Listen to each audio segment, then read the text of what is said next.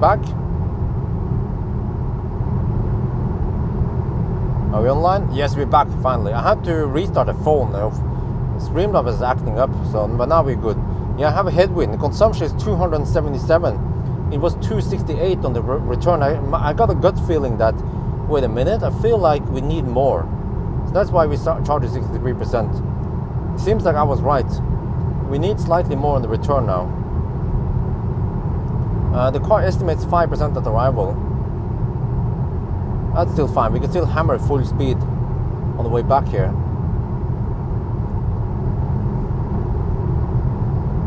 Oh.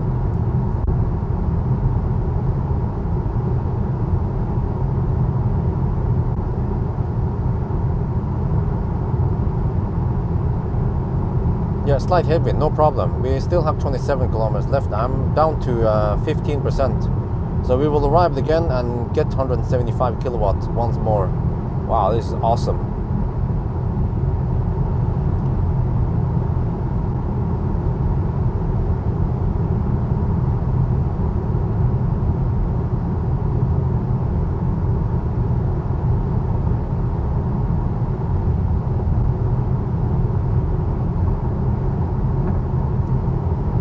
Oh, huh? What is this? What? Why is it dark here? It must be the clouds, right? We were seeing some... Yeah, what happened here suddenly? It's the freaking clouds blocking the... It's supposed to be bright-ish outside.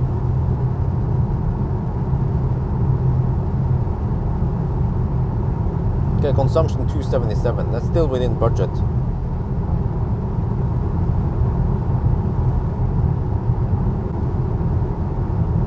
Not going up that much.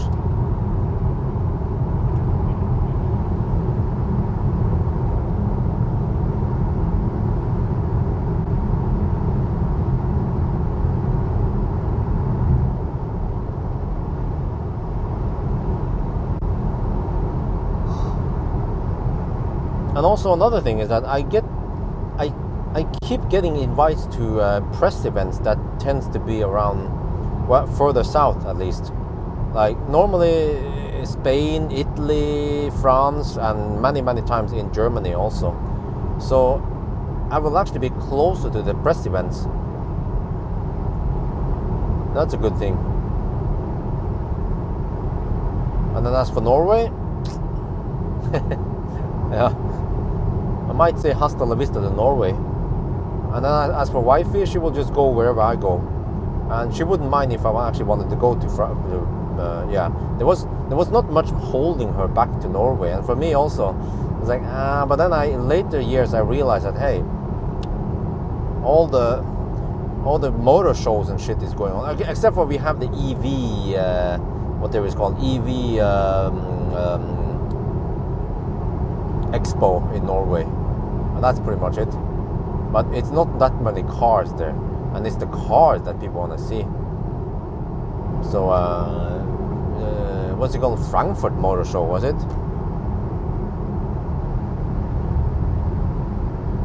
Or was it München? I think it was Frankfurt, was it?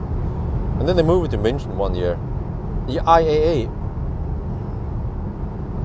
International Automotive, what was that called again?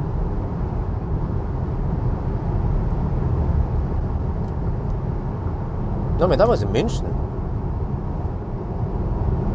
Or... I don't remember.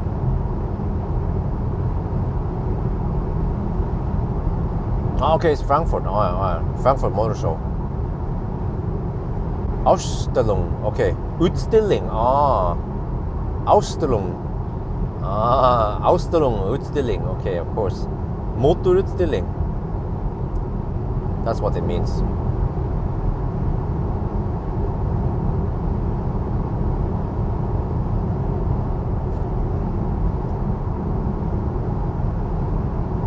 Okay, it moves around now. Alright. It's getting bored.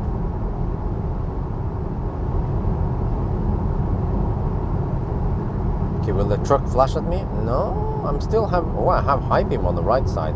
Oh, I like this. But it tends to... Does it work? It should be tuned for Autobahn, right? It would be a disaster if the headlights here wouldn't work on Autobahn.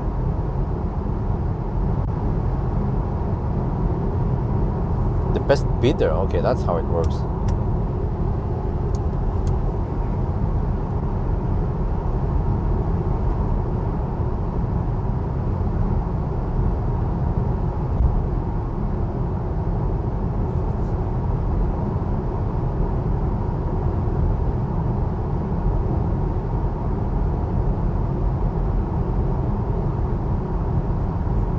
Boom.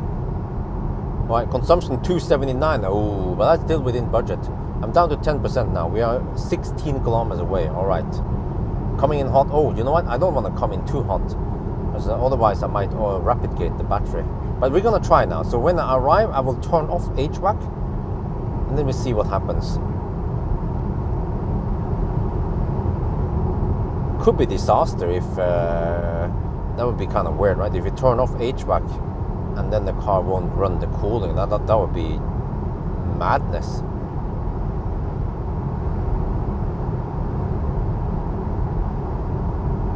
But I think that the problem is that every time I open the door, it fires up the HVAC in like this eco run.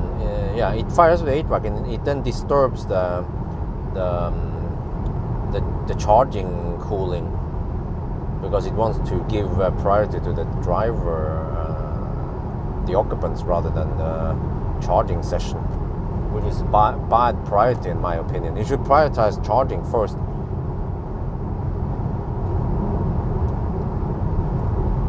But it's still kind of bad design. They shouldn't have like made this limitation. They should have designed it like Tesla or many other cars, that it doesn't matter whether you run the HVAC or not.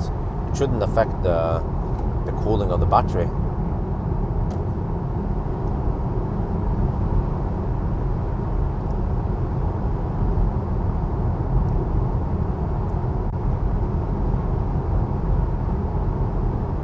No, it's software based. ID4, ID3 should also show it with the software version 3.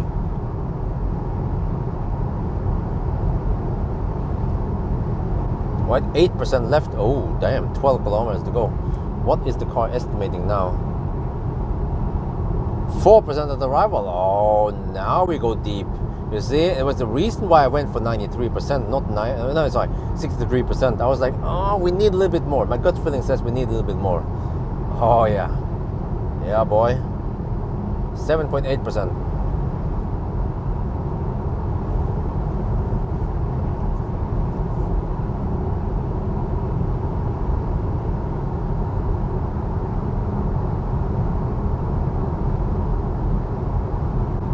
Take your time to buy a drink, and yeah, I will just poke into the scan my Tesla before I enter.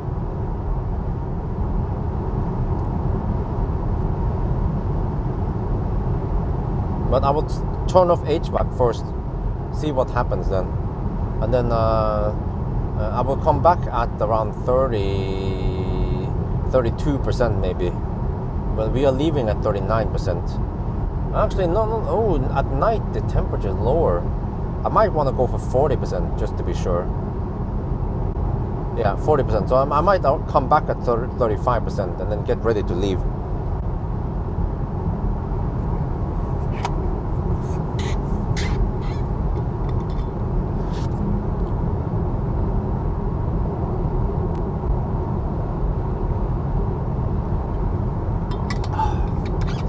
I need to buy more drinks. I need to keep hydrated.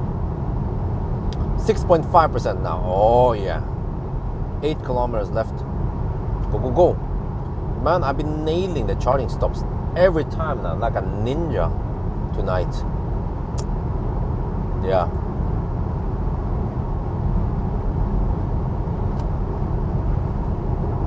And this is even without a better route planner. Yeah.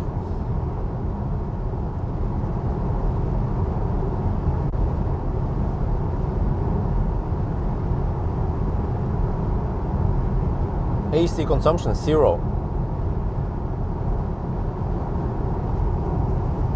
15 degrees Celsius outside. Oh, okay. That's actually relatively warm for a night, a summer night, 15 degrees.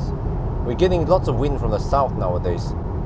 And actually from Saturday, it's going to be 27 degrees in Oslo. I was like, oh, let me just enjoy some nice weather with wifey. Wifey likes nice hot weather. Boom. So, no wait, Saturday. No, tomorrow. Tomorrow is going to be hot, yeah. I will enjoy some quality time tomorrow. No car test tomorrow. Just resting time.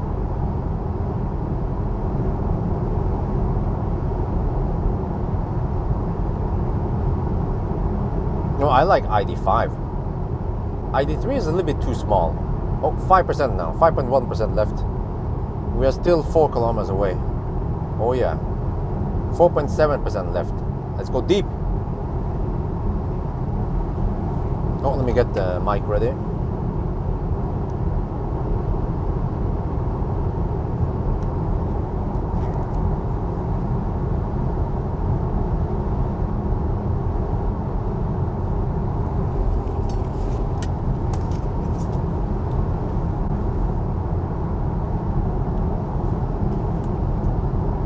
Well, let's hope that I don't accidentally put on the eco charging on the EQE. Get 100 kilowatt max. All right, 4.2% left. Varberg, here we come.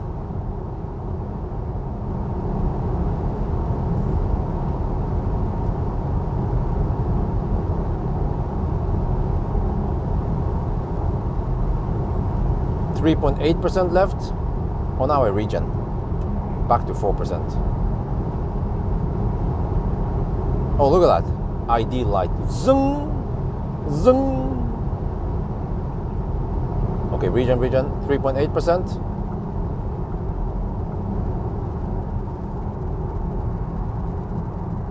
Okay, boof. Ooh, look at that headlight. Okay, still 3.8%. No limit. Well, we have roughly 60% power left. Wow, that light is massive. Zoop. Okay, turn it off now. Okay, let me see if we can accelerate now. Well, it's fairly fast. Let me see, 150 kilowatt. Yeah, we are limited to 150 kilowatt.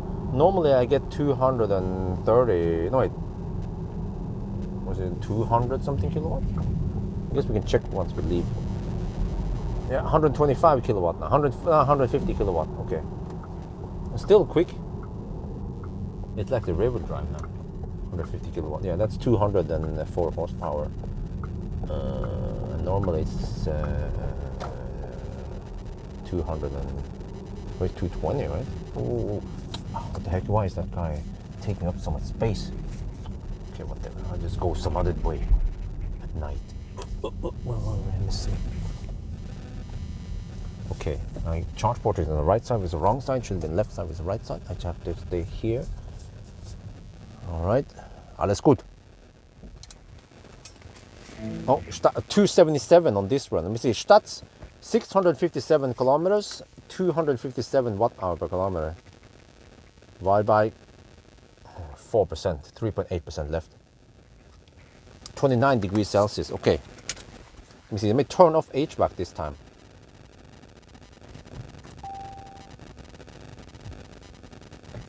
Okay, let's see. Turn off HVAC. Let me bring the camera with me.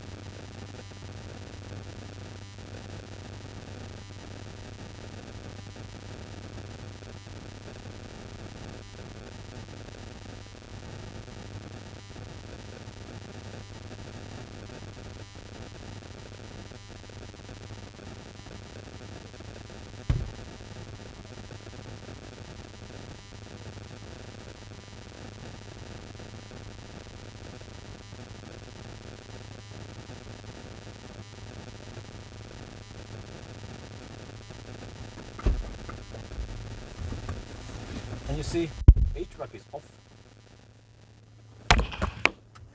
Ah, this is a trick then.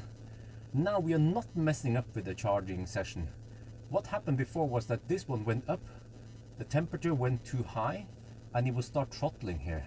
But not today, son, not today. I figured it out.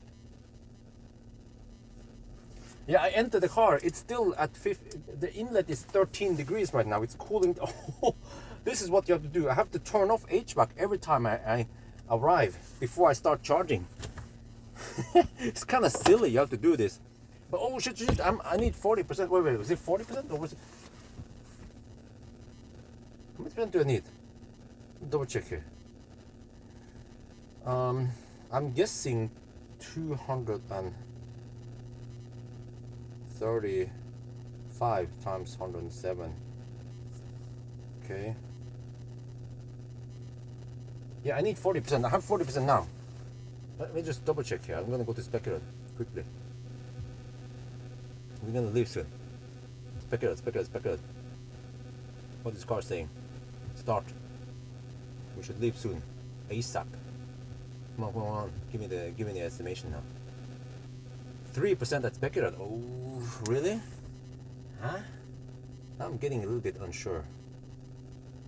3% at Spectrum.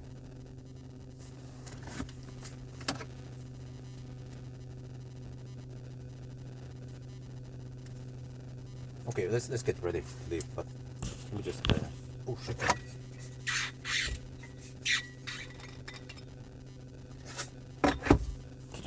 I need to quickly pull this over.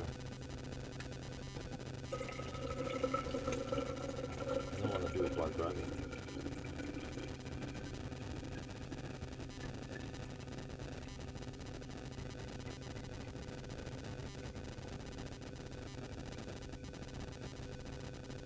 Okay, that's fine.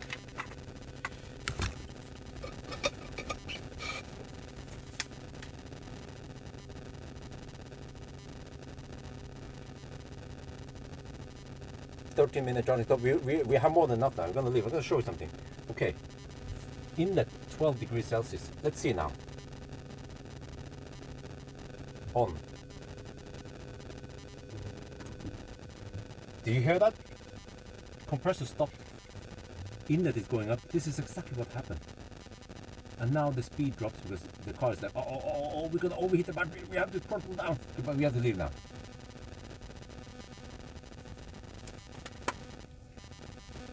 We have way too much. This might be the first charging stop where we have too much. I have to leave ASAP.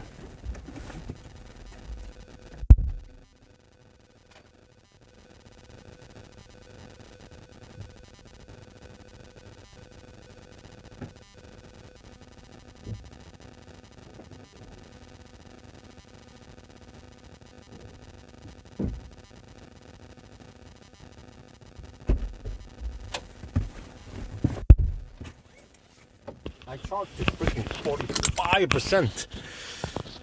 That's too much. I should have gone 40%. So I might arrive at 10% this time. Yeah. Hope that's not too bad.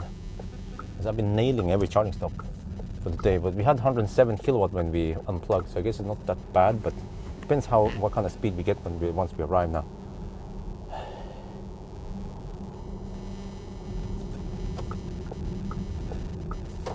45% this time. Okay, that was not optimal.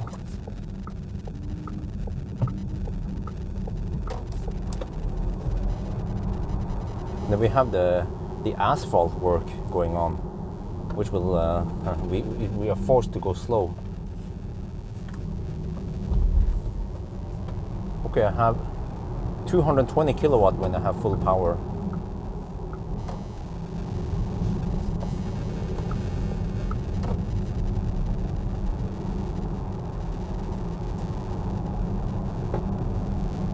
Okay, so that's the trick to not mess up the charging session. You have to turn off HVAC before you start charging. Then you can leave and open and close the door as much as you want.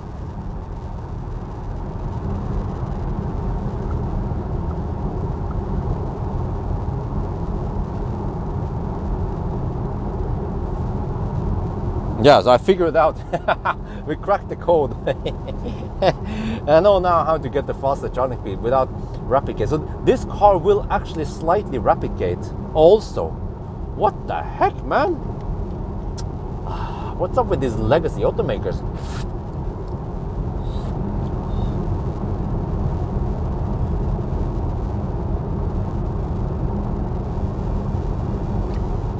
But I got a help from you guys, because first I didn't notice, and some of the people in live stream kept bugging me about it, and then I paid attention. I was like, ah, really? But I did notice it when I recorded the charging session, because I entered the car and it was running some fans, and then it was getting kind of hot, because I think what happened was that it was running the only fans, and then when I pressed the brake, then it kicked in the oil. Like it assigned the AC compressor for the cabin instead of the battery, and everything just went south. So that charging session, I know now, is kind of bad.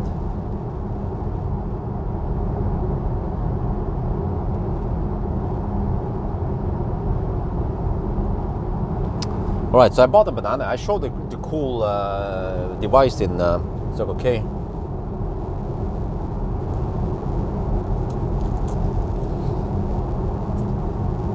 It was awesome that I did demonstrated with the banana.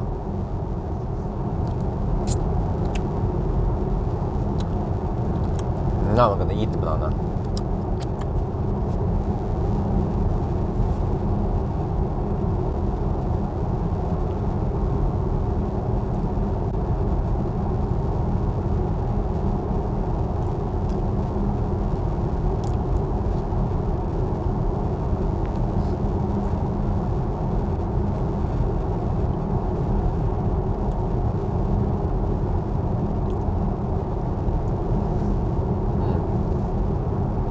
Nice banana, perfectly ripe.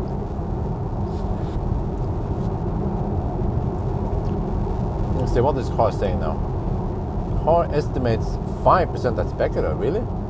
Oh, we might have some headwind right now.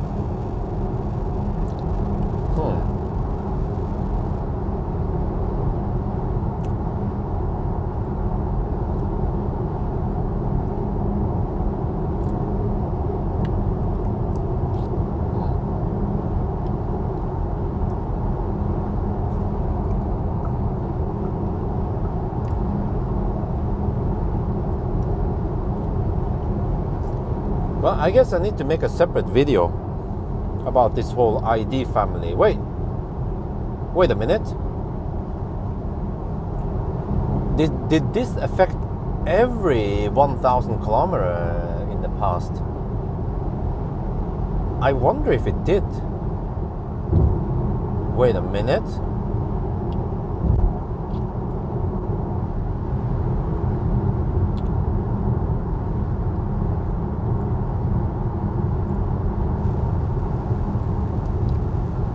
It's just now that I know.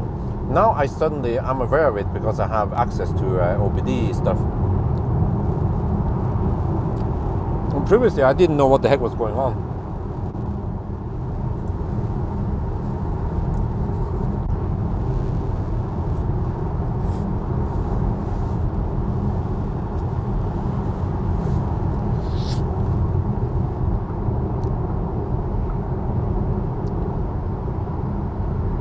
Yeah, it charged lower. That's true. It peaked at 125 for a little bit, and then. But it seems like this battery doesn't want to be 50 degrees or hotter. So once you get close to 50 degrees, it will start throttling. So, well, by the way, guys, I forgot to show. I totally forgot to move the camera, but. I guess I can show you in the next 2 sessions at least, if I remember it. But what happened was that the inlet was low. Well, actually, in the beginning, the inlet was 25 degrees, so it wanted to kind of allow the battery to heat up a bit. But then when you guys heard the compressor, the inlet went down to 14 degrees, and it cooled down the battery, and the charging curve was nice and flat. I saw 130 kilowatt at 35%. I was like, ooh. And when we left, we had 107 kilowatt at 45%. So yeah, I know that this is very good because I know now how to get optimal charging session at Ionity rig after this 1,000 kilometer challenge. But I guess I can include the rapid gate part in the charging session, or actually, I guess I won't call it charging session. I will kind of label it as the ID5 battery overheats. Yeah, technically it does overheat, since it kind of does this weird prioritization. So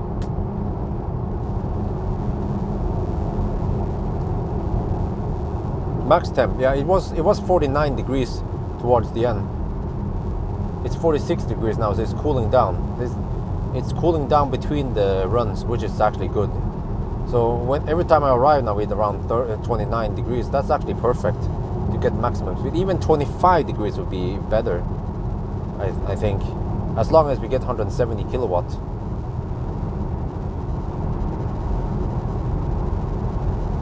Yeah, the dirty little secrets.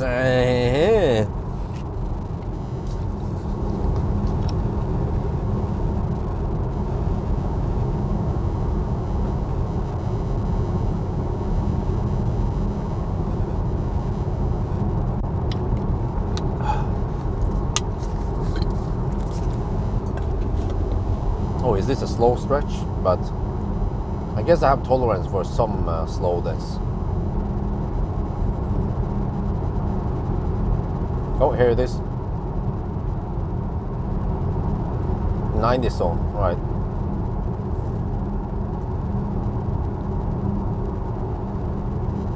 Oh, fresh ass.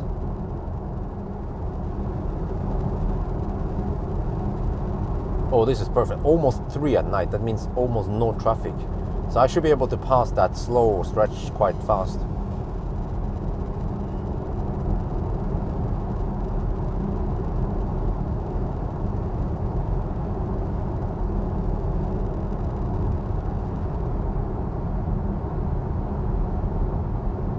Oh, there it goes.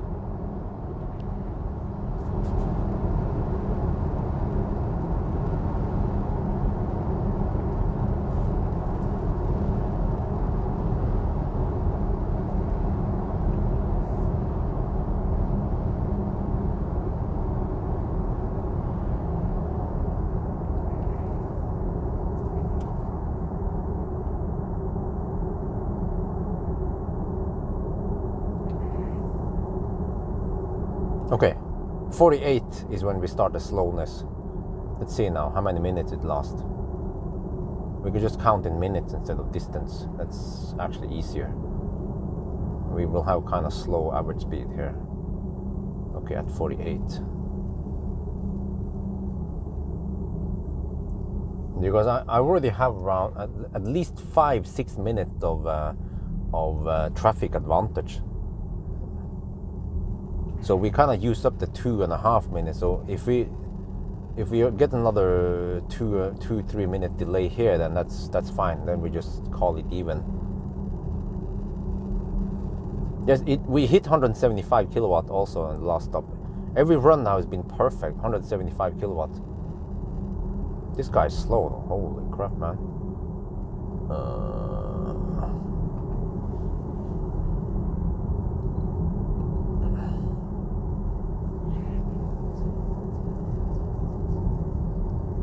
Oh man, I just have to get behind this dude. It's a 70 zone and he's doing 55.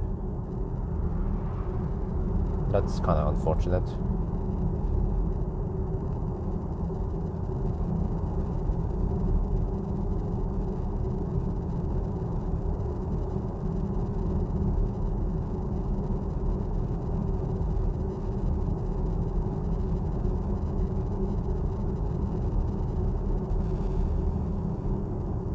But hopefully this stretch is not too long, right?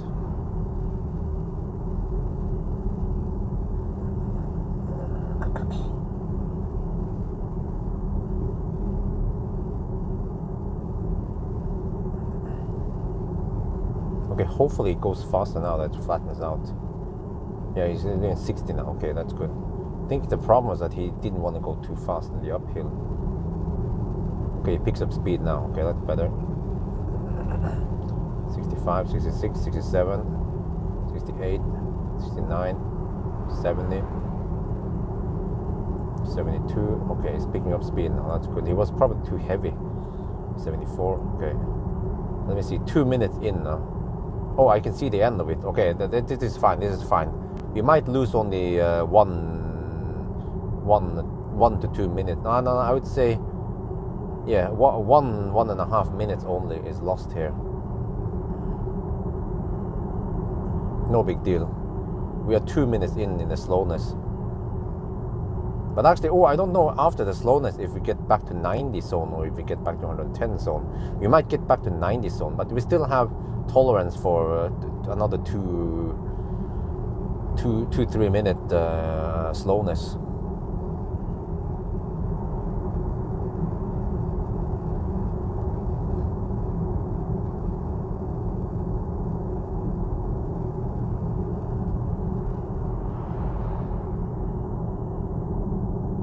Okay, 3 minutes in now.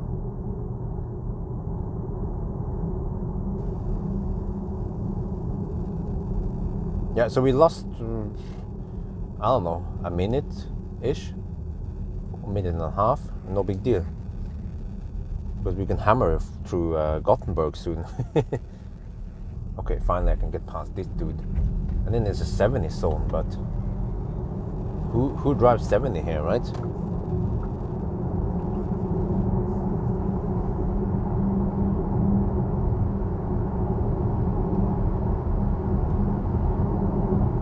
I think there should be a 90 zone. Maybe there's a 90 sign over there. Let's check. Oh, it's still a 70 zone. Okay. Let's take it easy then.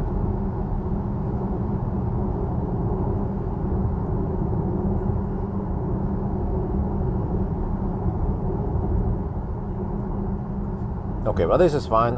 No deduction needed because we still have the no traffic advantage through the night. But if this was daytime, that would be a completely different story. Then I would actually deduct, because we'll be slowed down by slow pokes in Norway and Sweden, plus the traffic here, and the traffic will actually go slower in the. But then on the other hand, they wouldn't have this traffic at night. They wouldn't pave the asphalt at night. I mean, in the daytime, they will wait until night. Wow, do we only have 60 people on right now? I guess so.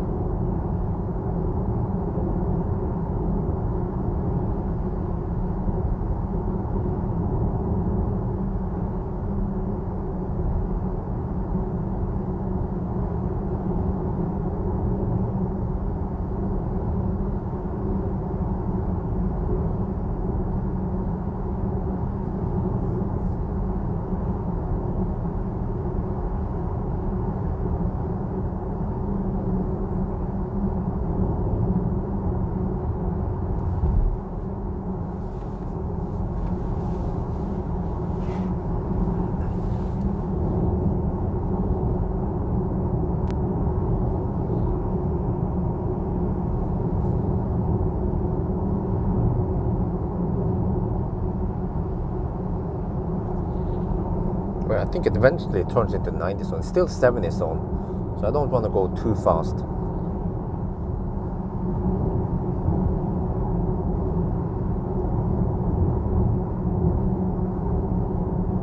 Oh, we see a little bit of daylight now, finally.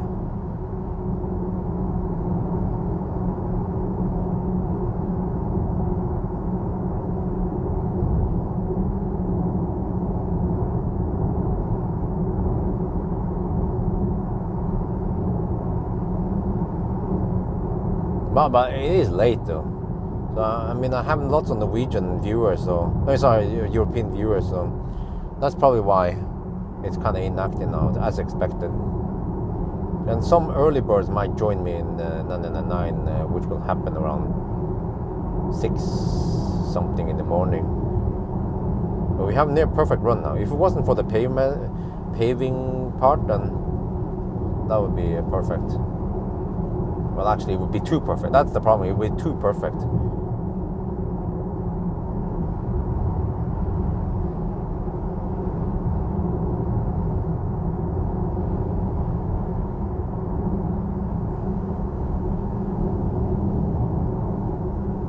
Even that mother trucker is going kind of fast. He's not doing 70, that's for sure.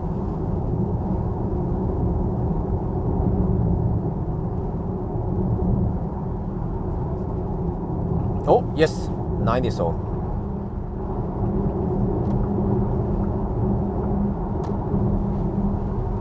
That's slightly better.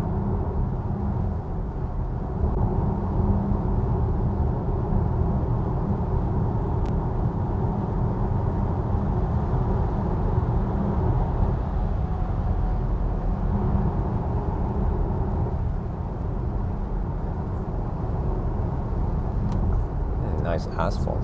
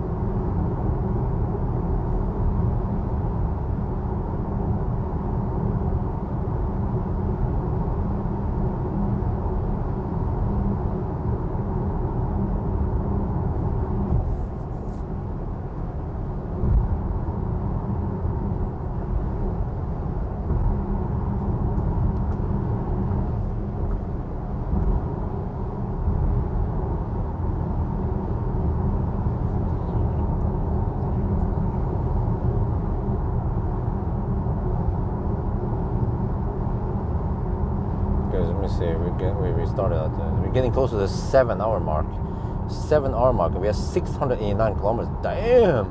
So we still have, even after charging, we still have quite high average speed. There, 110 zone. Yes, finally. Let's go. Full speed, yeah.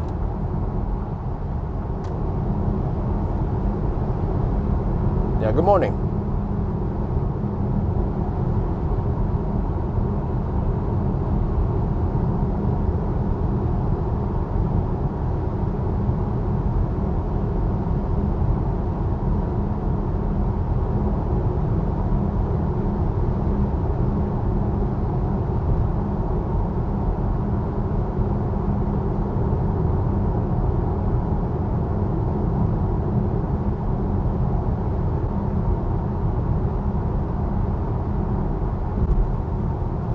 Oh, it's kind of long message. Let me see. Test standard range Kia. Okay, blah blah. Yeah, I'll see, I guess.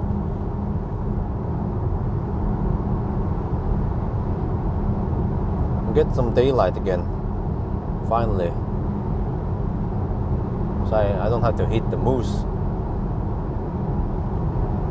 Now we just have to hammer. And I guess the pass through Gothenburg should be quick. At night, yeah.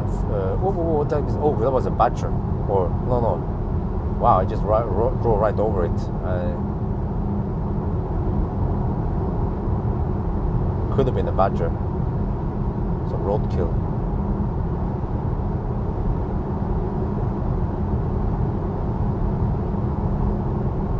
When you're 3 at night, or we'll be there in about 15-20 minutes. But that should be quite calm, passing through Gothenburg at night, like that. Is this guy going to turn off his high beam or not? There. I guess there is no chop open right now.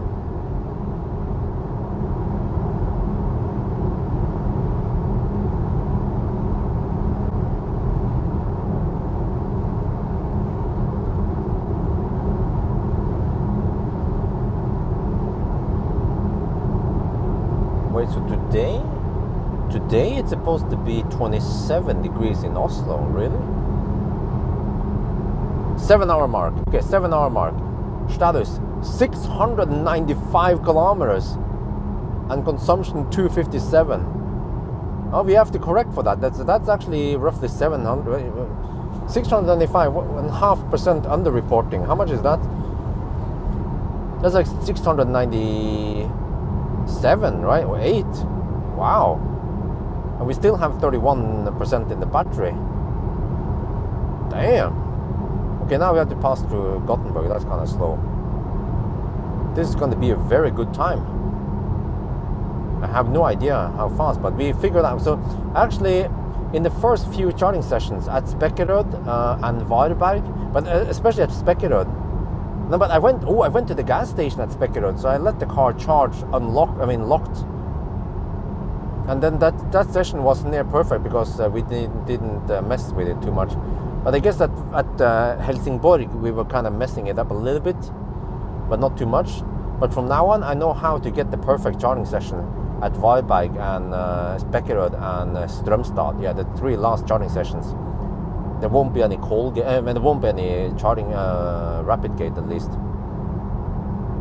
McDonald's, but I don't want to go there anyway. I need to go to Ionity. This car needs Ionity to pump in the 175 kilowatt. It needs 470 amp, and I don't know if these other chargers, the hypercharger, can deliver 470 amp or not.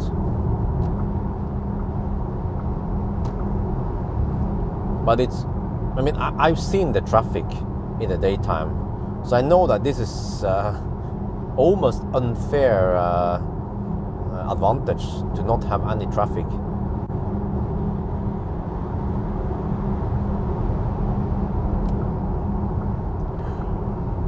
I'm getting sleepy. I think we need to talk about moving to Germany again. Yeah, where were we last time? What? Drop out? Shit.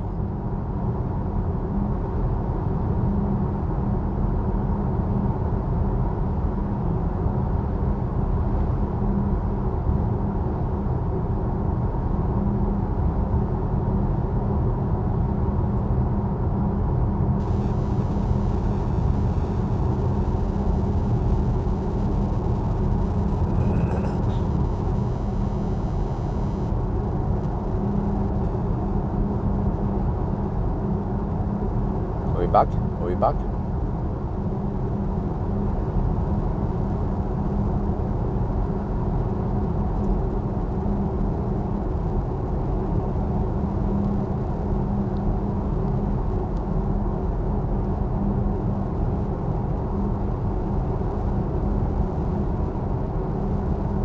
Have to add time for North. Well, except for that, we did pass some. We got stuck behind that freaking truck, blocking both lanes, and we had slowdown because of asphalt work. So you see, it kind of makes up for it. So we got like 5-minute delay because of this, maybe more, 5-6 minute delay, and that kind of makes up for the 6 minute advantage with no traffic. So I call it even. Yeah.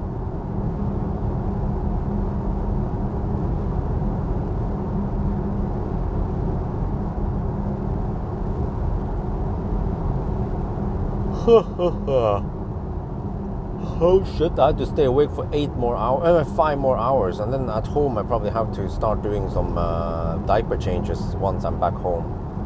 And I don't know if wifey needs something, but I also need to try to get some naps done. I don't know, ideally we should go out around noon, right? Noon or maybe 2 in the afternoon and chill a bit at Aker Brygge, find some food or snack or something there. Maybe I should make a little vlog. I could put it in the ID5. Yeah. Since I'm actively using this car nowadays, that could work.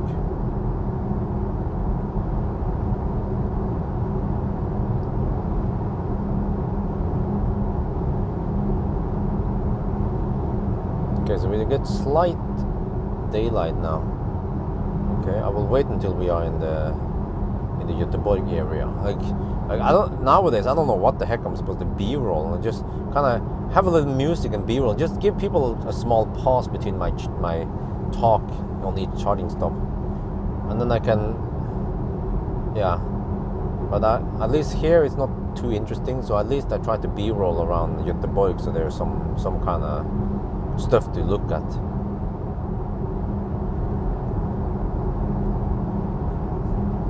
Boof. Okay, well, let's turn it off.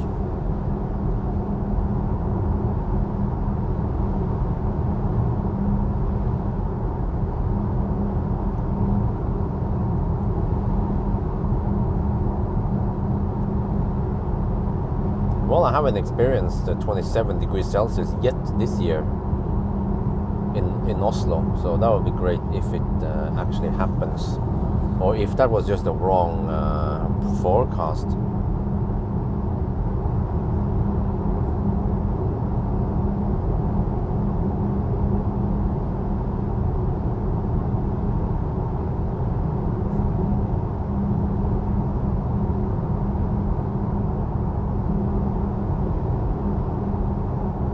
Well, no, okay, according to Yr, it's supposed to be 25 degrees. Well, that's perfect.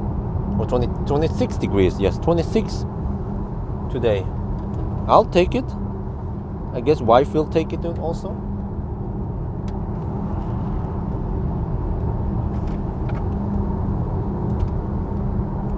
$26 degrees. We can go take a stroll with the baby at Aker Brygge and check out what they have over there. I always wanted to take wifey there in nice weather. Maybe buy some ice cream and some churros and what else? Yeah, to see what's up over there.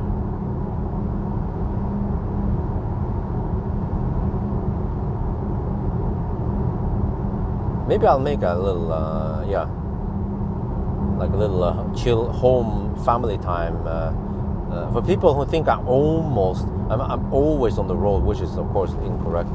For sure that I still have some stuff I do at home and chill time with family. Maybe one episode, see how the feedback is.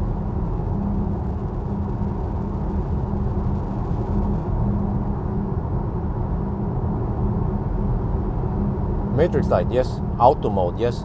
Long sentence. Oh, try to keep it short, please. Okay, there I have a dedicated video about the matrix light. Search for ID3 headlight test in my channel. Just search for ID3 headlight test Bjørn Nyland. You should find it then.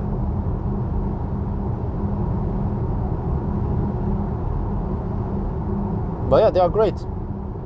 They swivel. They have the matrix stuff going on, and they shine wide, nice and wide. You can't see too much here in the live stream, but you can see more clear in the video I made. Yeah, feels like there's a bit of crosswind right now. I just can't feel where it is from, but it's supposed to be from left. I look at the map. Yeah, we get supposedly wind from the west now.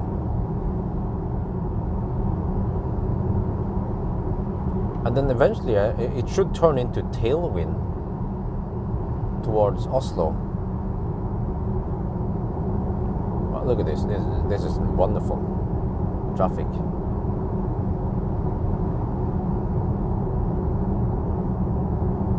Three at night. Huh?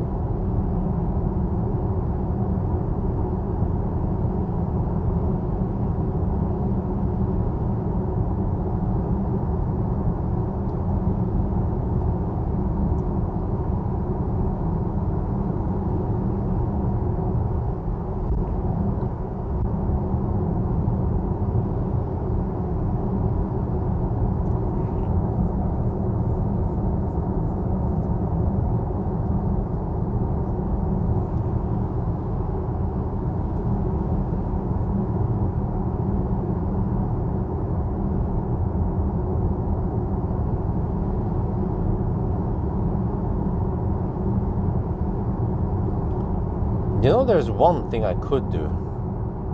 I just remember it now. I could take my charging session I could record the charging session at Strømstad.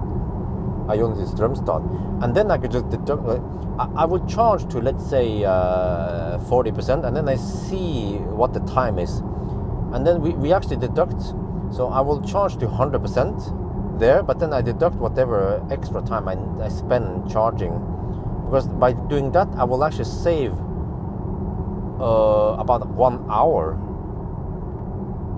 Yeah, maybe I'll do that. It's kind of weird when I do countdown, and I can just explain it to people. As long as I explain and document everything, then that should be fine. People will totally understand that, right? Do you guys agree? OBD dongle for ID5 Fat e-tron? No, I don't think so. I don't know. I haven't tried. So let me repeat then. If, yeah, which, like, I need to first figure out how many percent I need. I probably need like 50%. Yeah, I probably need to charge to around 50%. So then I will just charge to 50%, and then I document with the camcorder that, okay, we are at 50%, time is now, and then we keep charging.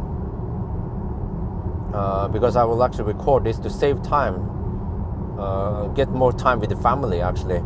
I will just record this and stay here half an hour longer, whatever, 45 minutes longer, and then we just deduct it after the end. Yeah, that, I don't know if you guys follow. Did it make any sense? Do you guys understand what I'm saying? Battery degradation in Volkswagen. Well, from e-Golf it seems quite good, and I still haven't tried the next gen e-Golf. Worse than Tesla? Nah, it depends, but they don't have any long range batteries yet. But but for the ID3 supposedly it's supposed to be bad, I heard, but I need to verify it myself. I guess I can just ask someone in my Facebook page, and there'd be a bunch of people throwing ID3s at me that has done 1-2 years of driving.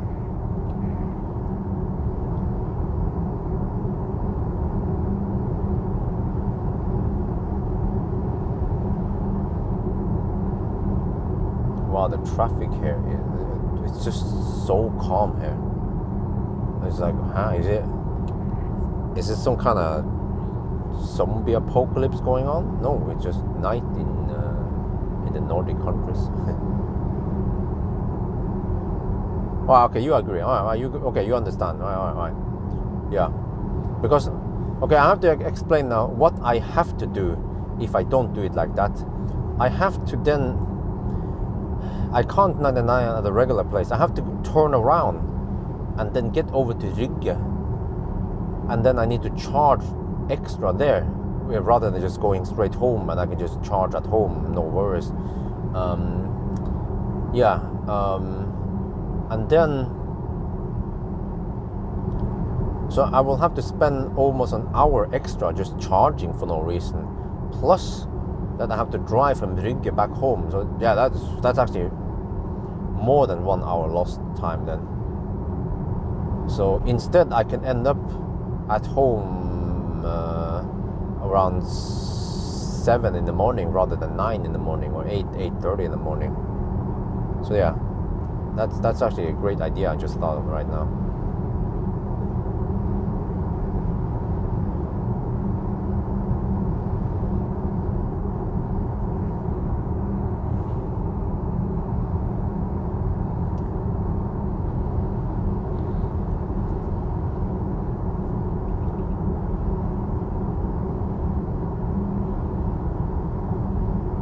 Oh, this is so comfortable driving here at night with no traffic.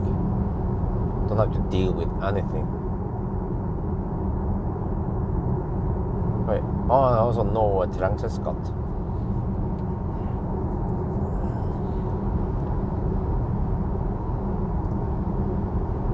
Now what the heck is the ID light doing?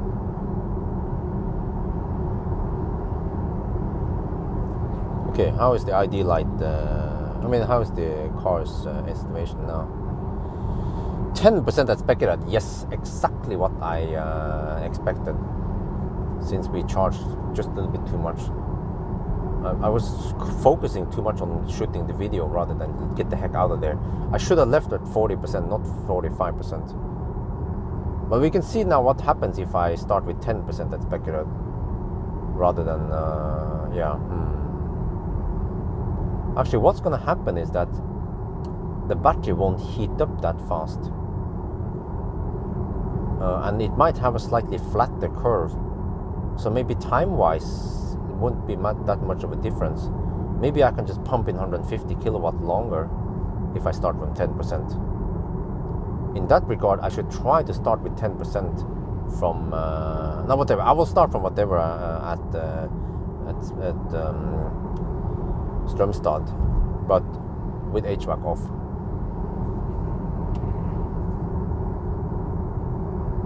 Used to be Saab, okay. Oh, good night.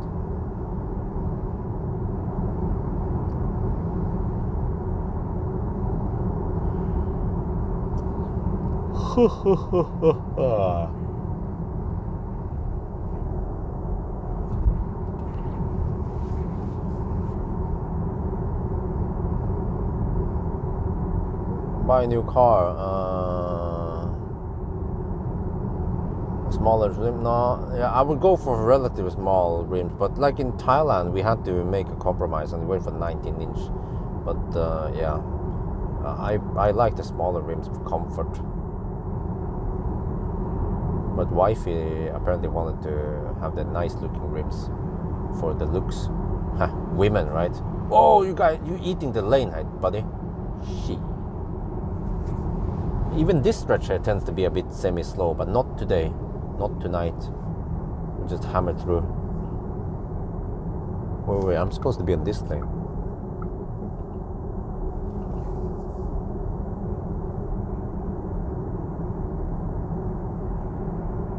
And then it goes slow because, yeah. Wait, was it this lane?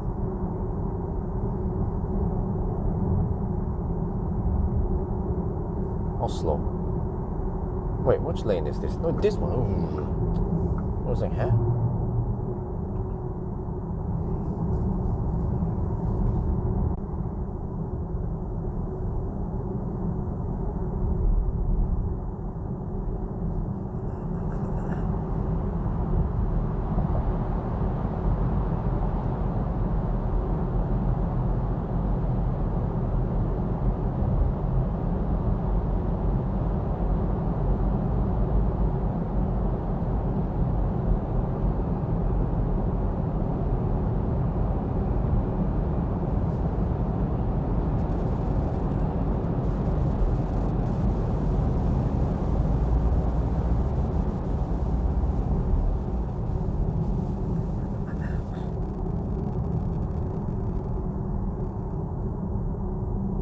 Okay, that went fast. That was Göteborg. Bing, done. Well, kind of. Yeah, from here it goes like faster outside of Göteborg now. For the north part. Just this guy is a little bit slow. But I don't have to be stuck behind him too long. Yeah, he's okay. Just wonder if he will move over to the right lane or if he will hug the left lane. Because it's a merge coming up soon, so he might hug the left lane. See what happens. No, he goes okay. Bye-bye.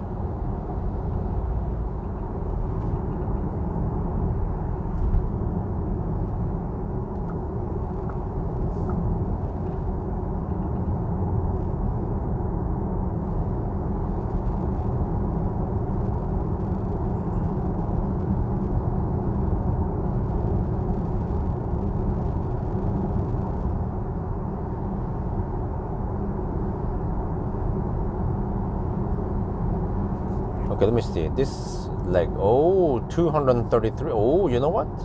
Wait, 233? Really? We might actually arrive with less than 10%. Because if we have 233 on this current leg, and we're about to hit the 110 zone soon, then yeah, then we spend a little bit more now. So this run at night is, yeah. The consumption is higher than the day run. This will also be interesting to see exact same car, exact same route. Okay, slightly lower average speed because of slow pokes, but not that much. But how much higher is the consumption at night versus day, right? Well, we'll find out soon. So far, it seems to be only 10 watt-hour per kilometer difference, day versus night.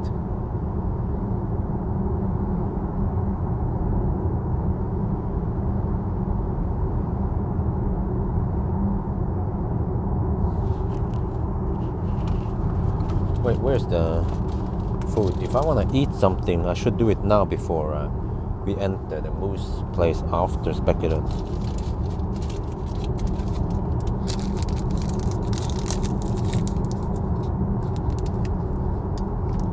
Lane assist? I think I wasn't relying too much on the lane assist a couple of seconds ago. It was more just manually driving, or yeah.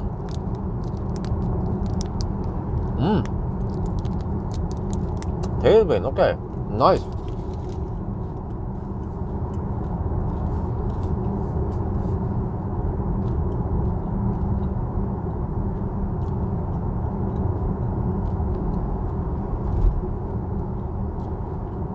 So from Speculative, I can expect more and more tailwind, wasn't it?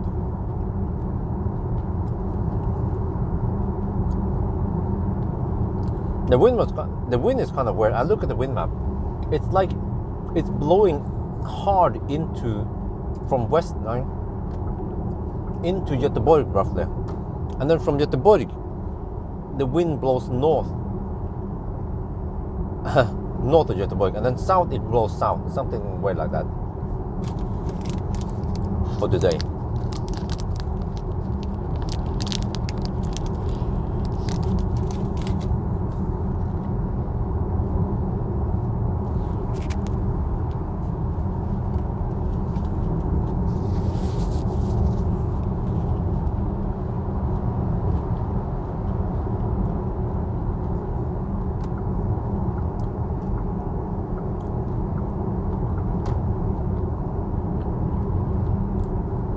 What? South? Really? Huh? What? Do you mean north? Is the wind blowing south? Or you mean wind from the south? Ah, okay.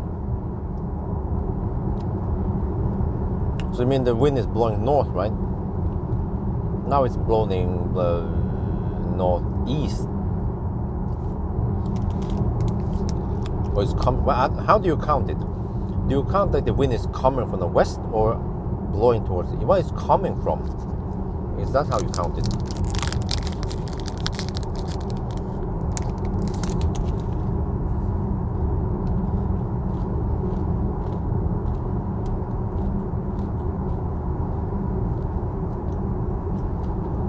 Nope.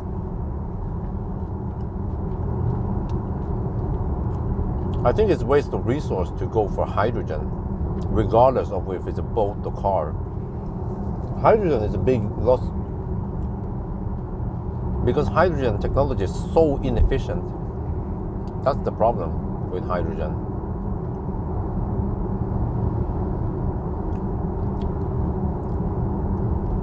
It could seem like you don't know the limitations of the problem with hydrogen, since you're asking. Because if you know how hydrogen works, then you will understand that it's bad, really. It shouldn't be used in the first place. Battery is just king in comparison. I mean, hydrogen has some advantages, but it has more disadvantages versus battery advantage and disadvantage. Wind direction is whatever way you stand and hits you in the face. That's how it counts. Okay. So when I say it's south, the wind is coming from south then, huh? Well, that makes sense. When you say nordavind, it comes from the north. Okay. Wait, huh? Yeah, so it's south. Okay. So it comes from the south, right?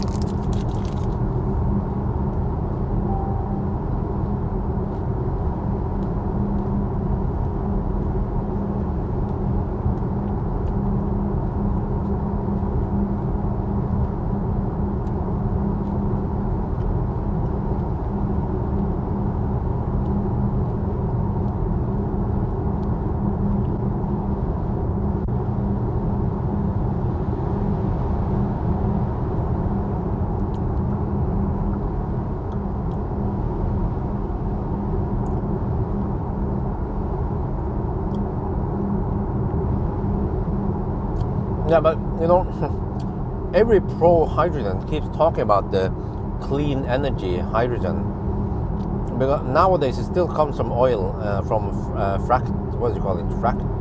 I don't remember, which is dirty. But even if we could make it from clean energy, it's still better to charge batteries than to go through the whole process. When you take electricity, what do you call it again, electrolysis thing. Instead of taking that stupid loss step, converting electricity into hydrogen, and you have to compress it, lots of shit, or liquefy it, versus just charging batteries with it. You know, if you know how hydrogen works, it's doomed to die regardless. It's bad in every way.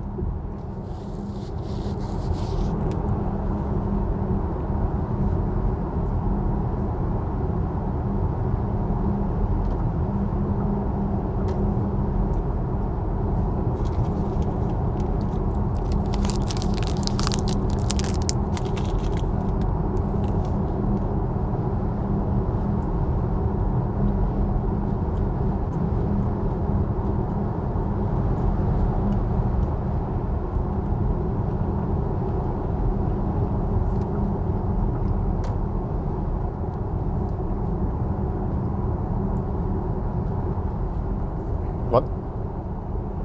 Now the car estimates I will arrive expected with 12%.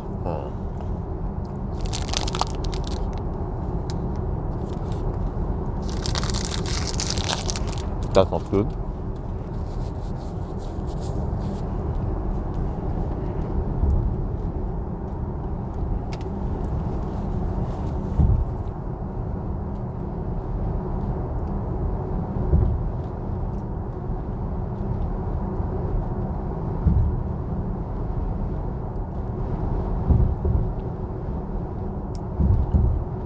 Now, let me tell you guys how those hydrogen storage stations work. First, you need to produce hydrogen, usually from fracking, from the oil industry. And then it needs to be transported, usually on diesel trucks, from somewhere to the refueling station. And then at the refueling station, well, if it's it needs to be liquefied somewhere, right? And then, but in the refueling station, if it's in liquid form, they need to deliquify it, and that process takes a high pressure. 700 bar, whatever shit. So it means that a refueling station can only deliver hydrogen to a certain amount of cars, usually 5 cars. If 5 cars fill up, they fill up quickly. They fill up within minutes or 5 minutes. Actually, with hydrogen also, you would think it's like fuel, right? You just fill it in like liquid. It's not simple as that, because it goes quite fast in the beginning, but then as the tank fills up, then filling it up to 100% or 80%, 90% takes longer. So if 5 cars comes and they fill up, then suddenly the buffer is empty, and then this car number 6 needs to wait a certain time before it can get refueled again. So even the freaking battery swap station, the Neo battery swap station, is better, because that one has a 13 battery buffer. At least 12 batteries should be ready. If we load up 12 batteries, or 13 even, 13, then at least 13 cars can empty out that charging, the battery swap station before it's kind of exhausted.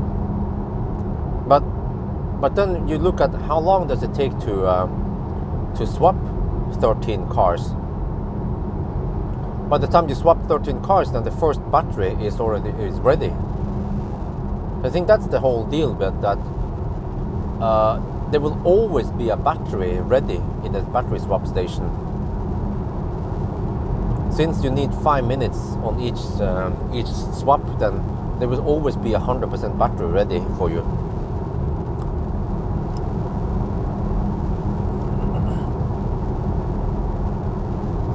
Unless I misunderstood something there.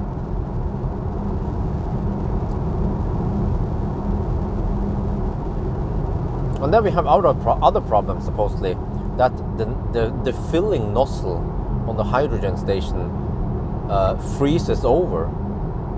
Because when you, how is this again? When you fill up, I don't remember the physics behind it. When you fill up, the nozzle will become really cold. And once the nozzle freezes over, then you'll just have to wait until it melts again before you can fill up some more. So this is supposedly a problem in US, even in freaking US, in California, that the nozzle freezes over. And another problem I heard is that because these stations, they need to be manually refilled. You know, it's not like a charging station. You just get energy from the grid. Then you need an app. This is kind of stupid, right? Oh, I said okay. Thank you. You said it correctly about hydrogen. Okay. No, but another problem is that these hydrogen people, they need to have an app, and they will have to look at refilling stations, and some stations will be often empty. And you just have to know which one is empty and then avoid it. If you don't plan ahead, you get to an empty refilling station, no juice for you. So that's kind of silly, like, because if you don't know how hydrogen works, you think that, oh, it's just like refilling gas. No, because gas is different. Fossil dinosaur juice. You go to a gas station, you will always find fuel there, right? It's not like you come to a station, it's like, oh, no gas here, it's empty. Or no gas here, we need 2 hours to prepare the gas before it's ready for refueling. We need to decompress the gas because of shit. No, so. Ah, okay. Yeah, in SoCal they have. Yeah, that's what I heard about. When I start digging, like, it's crazy. The more I started digging about hydrogen, the more problems I found. And this is a problem that many people don't know in general. Like, if they don't know how hydrogen works, they have no idea about all these problems. So, really, like, about this, right? Or I just wonder why, and it's gonna solve all the problems. No, it's not. I mean, I'm not gonna lie. Fossil dinosaur juice has its great benefits. It's easy to fill up. It doesn't require that many steps, and it doesn't have any losses. At least not there. It has losses in the engine. So the reason why fossil is still existing and existed for a long time is because it has many great benefits, but also many drawbacks like pollution and danger of flammable shit and stuff.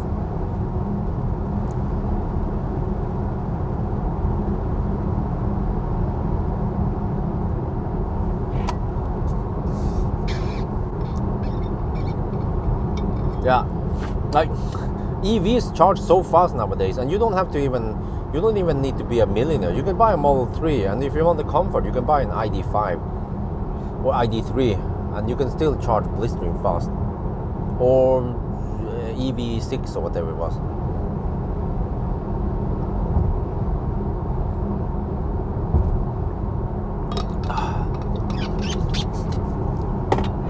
Okay, we're 6 kilometers away from Specular.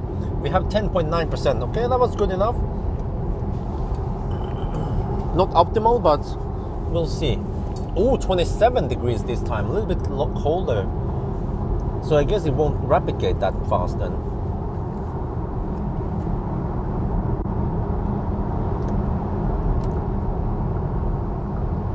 Consumption 236. Oh, that's kind of high. Must have been because of night run.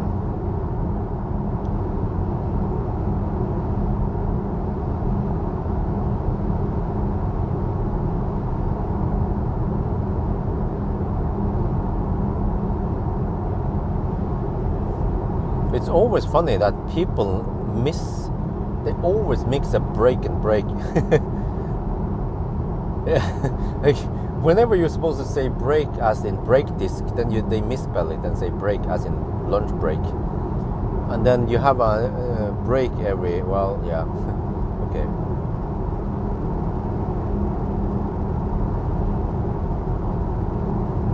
Well, except for my charging stops today has been just 15-20 minutes. I didn't charge 30 minutes. The longest stop was 23 minutes today. That's just madness. And it boils down to efficiency.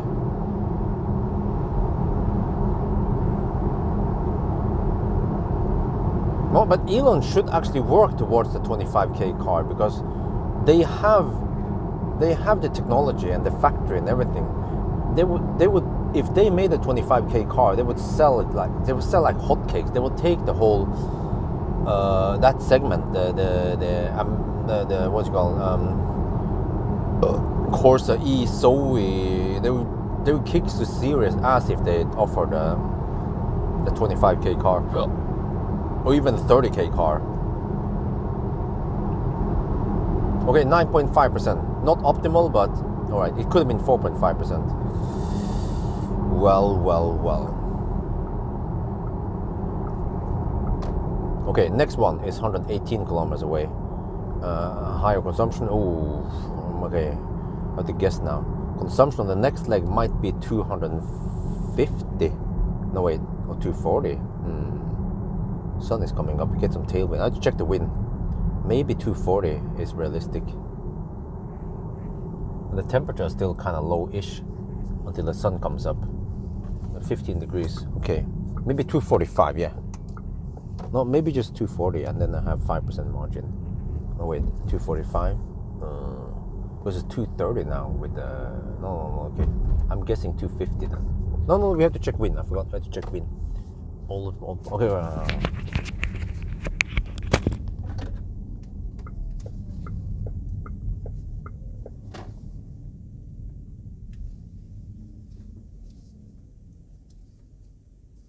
9 point. Okay. Oops. 230. Oh shit.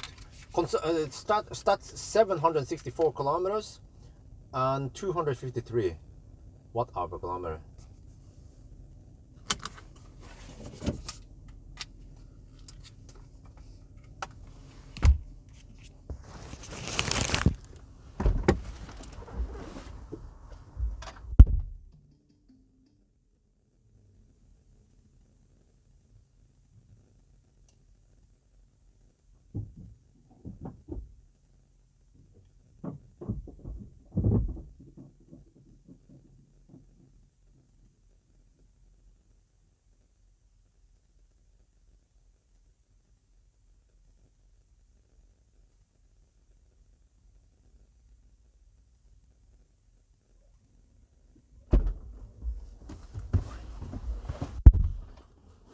Oh, shit. HVAC off. Oh, okay. I turned it off just in time. Almost forgot it. Okay, we're charging.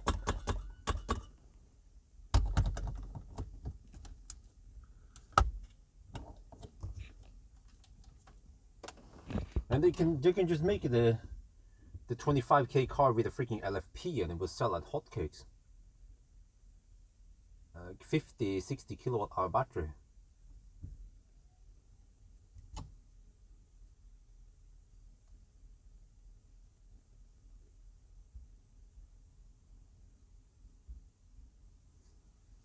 Okay, need to enter the last one now. Are you going to Strömstad?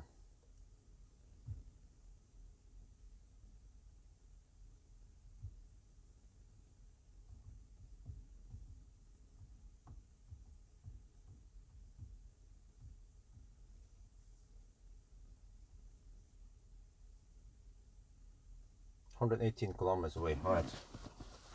Let me see. Okay, the guessing game again. I guess we will have 200. Wait, I have to check wind. That's right. Wind very important. Okay, let me see. 3 at night, 4 at night, 5 at night. Where do you get the wind now? It's mostly the side wind. Actually, it's just side wind all the way. Okay. Then I guess 250 worst case. 250 times 118. All right. 40%. 45. Then we go for 45%. Oh yeah. Now, let me shoot another video here.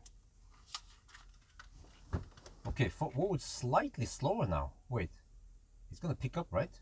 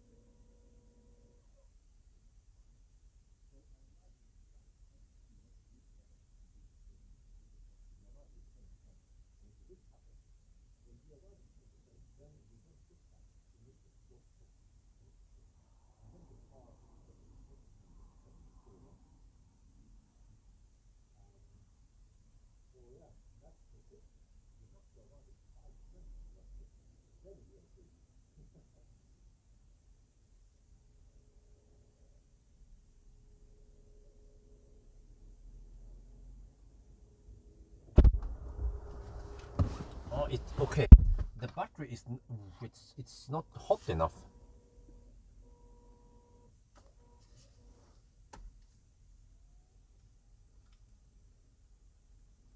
Yeah, it's not hot enough. But maybe we can get a flatter charging curve. Yeah. Let's see.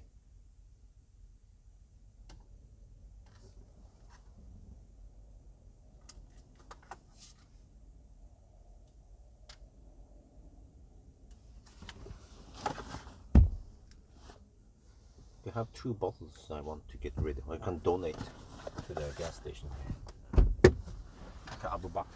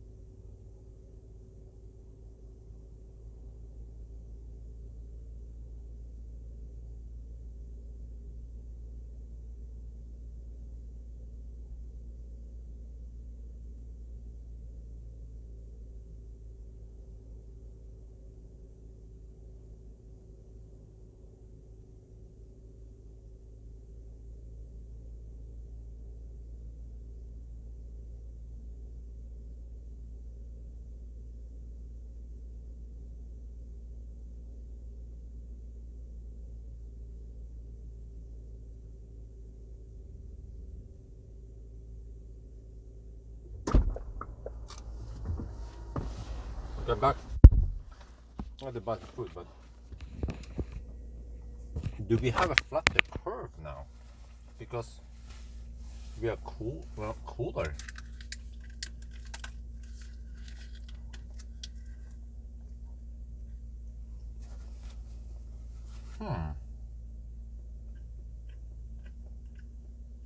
Yes, I need 45%.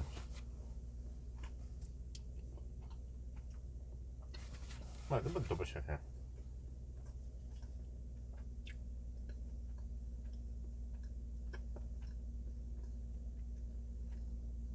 Yeah, I need 45%.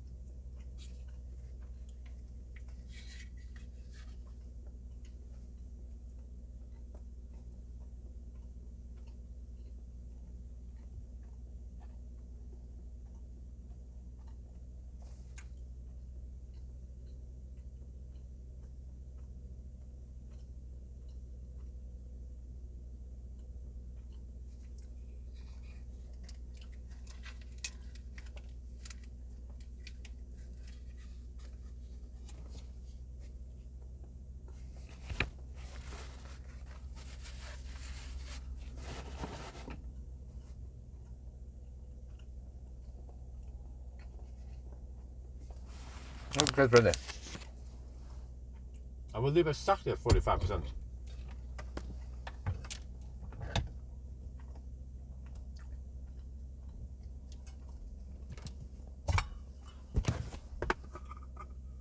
Let's hope that's enough.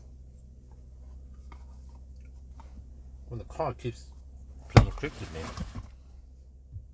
The car claims I will arrive at 4% now. Now it makes me unsure again.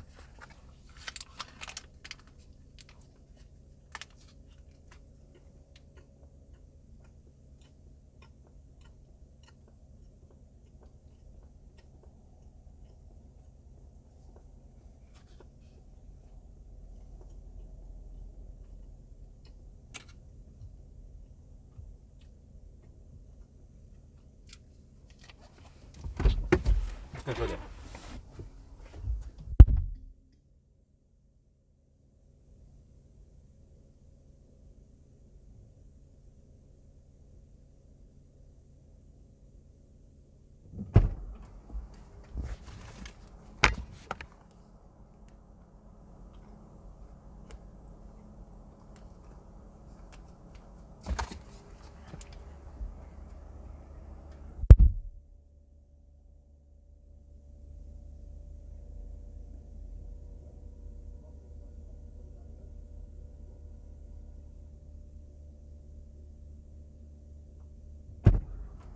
%46 now.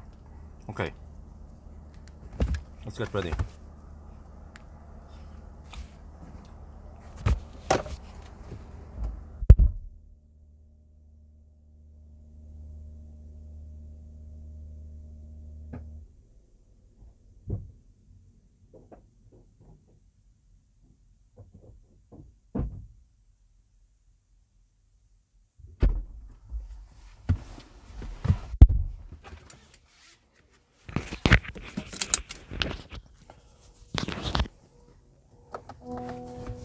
Go, go, go, go. That was 12-minute charging stop, guys. Damn. Every charging stop is just crazy fast. And we charged to only 45%, and it's supposed to be enough.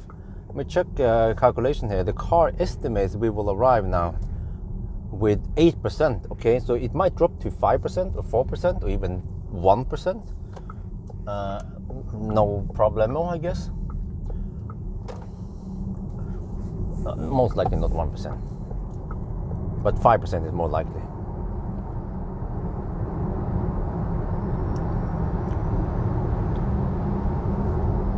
Go, go, go, go.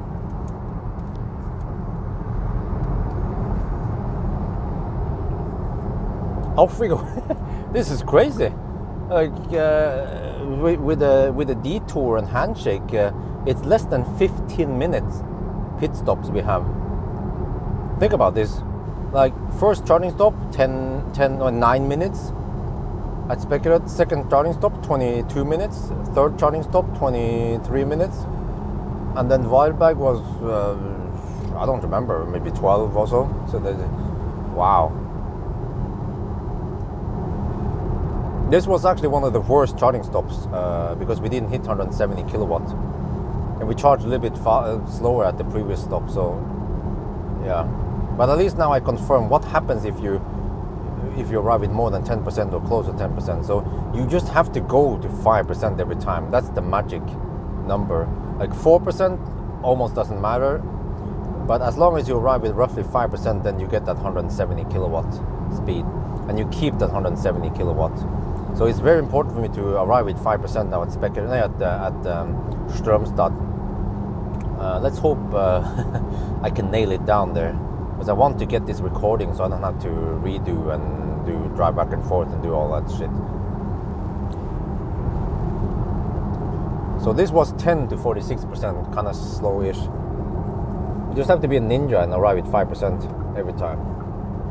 Yeah.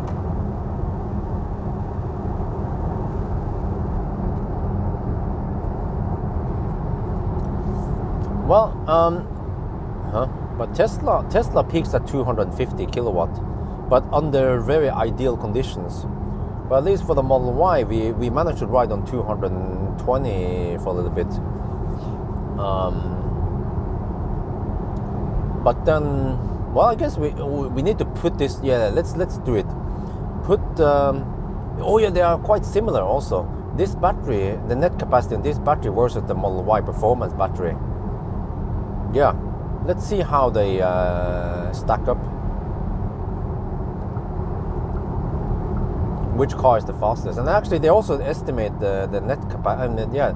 The available energy as you charge up. So that will be interesting to compare head to head. I mean, it's crazy. I mean, I feel like driving a Tesla, where when you charge to 50%. Roughly 50% every time, and then you hammer it.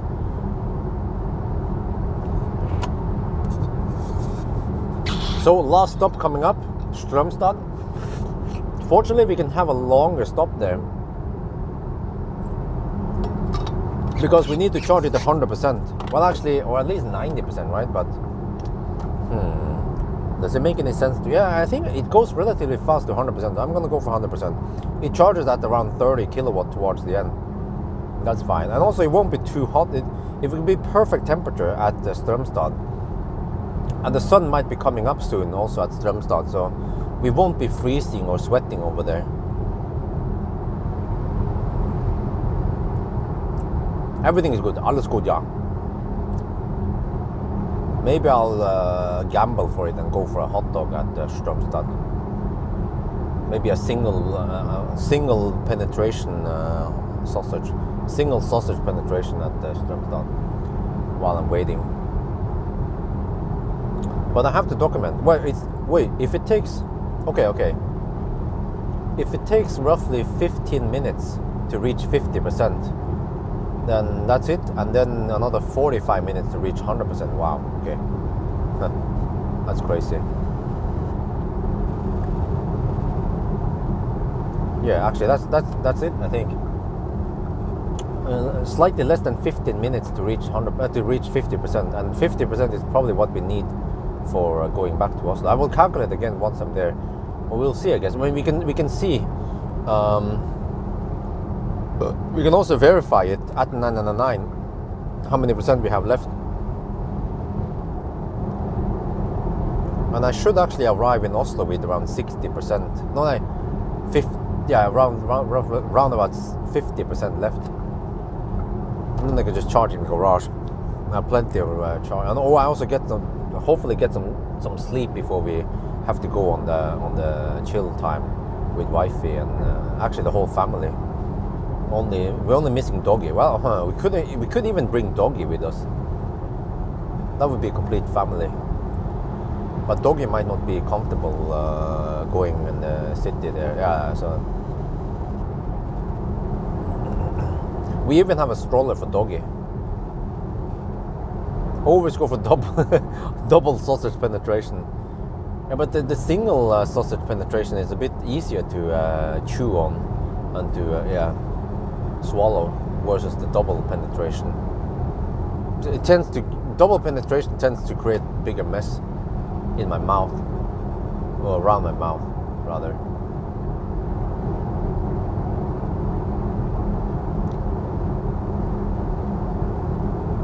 Protein bar I could just chew on, and then at home I can eat some bread.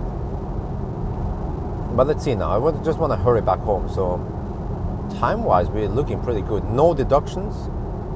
This was a near perfect run. 14.5 degrees Celsius. Not the best temperature, but what can you expect 4 at night, right? Man, it's crazy that it's 4 in the morning now, and it's this bright already.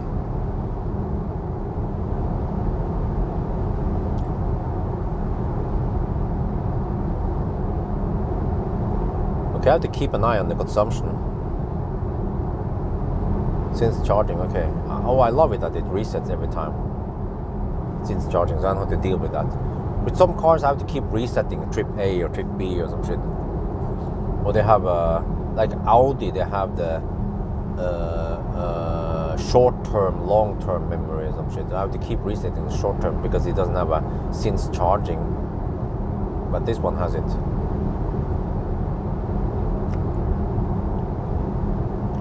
But yeah, let's see. So my guess was 250 watt-hour per kilometer. Let's hope I'm right. It can't be that high, right? Now the car says 6% at arrival. I mean, it usually drops a little bit, but it doesn't drop like crazy. Okay, but it's a bit high right now. 302 watt-hour per kilometer, really? It can't be higher than the Varberg-Helsingborg run, right? Well, it needs to stabilize. Yeah, we just drove 17 kilometers. It just needs to drop after a while. And then I guess it will be saved by the bell if the temperature starts rising closer to their Strömstad. But I'm not sure if you'll see the sun over there. 8 hour mark. Okay, 8 hour mark.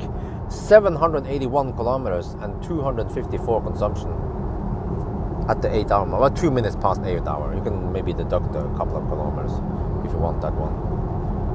Dead correct.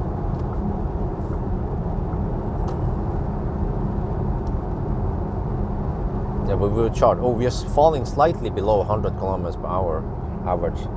But I think I get a good feeling that this is going to be a freaking fast run. We have one more stop now. We made, like, every charging stop now was near perfect. And the consumption is not that bad. So if we spend 10 more kilowatt hour, well, that's the almost 10 kilowatt hour extra we got on this battery, right? And we charge faster today. So what is the time gonna be? Well, I have no idea yet.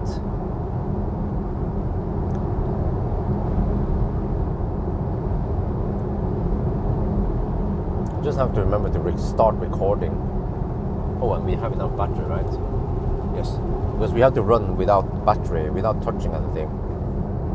Just to be sure, I don't want to take any risks. But technically, if I forgot to fire up the HVAC, but I don't feel cold or anything. Okay, I fire up the HVAC now. I was running on I was running on HVAC off for a bit now, but it's 14.5 degrees outside. So I mean, eventually it might feel a bit cold in here.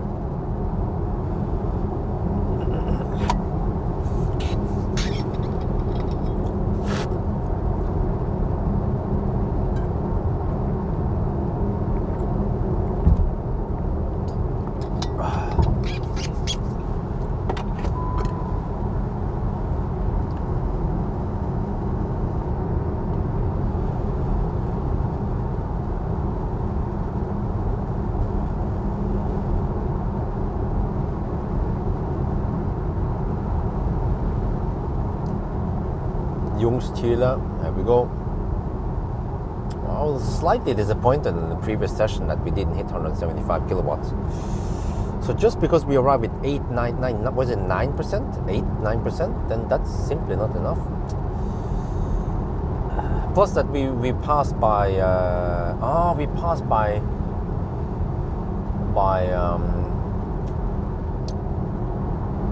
Göteborg, and the temperature was slightly lower than, it was 27. So you see, you need to get there with almost roughly 30 degrees. So you want to get there with roughly 30 something degrees, maybe 35, I'm not sure, 30 something. But you also need to not mess with HVAC, because the battery wants to stay within 30 to 50 degrees. If you go in too hot, then it might overheat. If you go in too cold, then it will slightly coldgate. Yeah, it's kind of tricky. Border crossing. Now, border crossing is quite smooth nowadays. I'm not sure about this one now, because I'll be passing there around 6 in the morning. No, wait, more like 7 in the morning. We'll see. Let's hope they just open the borders, open the gates completely. But even still, I usually just pass right through without any questions. They don't bother. They see Norwegian license plate and they're like, okay, whatever, come in here. Come back in there. Welcome back to Norway.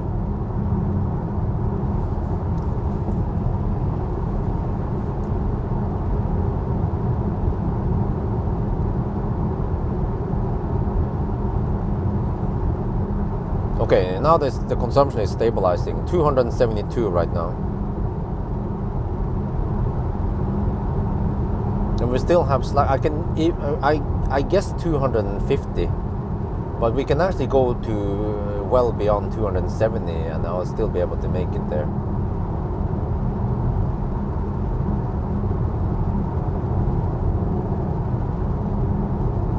Since 5%, yeah, then 5% it was 3 kilowatt hour. Yeah, then we have 3 kilowatt hour. We have to spread over only 118 kilometers. How much is that? Let me see.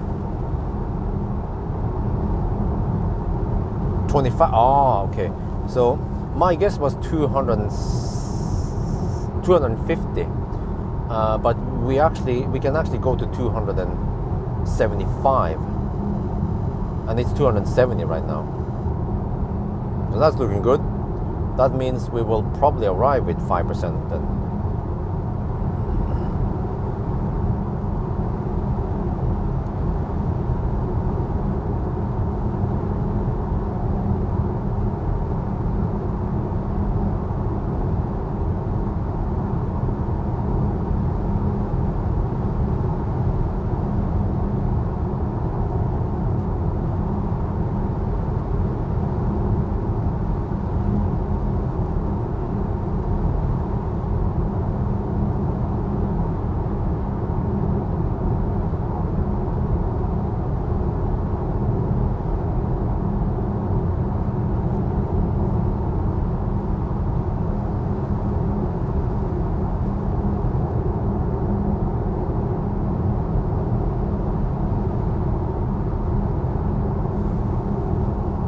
$77 people on. Oh, okay, we might get more and more people on now as morning comes, and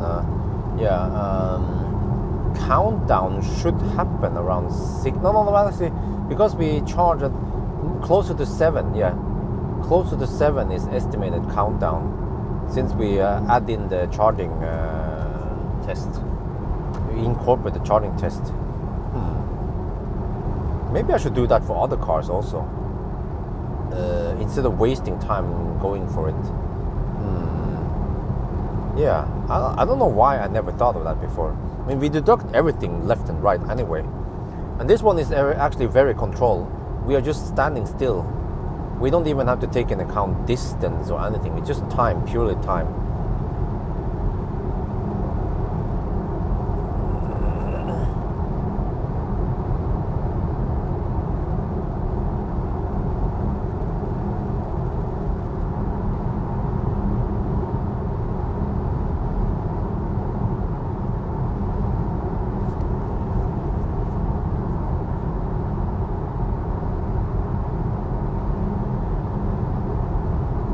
normally once you arrive at Strömstad, the last one, you usually have a nice and hot battery.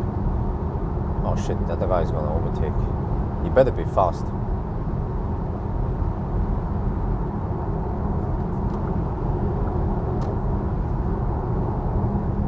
Oh yeah, he's fast, nice.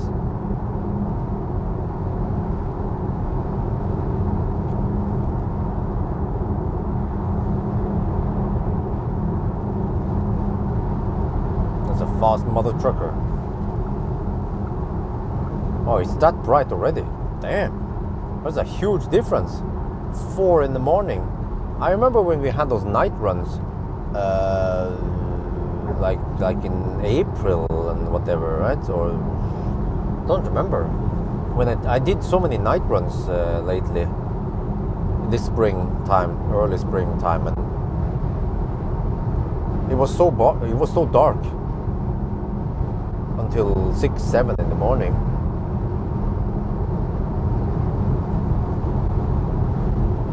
But where's that sunny weather we are supposed to get in Oslo? Oh, what's that? Roadkill? Debris. Oh, it's kind of windy. Uh-oh.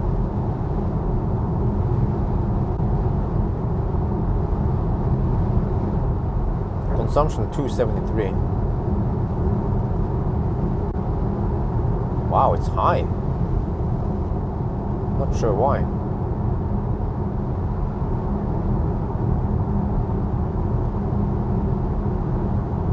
But we're still fine. The car estimates we will arrive Strömstad with 5%. Perfect.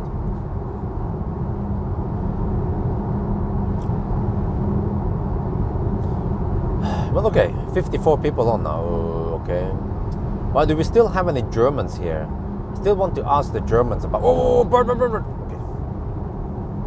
Still want to ask the Germans about some stuff. I know one thing about Germany is that the speeding tickets there are kind of low compared to Norway. Like, how did I even end up in Norway? Why do I still want to keep living in Norway? I mean, people living in Norway, they will say, oh, it's the best country in the world, of course. But is it? I'm not sure anymore. And like I said, Norway used to be the capital of EV, but nowadays, I feel like Germany is kind of catching up. If you move to Germany, maybe you'll not find roads this empty. No, well, actually, I can, because at night in Germany it gets quite empty. But I don't have to have these empty roads, because in Germany they have something called lane discipline. So even if I would drive in the evening, let's say I would start driving at 8 in the evening, there would be people with lane discipline. And also, if I would find a new stretch for 1,000 kilometer challenge, I will have a max speed, right? I would say I won't go higher than 140 kilometers per hour, for example, even if it's an unrestricted zone, because I want to make it realistic for other countries, not only Germany.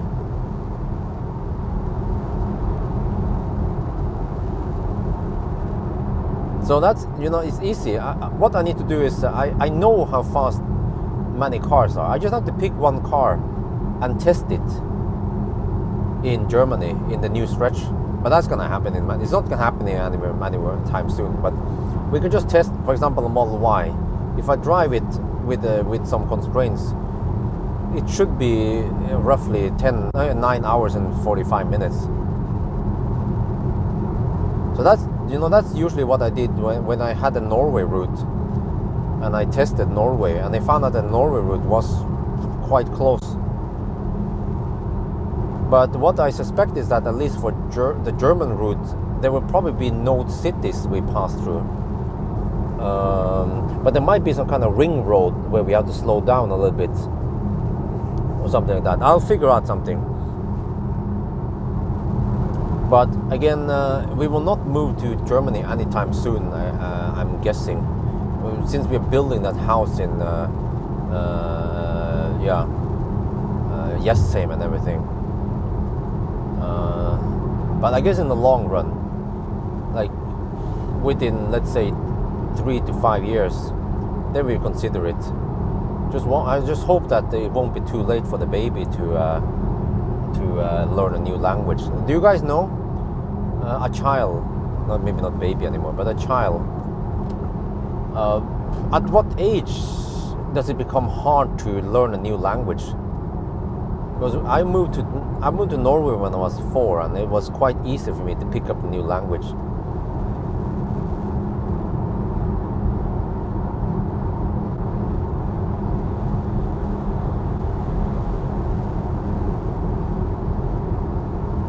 And I actually don't know what last time we discussed this. We just kind of ended it. I actually don't know why I didn't bother with Germany. But now it just, when we talk about it, it kind of makes more sense. When I look at high view counts videos, lots of them are Germany runs.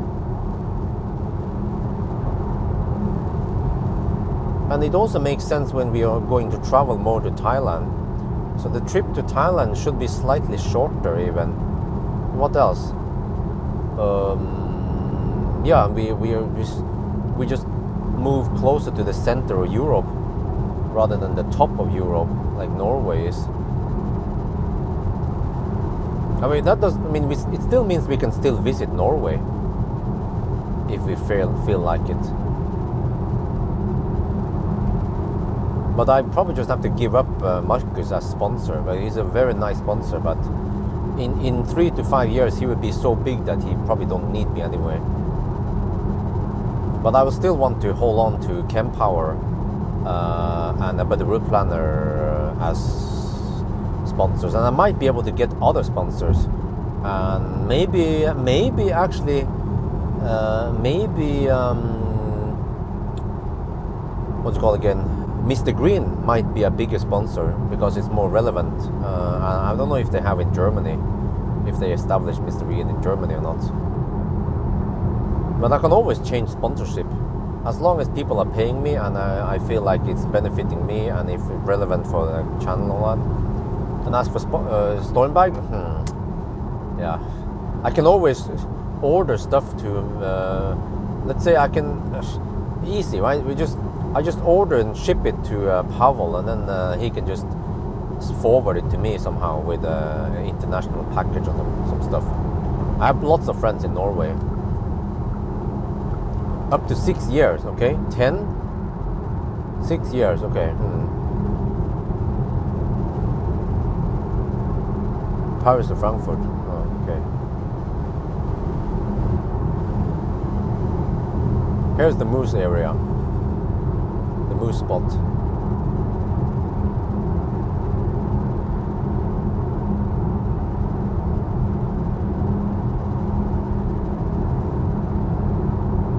And also, what I'm hoping for, because nowadays Marcus, he gets the cars because he has the money, he has the business he's running.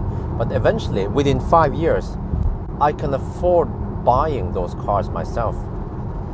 Yeah, I'm projecting that in 5 years I will have way more money, way higher income. Maybe even just in 3 years. I've seen that my income has exploded over the few years. So I would probably just buy. I would just order a model, a Tesla or something. Maybe even go. And also of course go to Giga Berlin. Maybe I can pick it up at Giga Berlin. Probably not. But yeah, I can get access to Teslas, I guess, somehow. Or I can find another partner. Let's say Next Move. Next Move is in Germany, right? So there must be some other Tesla partners I can find, like Next Move or Mr. Green or something. So I can promote them and they can lend me the cars.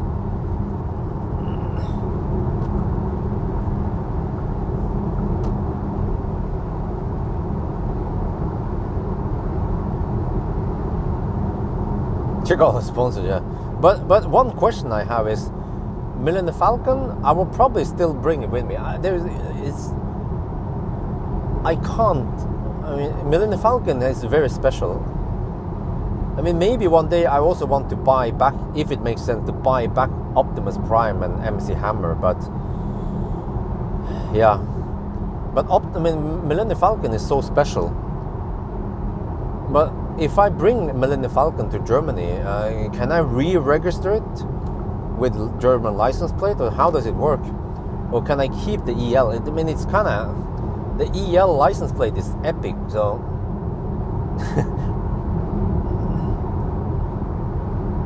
how does that work, by the way? If I want to use Millennium Falcon in Germany permanently, then I have to re-register him, right? But I will always keep the original EL 29063 license plate.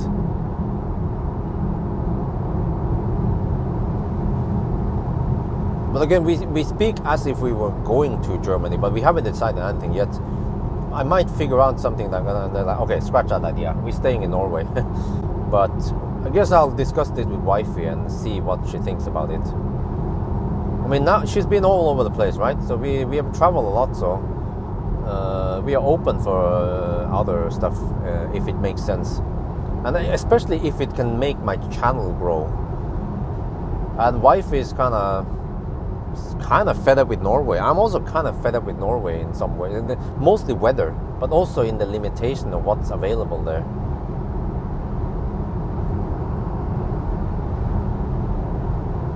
And I just have to be friends with German brands.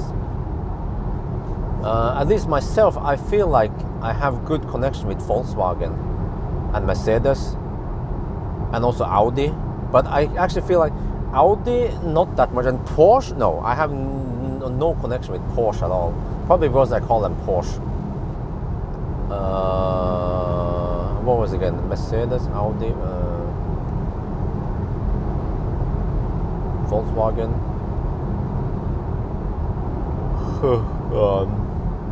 Yeah. And then of course the other brands like Kia that has main office in Germany, and NIO of course. Oh yeah. But I mean, Norway has some great stuff. Like the first swap station is in Norway, right? So yeah, I mean, if I need to visit, I mean, Norway gets some of the best shit, or the first shit. So yeah. What am I supposed to do? And then I actually have to fly to Norway and do some stuff if it's very important. And then I can fly back to Germany. Yeah, if that makes any sense.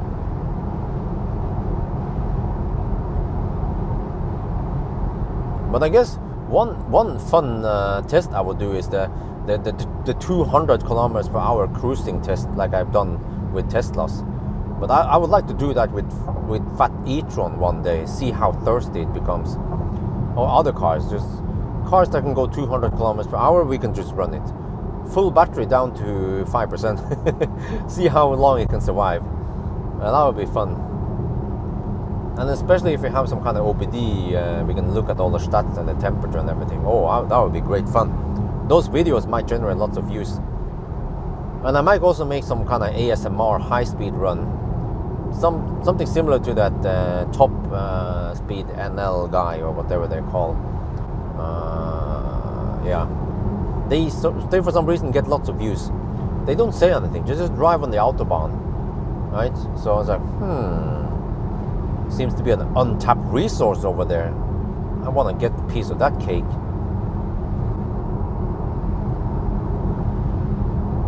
Wait, how is it going now? Oh, consumption 268, okay. Estimated arrival 4%. Uh-oh. We're still 53 kilometers away. Seems that consumption is a bit higher than expected. And I charged 2%. Wait, what was it again? I don't remember. Maybe I should have charged a little bit extra. Uh-oh. Whatever. We can start with 2%. We can start charging with 2%.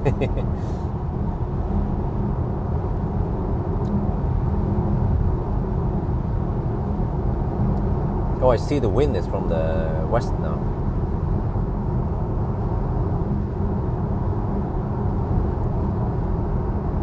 But guys, do we have any Germans here?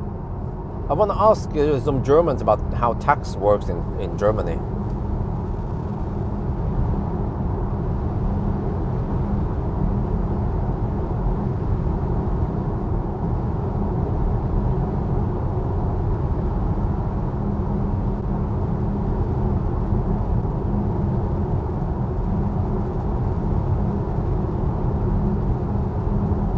I think your chat is bugged.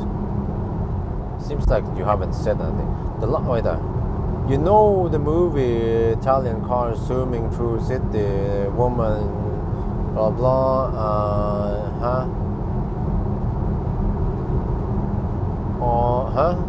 I don't know that movie. Ich weiß nicht. Okay, consumption 267. What was my budget again? 275. Okay, still within the budget. But it should drop, right? Hopefully it drops. It's kind of high. Higher than expected. This is quite close to the high-speed leg at Waalwijk. Helsingborg. Status. Do we have any Germans here? I have a question to some Germans. I guess I could ask Amadeus about tax rules. Oh, he runs company. He knows all that stuff. He's the guru. I can ask him about tax rules. Because I need to, if I move to Germany, I want to, a short film, okay. I need to make a company, GmbH or whatever they call it, or I don't know what the heck it's called.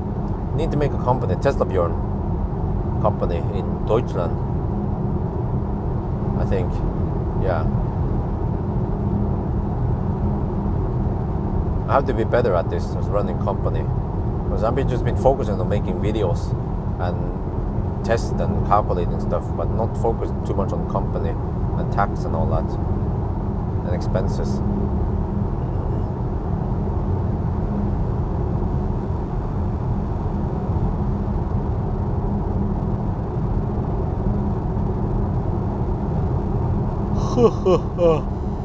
Ah.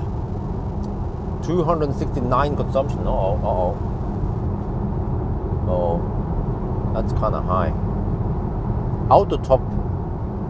Okay, is the YouTube channel where the top speed is Autobahn. Oh, okay, yeah, that's it. They just have a GoPro mounted on the head or some shit, and they just drive around without saying anything, and they get lots of views. So it seems like people like that shit. So I just have to try to find my own version.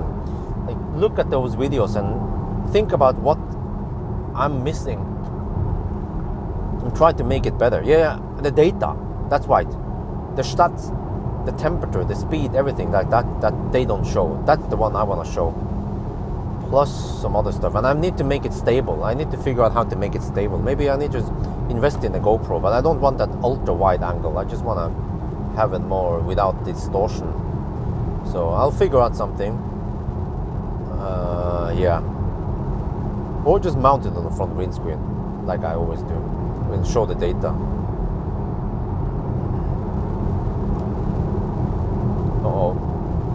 Uh-oh, how is the car estimating now? 3% at arrival. Uh-oh.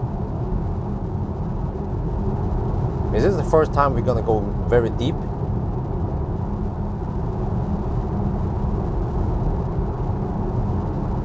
Yeah, good morning.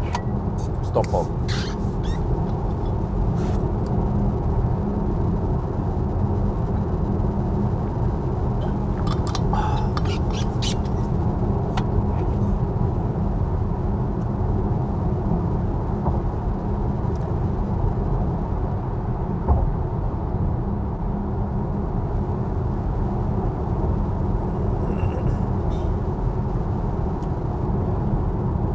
Yeah, because distance-wise,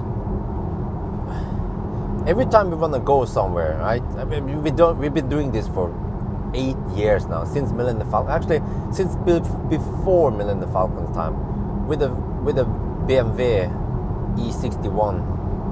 Like, every time we want to go somewhere, we have to spend at least 10 hours getting down to Hamburg. But Hamburg is still kind of far off. Some GoPros have different lens attachment. Okay. No, but I think you can set the GoPro to not be ultra wide and then you get less distortion. I don't like that barrel distortion that GoPro has, but I think you can just set the viewing angle or some shit, and then it doesn't have barrel distortion.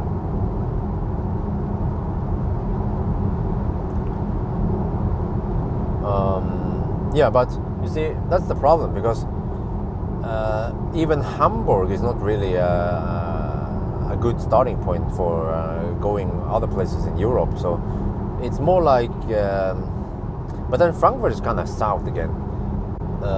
What do you have in the middle there, roughly? Okay, a little bit south of Hamburg. Let's say Hanover. Yeah, roughly around Hanover is like the middle where you can go. But then there's not much in the north. Like, most of the interesting stuff is further south, or like Belgium and Netherlands, and yeah, and then Italy, of course, and so on. France. So that's why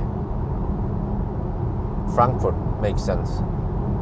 And like I said, many airlines they tend to have their hub at Frankfurt. So it just makes sense. Frankfurt is like the city that should have been the capital of Deutschland, but for some reason it's Berlin. Yeah, why is it Berlin, by the way? Why was Frankfurt not the capital of Germany? It's like, I mean, everyone agrees that at least Frankfurt is the economical capital of or economical center of Germany, right?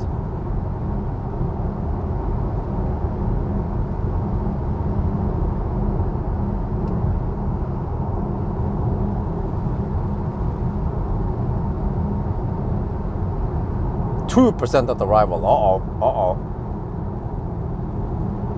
Do I need to go a little bit slower?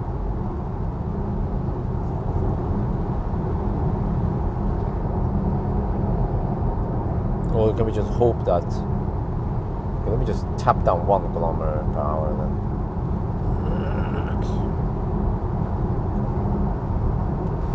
Okay. This was compounded. Oh man, I should have charged a little bit extra. But it's so hard to guess. Because I was thinking, nah, there's no way we can average 270 now. That's like the Helsingborg run. Well, apparently you can. But I can just hope that it will drop a little bit soon.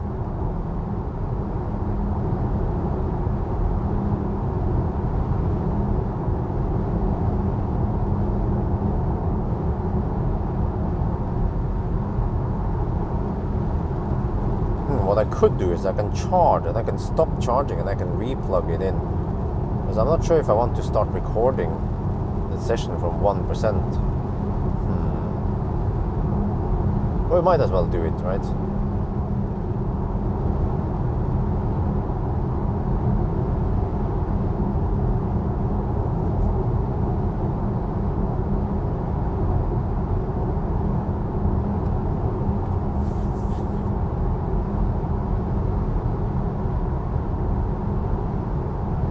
Totally miscalculate that one. And I even thought that 250 was a bit high, but apparently not. Just the crosswind that kills it, and the low temperature, low-ish temperature, 14 degrees, 14.5.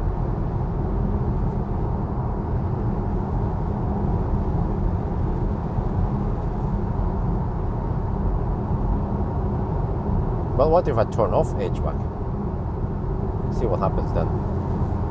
Because it's kind of hot, warmish anyway. Yeah, I feel comfortable now. I don't need HVAC right now.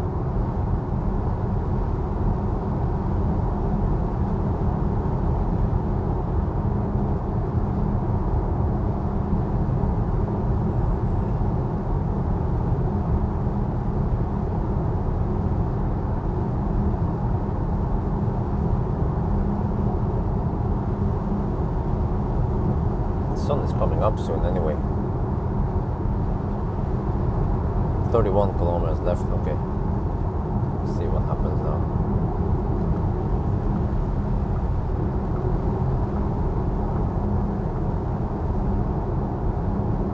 Dacia? Well, it's not coming to Norway.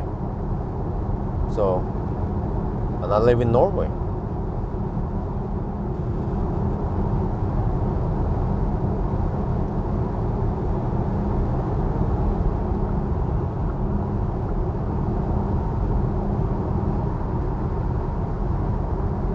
Wait, Sadero. I thought you meant spring. Ooh, it's getting quite bright now. And it's clearing up. Because it's supposed to be sunny in Oslo. Sunny and quite hot in Oslo.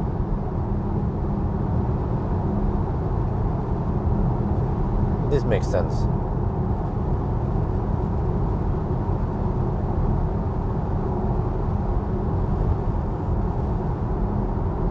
I have 12.6% left, 12.7% left.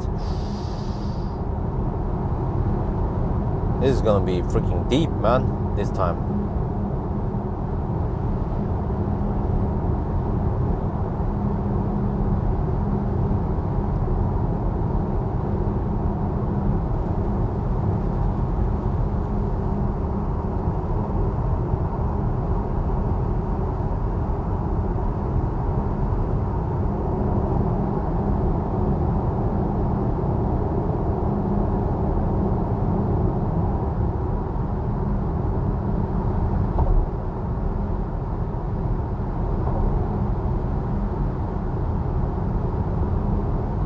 Damn, it's kind of hot now in the battery. 31 degrees Celsius. I'm not sure why. Maybe because the consumption is kind of high. I hope it's not too hot. We have to make sure that it doesn't replicate now.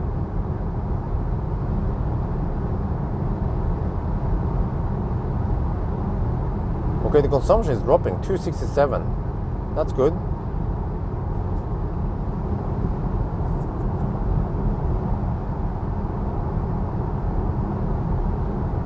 11.8% left. Wow.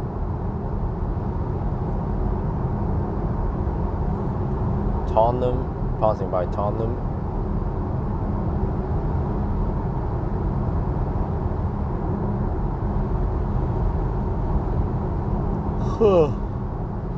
Hi. Yeah, why would anyone shop? Why would Norwegians shop at Tottenham? This is way too far from the border. It's like 30 kilometers away from the border.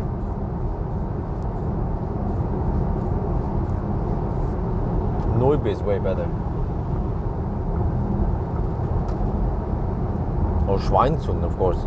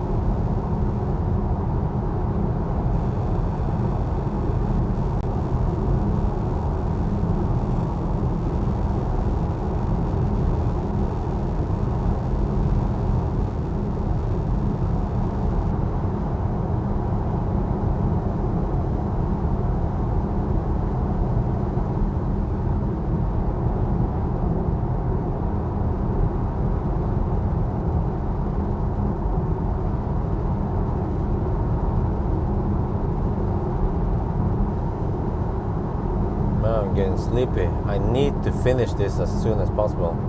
Go home, change some diapers, I guess, and then try to pass out a little bit.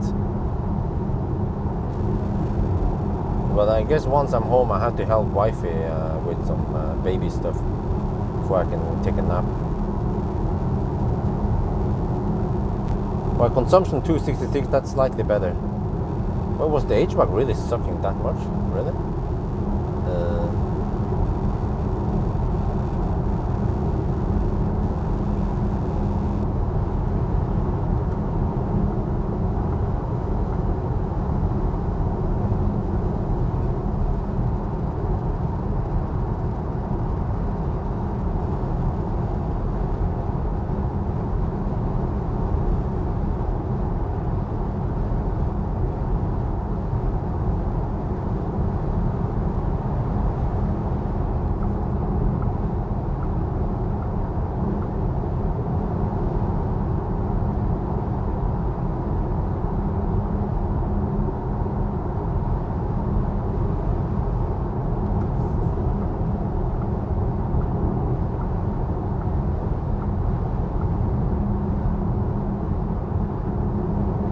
I could take a little power nap at Strömstad.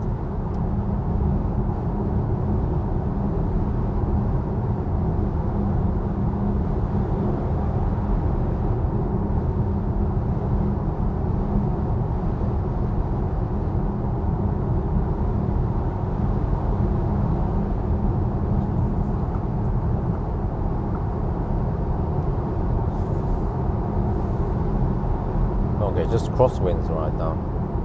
Consumption 266 still. 17 kilometers left. Damn, I'm down to 8.7%. Oh shit.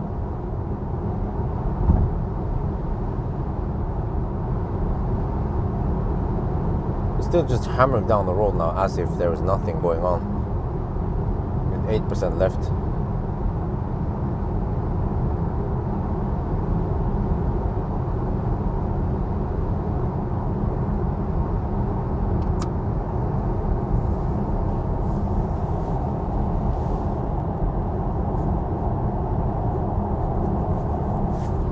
Check estimation now.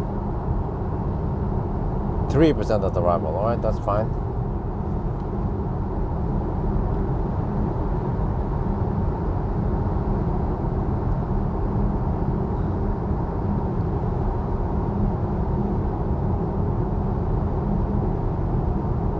$15 kilometers left, 7.4% left. We have to go this uphill before we go downhill soon.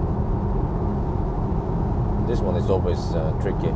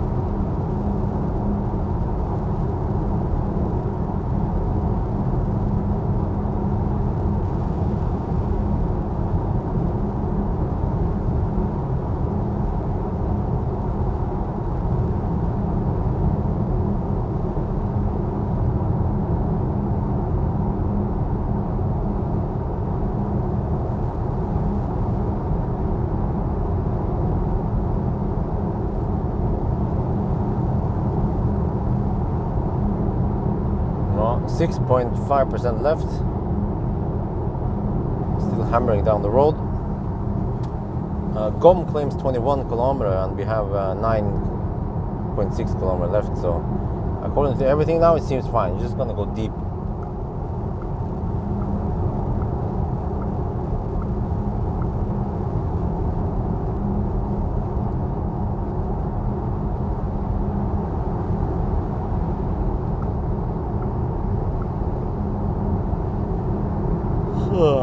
Well, it would be great if I could take a half an hour power nap.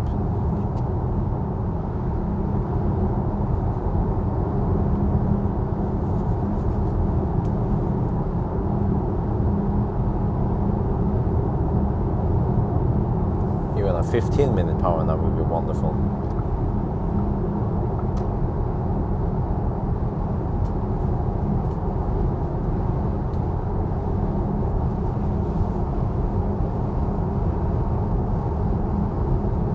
.6% left.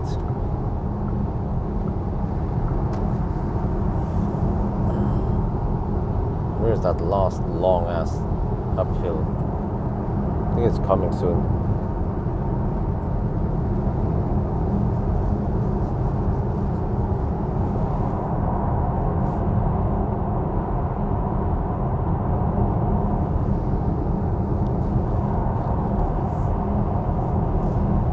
5.1% left. Oh, here's a long hill. Okay, let's see.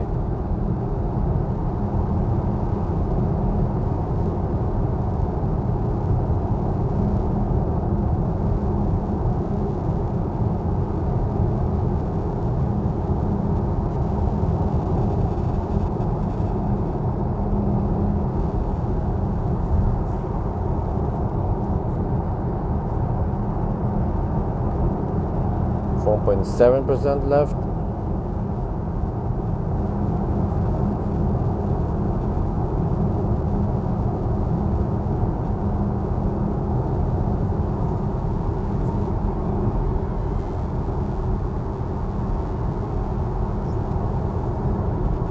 Okay, so we are at the 262 watt hour per kilometer. That's not too bad. That's closer to what I expected. What about total stats now? 876 kilometers and 254 watt hour per kilometer. Just 4 kilometers before we end now. 3.8%. Oh yeah, now we're cooking.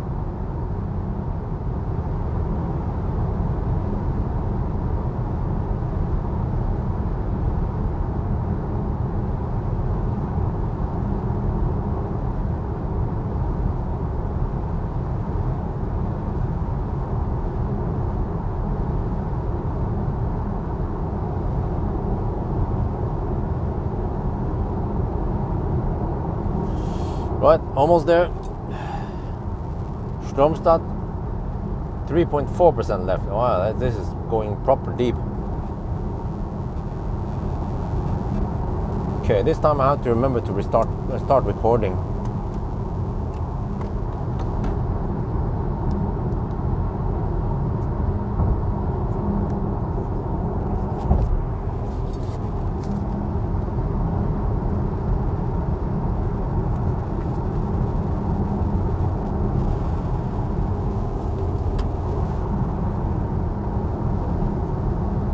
.9% left. Oh yeah, now we go deep.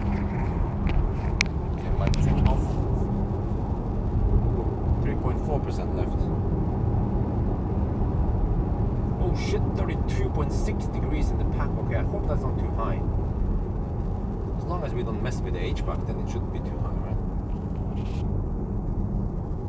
Then the car will just cool it down when it's needed. HVAC is off.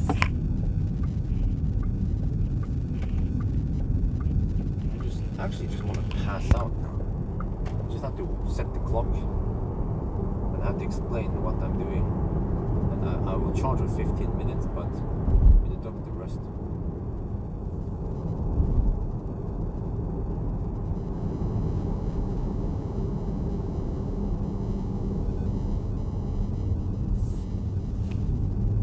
Oh, there's a car charging.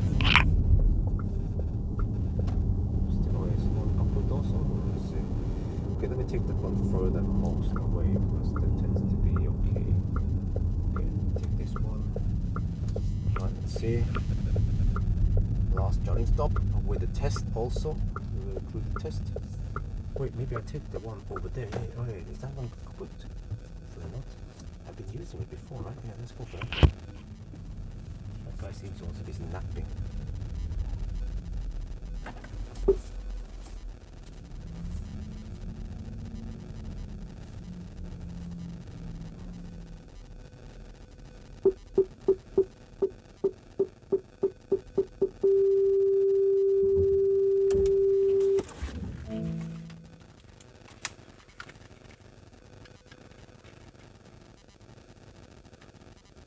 Strömstad,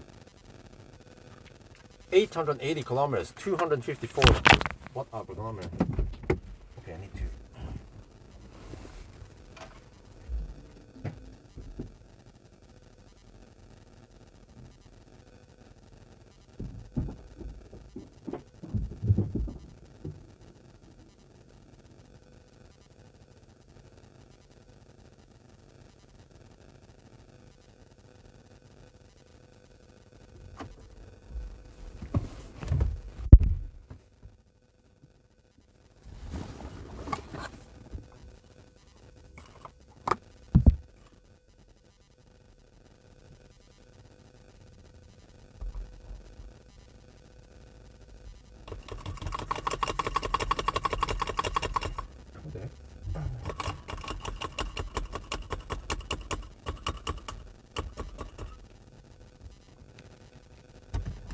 Okay, we're charging. The microphone's kind of far off. There's the mic. Mic. Have to hurry. And the speed we're getting now. Oh yeah. Oh yes. Nice.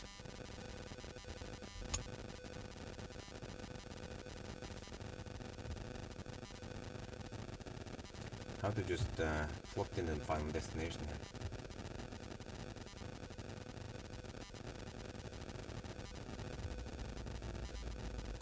$145 kilometers, but it's actually just 110 we need to charge. 100. What is it again? 880 kilometers. Okay. So I need 116 more kilometers. And the consumption might be 240 in the Norway stretch.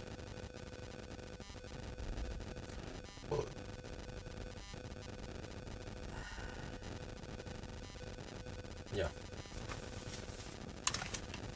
Oh yeah. I'm recording this shit.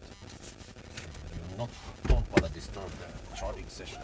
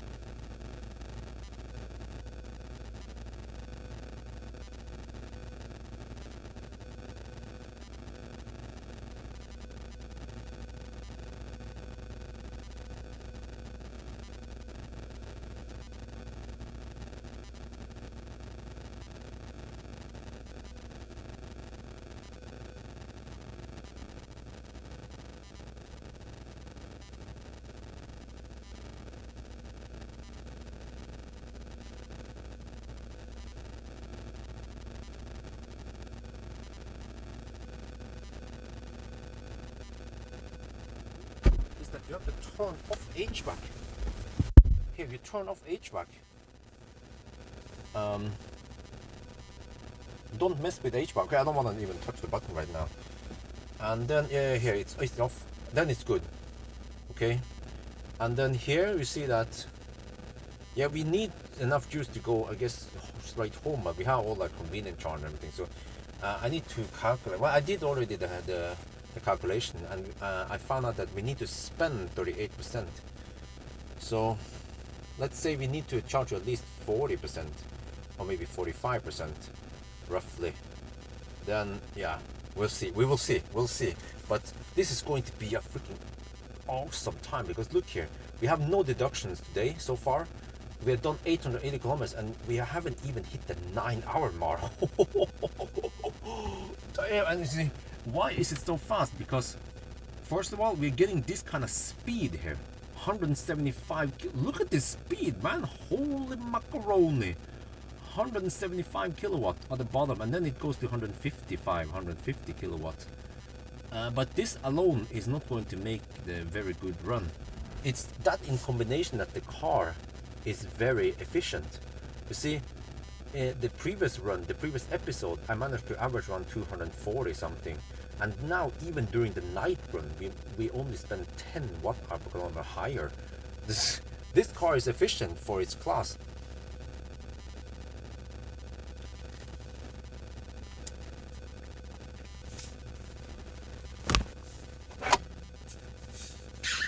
might want to buy some drinks.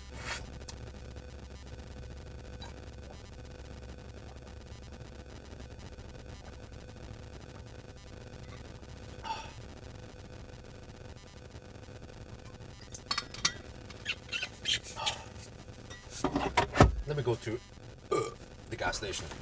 Holy shit, this is fast. Well, now we start throttling, but still 160 kilowatt. That's awesome. But I need to buy some drinks.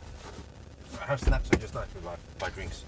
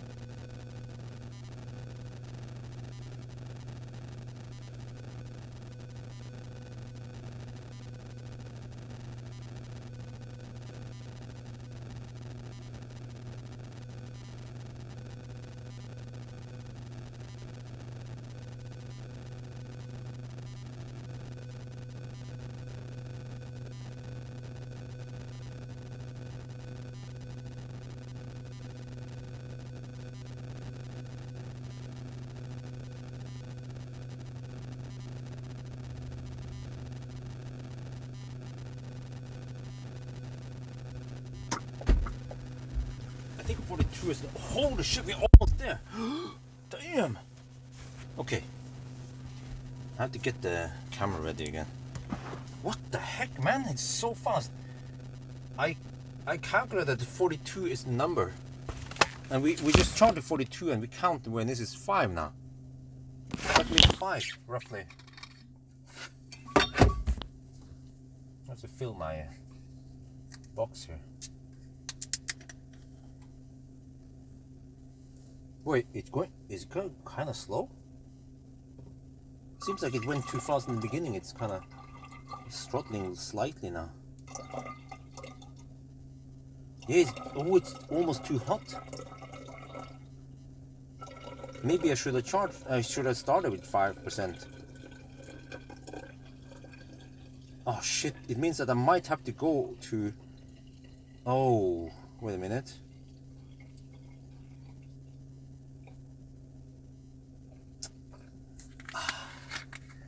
We might have to go do as planned.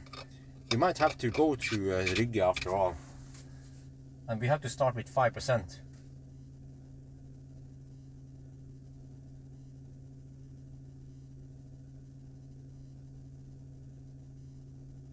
This is tricky.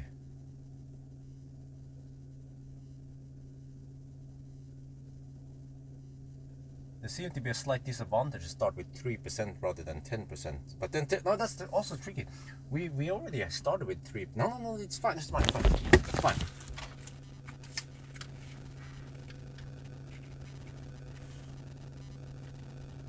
It's 3 minutes past 5 now, and we hit 43%. That's what I figured out. 42 was the number. So.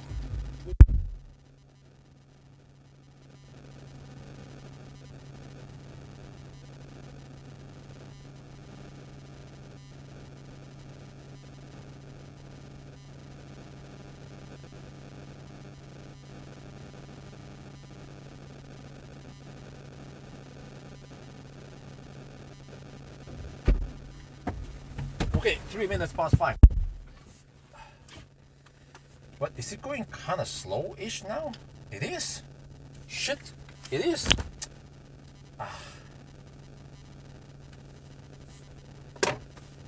Okay. Change of plans. We have to.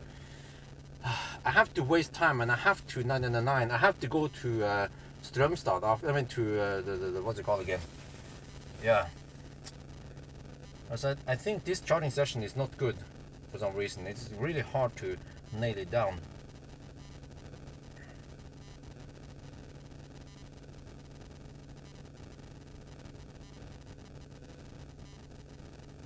I have to stop at Vestby and then go to Rygge. Let me try to calculate now quickly, really quick.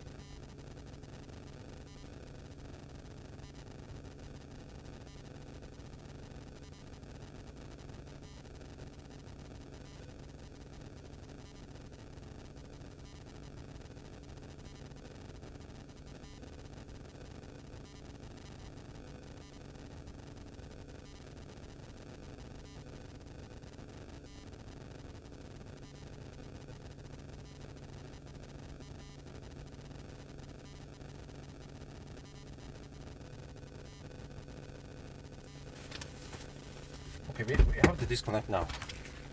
This is kind of messy.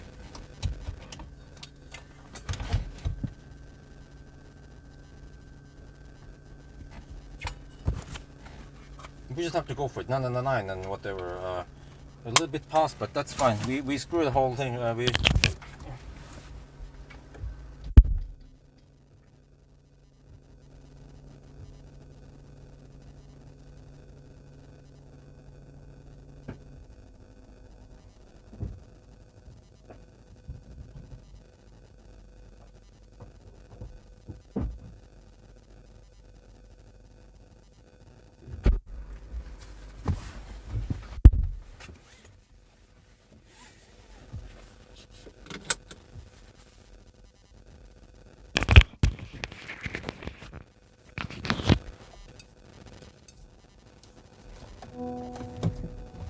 Okay. For some reason, it was charging a little bit slower I think because the battery temperature was a little bit too high. So I guess by going the Norway route, we can then arrive, oh shit. We can then arrive with slightly colder battery. Seems like 30 degrees plus is not optimal. Ideally, you want to have roughly 25 degrees. So it's so hard to get the optimal temperature. Oh, it's going that way. Oh, perfect.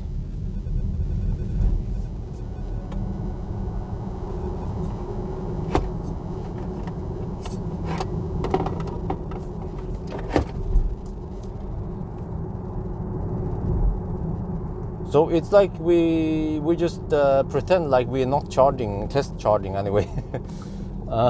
And I have to spend extra time going to Rygge and all that. But I have to try to arrive with roughly 5% and not too hot battery then for the perfect session.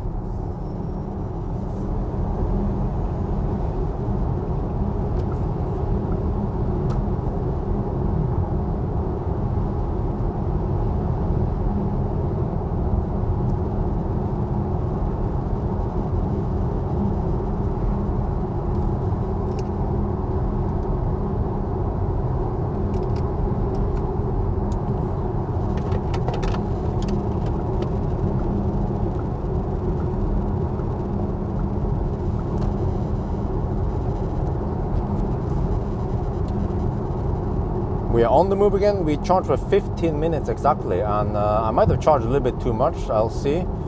I might have to deduct a little bit of time for a convenient charge, so at first I wanted to charge 100%, but for some reason it seems like the battery was a little bit too hot, and it actually slightly rapid gated. So this is clumsy. So I have to spend time going to Rygge now to record another charging session. Alright, but that means we will 999 do everything like we originally planned and see how it goes then.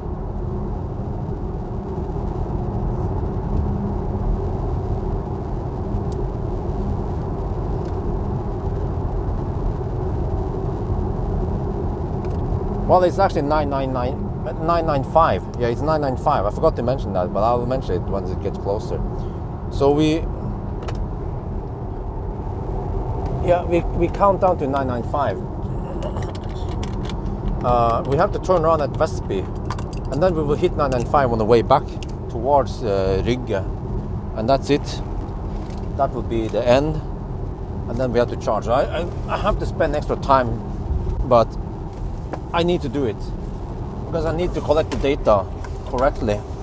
But I will also mention in the charging video that it's freaking hard to hit that one really.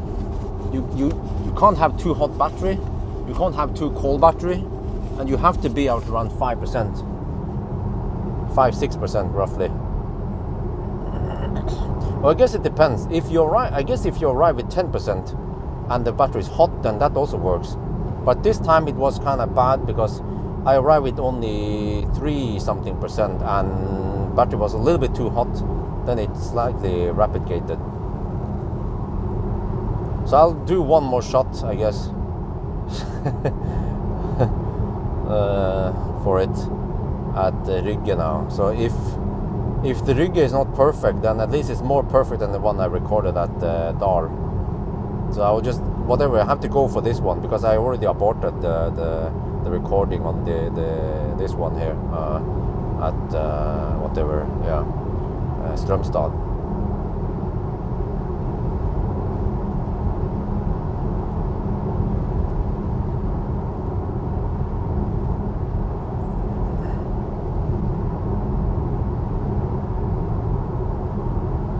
Sun is coming up, temperature slightly rising.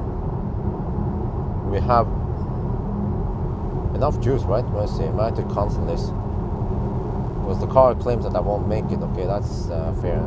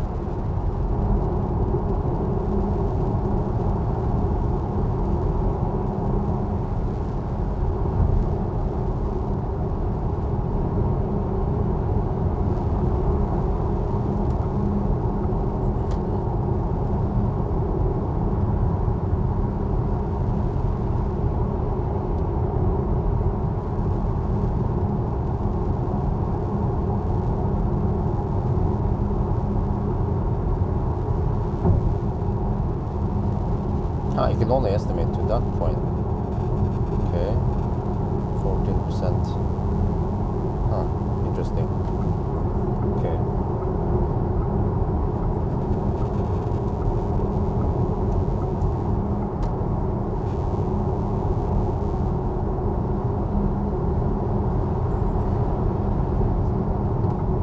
Supercharger Halmstad 30 stall yesterday. Oh, already? Cool. No detour from the highway. Even faster than Pawel. Really? Really? Ooh. Oh, okay. I need to check it out on the map. Ah, okay.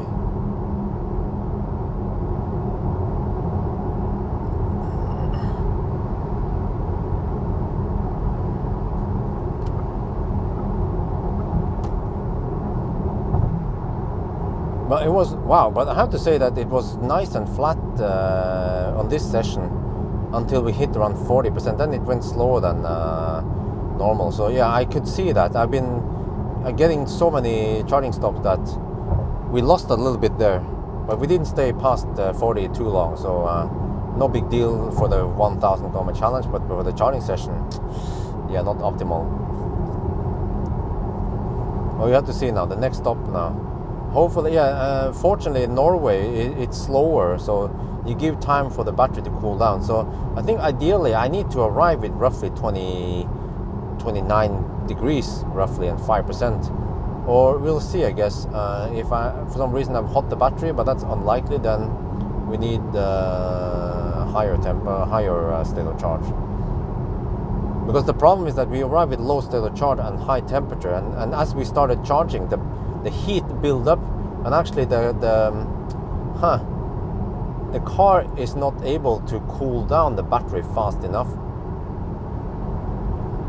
or I don't know if it's being stingy or whatever.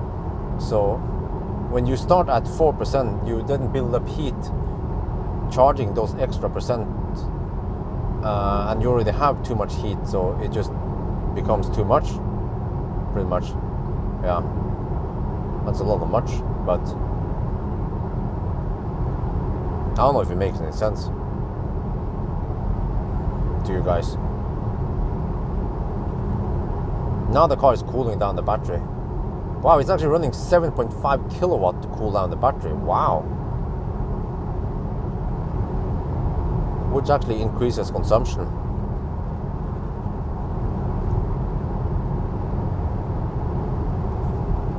Let me just point out that one. That's interesting.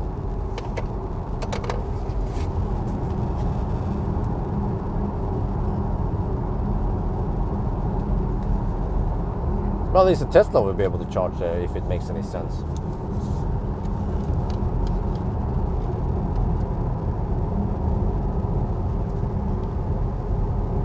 Huh, this is interesting.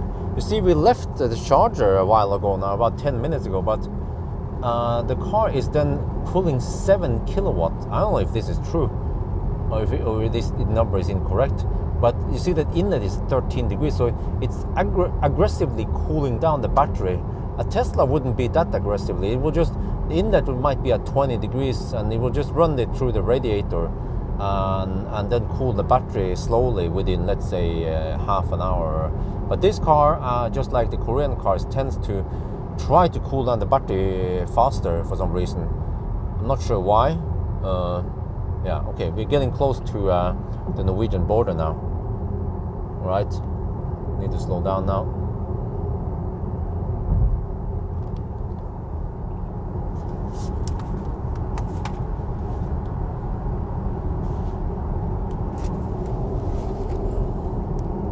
Yeah, but Tesla manages to change temperature quite fast.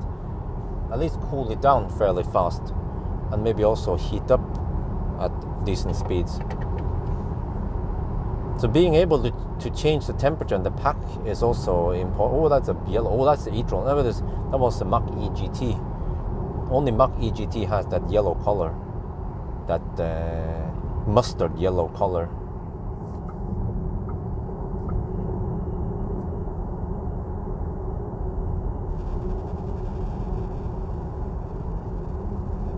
Wait, so that it could be plausible. It was pulling 7 kilowatt in the beginning.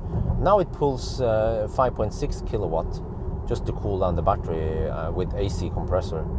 That's crazy high. It wants to cool down, yeah.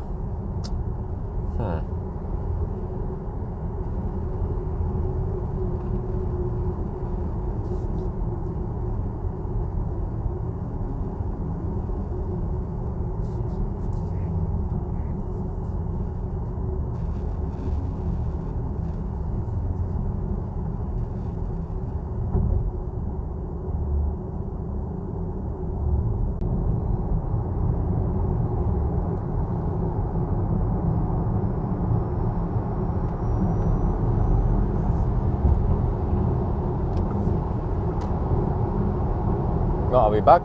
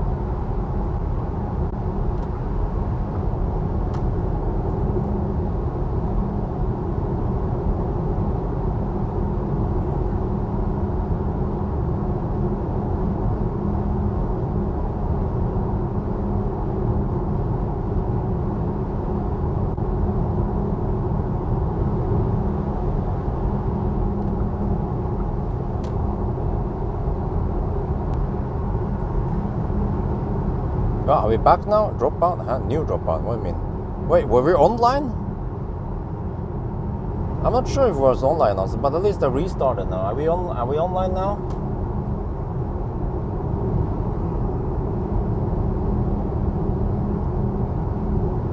Back, okay. So at the border, I mean, I could probably just pass through, but then they kind of started chatting me. I asked, hey, do we have to stop? And she said, well, since you already stopped, I was like, oh, okay. I was like, I should have just hammered it past through there. So I spent about 1 minute chatting with the border control. No big deal, I guess, as expected. But actually, guys, I consider deducting 5 minutes because of traffic, because I realized something.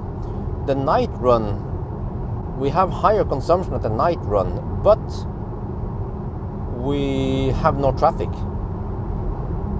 And I calculated that the higher consumption equals to 5 minutes, but then we have 5 minute advantage with the wait, we might have more than 5 minute advantage with traffic. Yeah, that's true. Yeah, that's true. Yeah, actually the traffic advantage might be more than 5 minutes. I mean, it was 5 minutes speculated. And then how many minutes would it be all the way back here, right? No, I use Samsung Galaxy S9. Wait, what is it? Yeah, S9 Plus. But okay, I'm just gonna tell you guys that for what my according to my calculations, the night run is roughly 10 watt-hour per kilometer Thursday with this car, and 10 watt-hour or 10 kilowatt-hour extra takes roughly 5 minutes to charge up. So strictly said we should deduct the 5 minutes because of traffic, Baustelle and stuff. Yeah.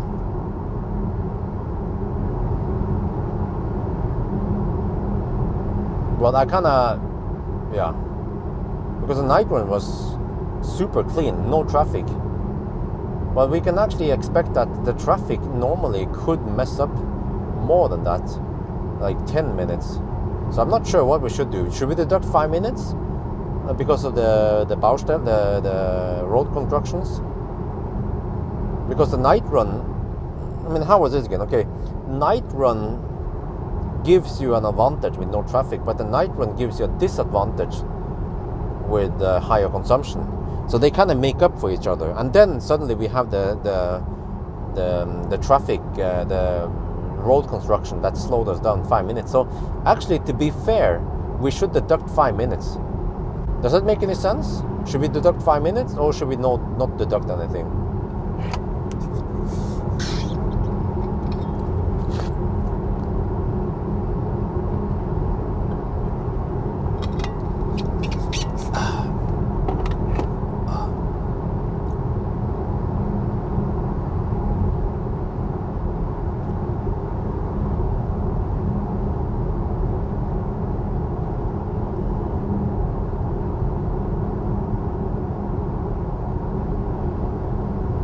Five minutes, okay. So I can say that I consulted the 50 people in the live stream, and they agreed to deduct 5 minutes.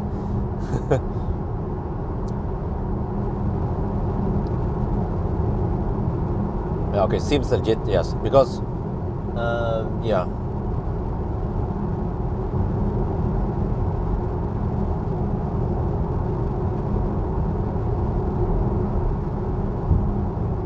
And then as for convenience charge, I'm not sure about that one, but we didn't charge that many minutes past the required anyway. So I guess we'll see once we 999 how many percent we have left.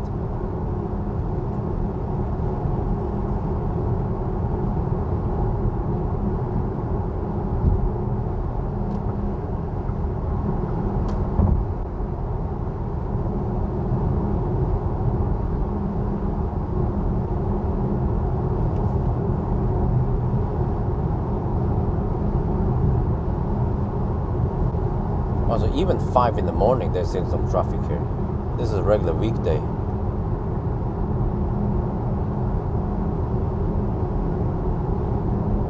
Yeah, I lost a couple of minutes there with a wide load, and I lost also a couple of minutes in the road, the asphalt work.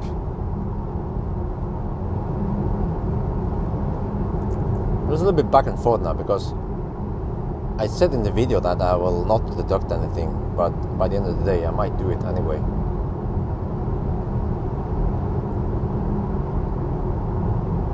Unless I can edit out that part, because it then becomes a bit confusing.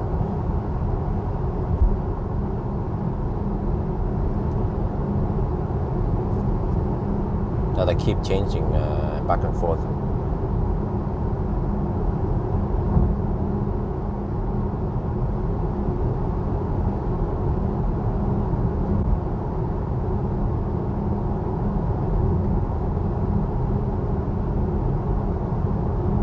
Status update: 923 kilometers, 254 consumption,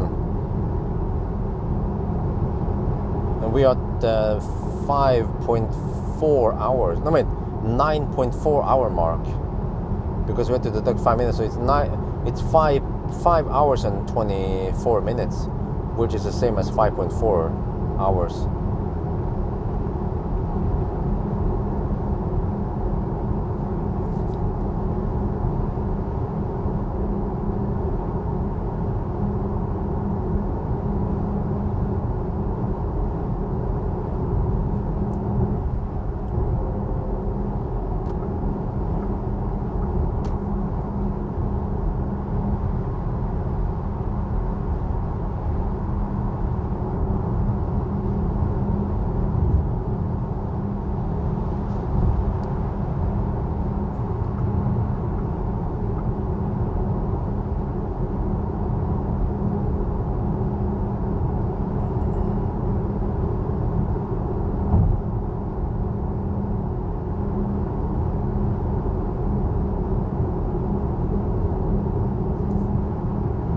was actually interesting to try the exact same car with the exact same tires and everything, day run versus night run.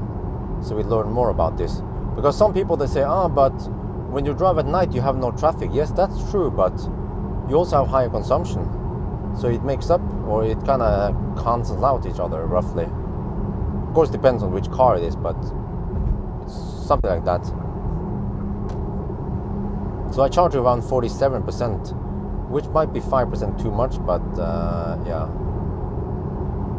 Because I calculated that I need just 42%. But 5% on this car is just 3 kilowatt hour, and the 3 kilowatt hour doesn't take more than a couple of minutes to charge. So I wouldn't bother deducting for that one.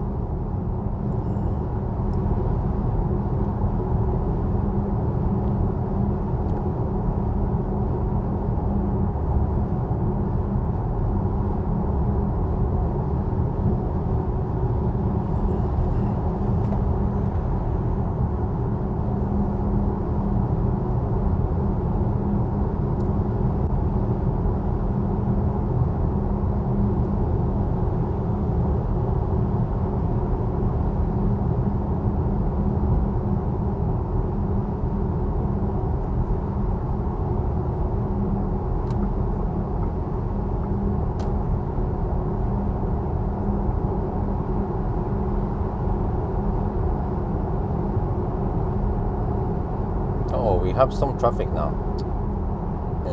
I hope it doesn't get worse.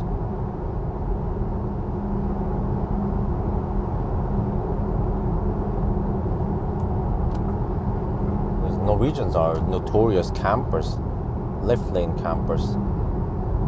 So even if there are a few trucks spread out, they will just camp between the trucks rather than moving over like Swedes would do.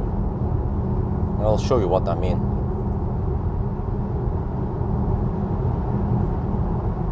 Like here, they would just camp between the trucks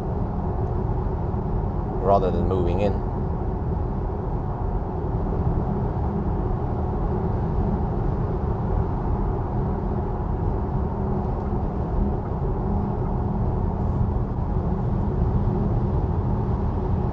Those pesky e-trons, man.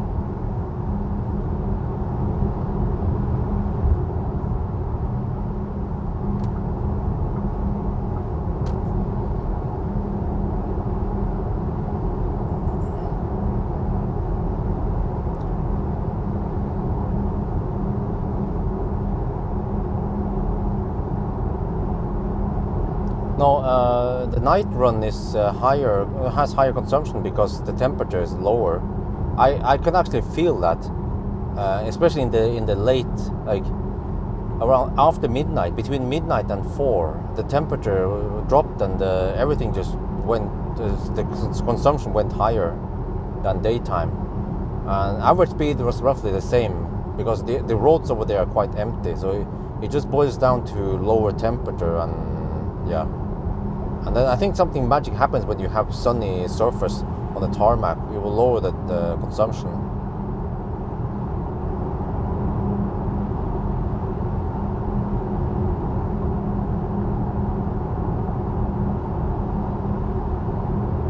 But night run is easy because we have less variables to take in account. Because traffic can be quite variable. Oh shit, more traffic. Oh, I can smell that these guys gonna camp. Like that Tesla. Tesla is going to camp in the left lane soon. The BMW might also do it. I have to block the BMW.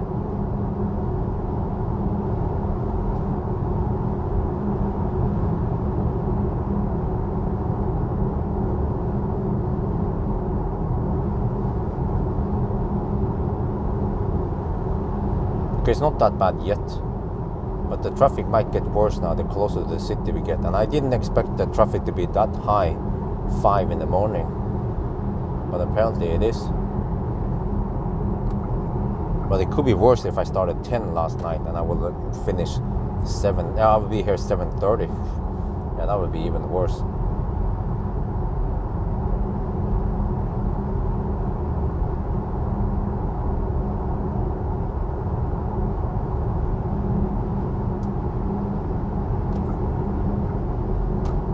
Okay.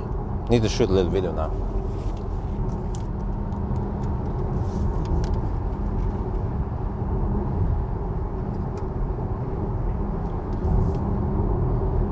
Alright, you see the consumption is 254, and I figured out that when I compare this one versus the day run, that the night run, okay, we had no traffic, which gave us 5-minute advantage, but the night run gives us roughly 10 kilowatt hour disadvantage, which also in this car takes 5 minutes to charge extra, which means that the night run, the advantage with the night run kind of cancels out because the consumption is higher. So we had traffic we ran into earlier today, so it's actually fair to deduct 5 minutes, which means that we are now at the 9.5 hour mark, and we have to drive. Oh yeah, this car underreports the distance by 0.5%, so we have to go to 995 kilometers. Wow. Let's see then how fast can this car do it. But most likely it won't take another 55 minutes, which will be the 10:25 time that we did in the kaput car.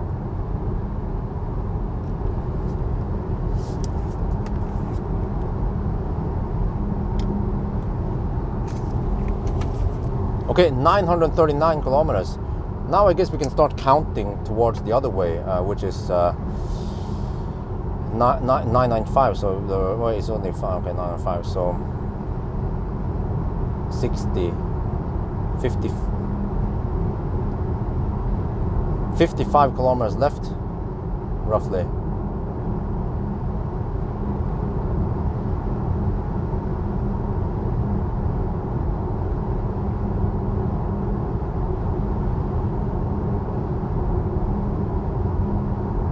Oh, that's Zoe schnell. I've never seen Zoe go that fast before.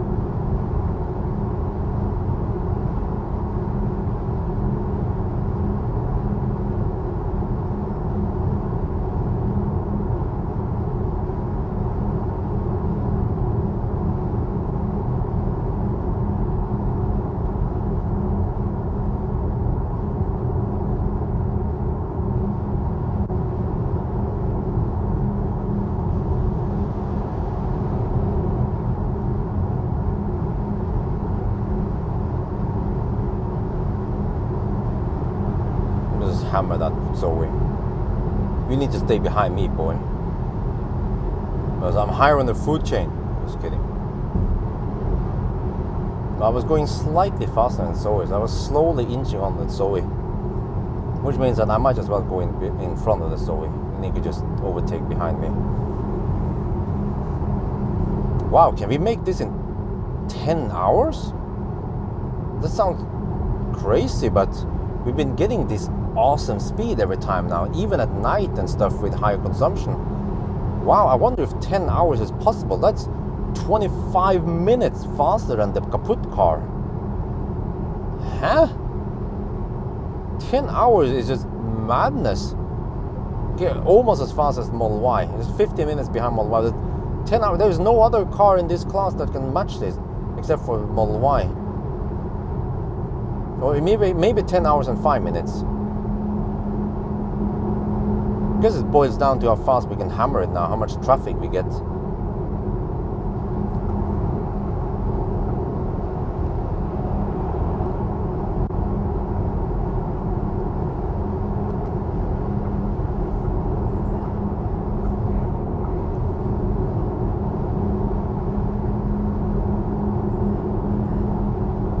Actually, maybe it was a good deal to just hammer now, because if I waited half an hour extra and then we have more traffic, or actually 45 minutes extra, then we'll be here around 6:30, and then all the commuters are out clogging the left lane.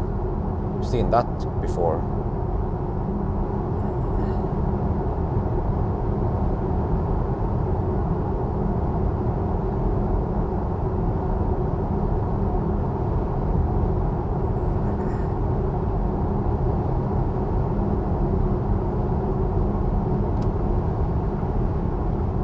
Ionic is with a Q, by the way.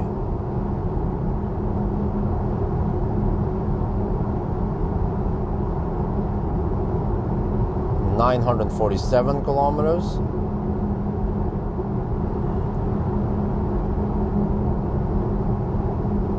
Okay, we're getting close to Riga, so I'm supposed to end up here after the 999 for the charging session. Ooh, the temperature is dropping, 29 degrees, that's perfect. If I can arrive with roughly 29 degrees, then that's schnell. Maybe even slightly lower. Okay, we'll see, I guess. We will see.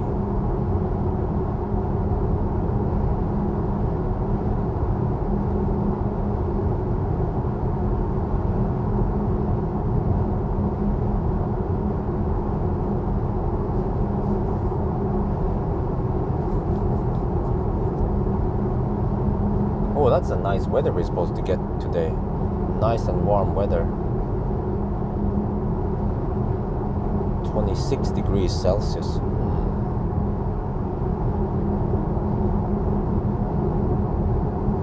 What's the temperature now? 16 degrees. No sun yet. What? He wants me to exit here? Oh! Oh! No. How do I change the order here?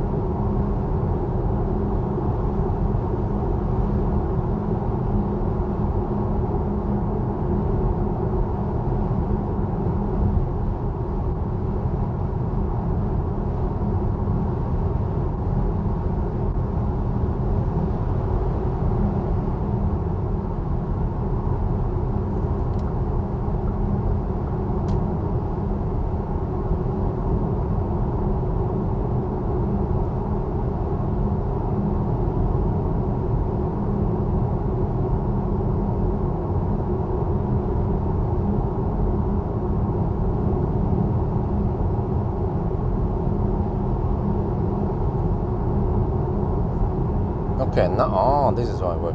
6% at Riga, okay. But I can just take it easy towards the end.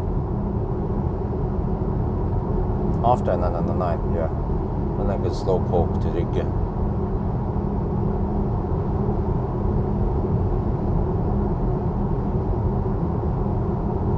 $953 kilometers. Oh, now we have come to the 110 zone. Not ideal, but yeah, we have to actually pass it twice.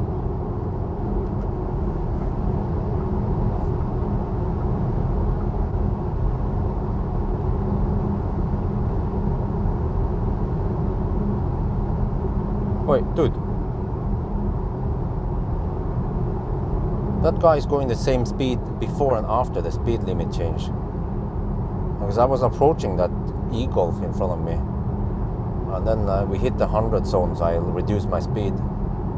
But the e-Golf kept the same speed into the 100 zone. Yeah.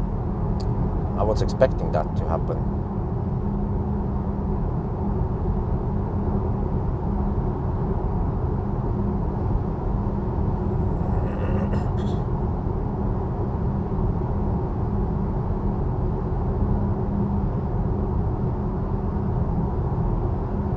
So yeah, so I don't want to have too hot battery before we start charging.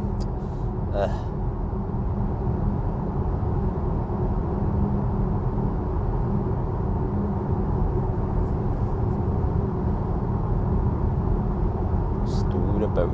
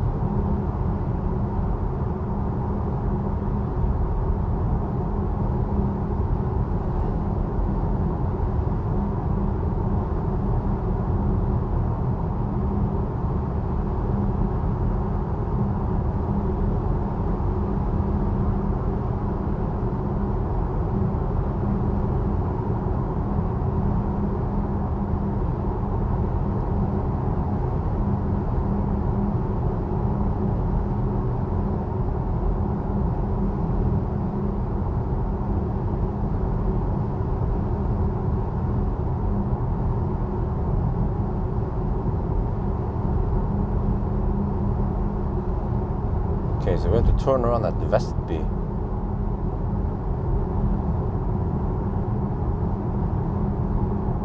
.45, yeah.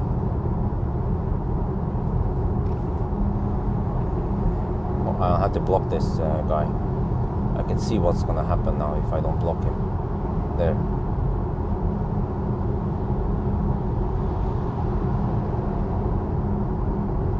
Okay, 110 zone again. Good. We have 110 zone all the way to Westby, and flip mode there, and then back. At least the traffic is going mostly into the city. So when we go back, we have less traffic. Oh, this saw is also going fast. Okay, 20% battery left. All right.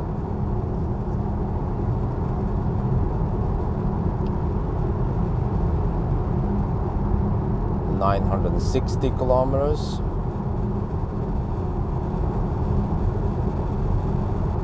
Oh, the traffic here. Oh shit. Freaking left lane huggers, man. Are you for real?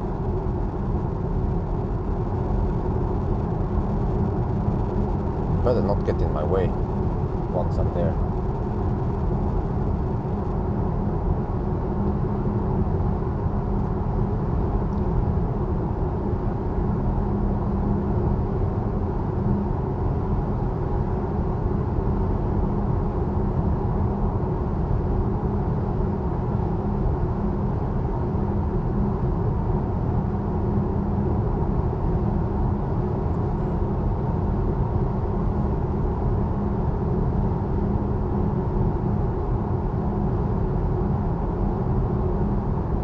Oh, Jesus, man.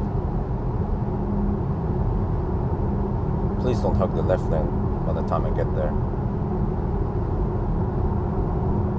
What the heck is this shit?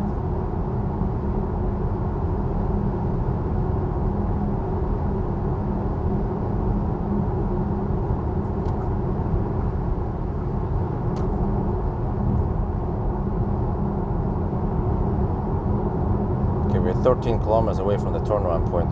It will be better after the turnaround point, because then we can move away from Oslo again.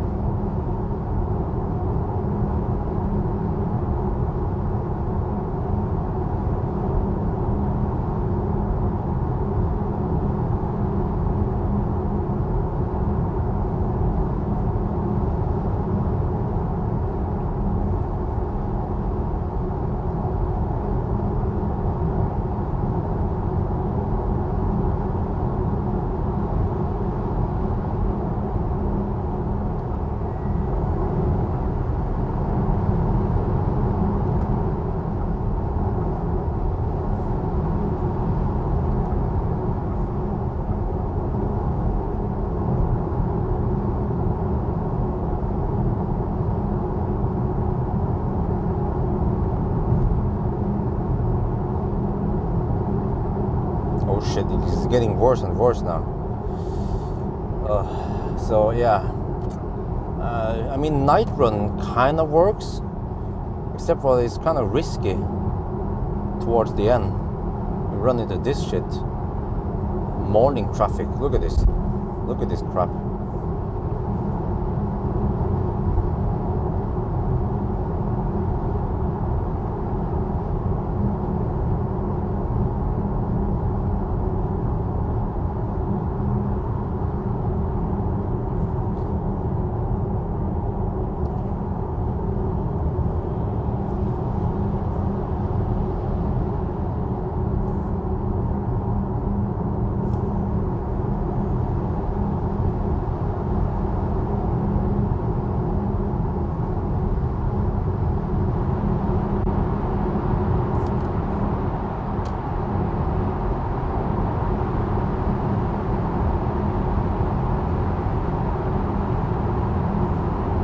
Seems like that guy wants to hammer. I'll let him pass.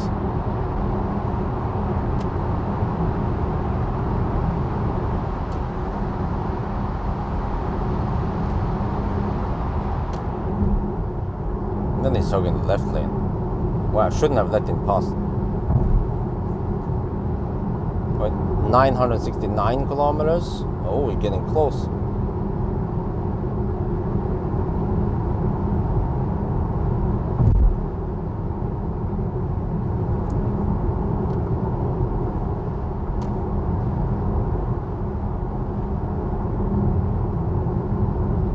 We're also getting close to the 10-hour mark.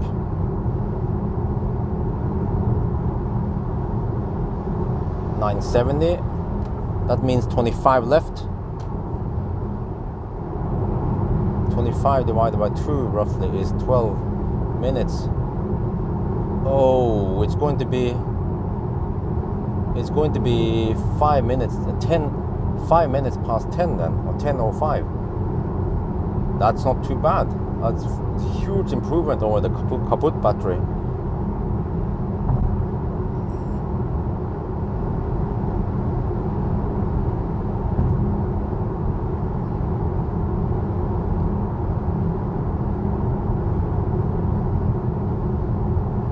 Way more traffic going towards Oslo now than going out of Oslo. Okay, we are getting close to the turnaround point. Just 5 kilometers, that's good. Saved by the bell. Oh, soon enough.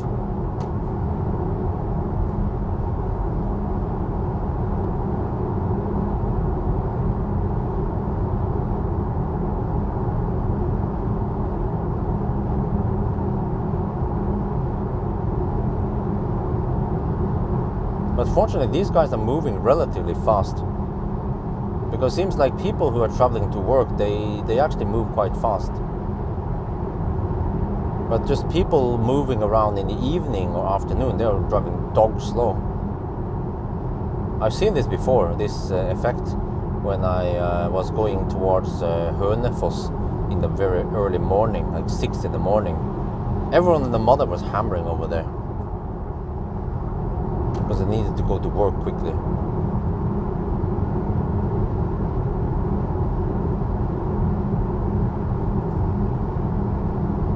This guy is kind of left lane hugging. I have to overtake him.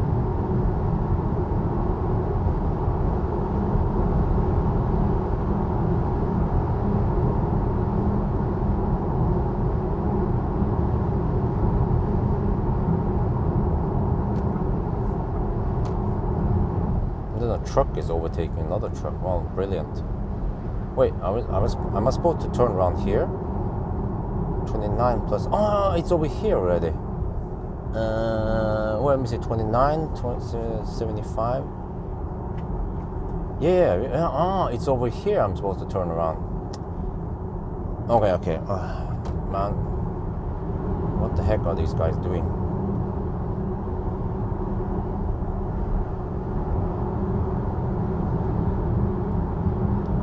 Okay, let me see. I need 20 more kilometers. Okay, hopefully, come on, please don't exit. I don't want these idiots to be in my way.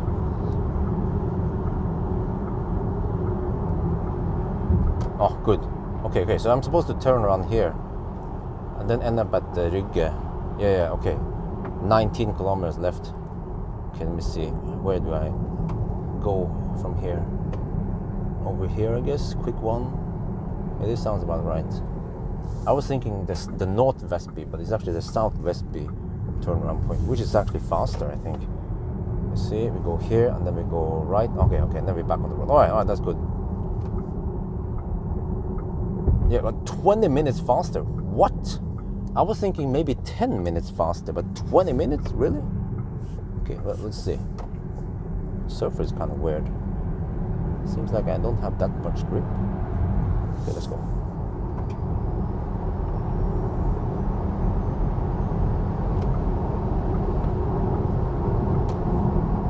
Yeah, way less traffic on the outer one. Yeah, okay, that's good. After I've done the test, then I don't care how slow we get. Well, I almost don't care, but we might get stuck in some morning stau towards Oslo. So be it. I need to do the test. And I don't want to waste too much time gathering data on the places. Okay, let me see. The car estimates I will arrive at Rygge with 6%. That's fine. Oh shit, 31 degrees in the pack now. What the heck happened there? That's too hot. Needed to cool down.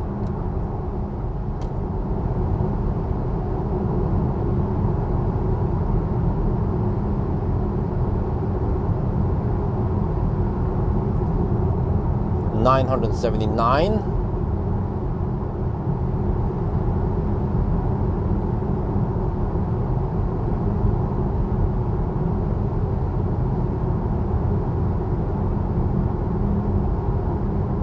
Yeah, it was a fairly clean run. We had a little bit of road construction, a 5-minute deduction, and a short chat with the border control. Took a minute, so that's quite clean. 980. Right, 15 more kilometers.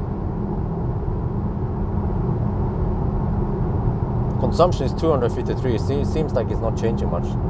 Okay, the temperature is dropping now. That's good.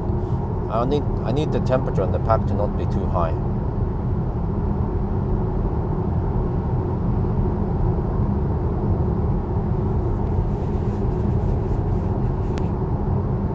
I guess after 99, I have to take it easy.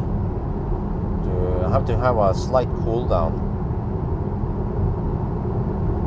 and maybe 6% start will be okay instead of 4% start. Sun is coming up. Oh, it's gonna be semi-hot eventually. Nah, actually no, it won't. 14 degrees Celsius now. 982.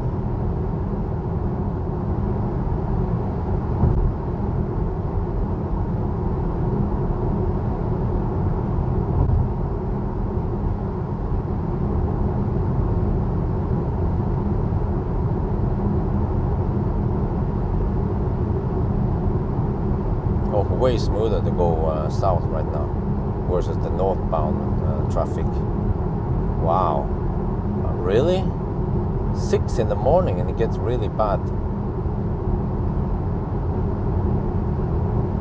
It's almost as if I should start. Maybe I should start the 1,000 kilometer challenge at 7 instead of 8. Yeah, next time I'll consider starting it at 7, because the 8 in the evening, the traffic was clear, nice, but 7 would still be okay, I guess.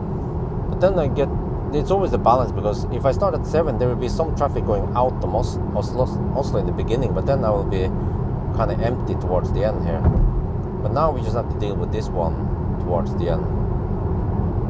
Now maybe 8 is the best deal when I think about it. Okay, 8 and 984, 985.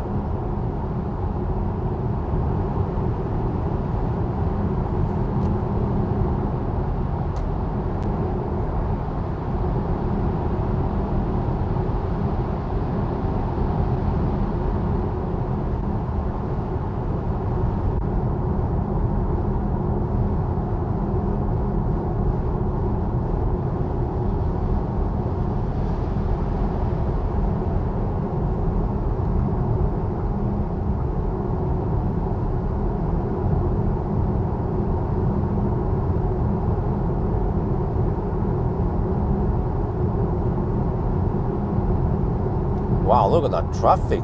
Damn. 6 in the morning? The fuck, man? Wait. It will be closer to 8 by the time I get close to Oslo then. Hopefully then the worst stau is over.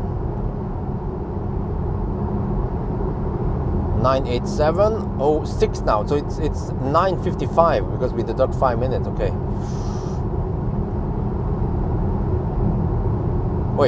Wait, did I miscount? 987. We have. Oh, wait. Maybe we can do it within 10 hours after all. 987. 988. Come on. We need 7 more kilometers. We're going quite schnell now.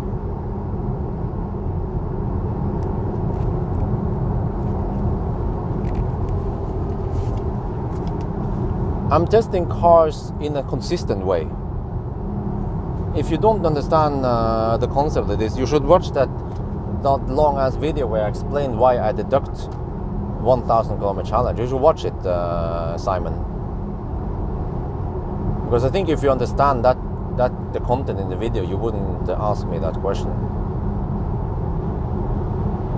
It's all about consistency.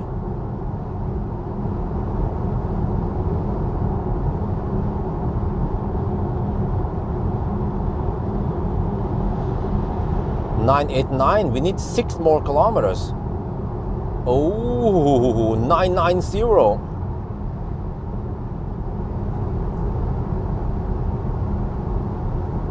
Okay, I have to get ready for the status. Yeah, 990 now. Okay. This is it. 4 more kilometers.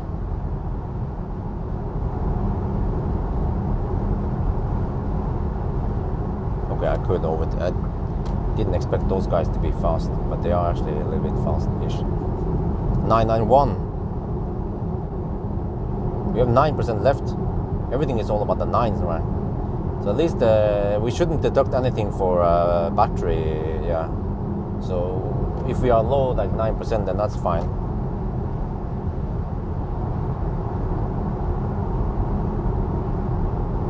$992.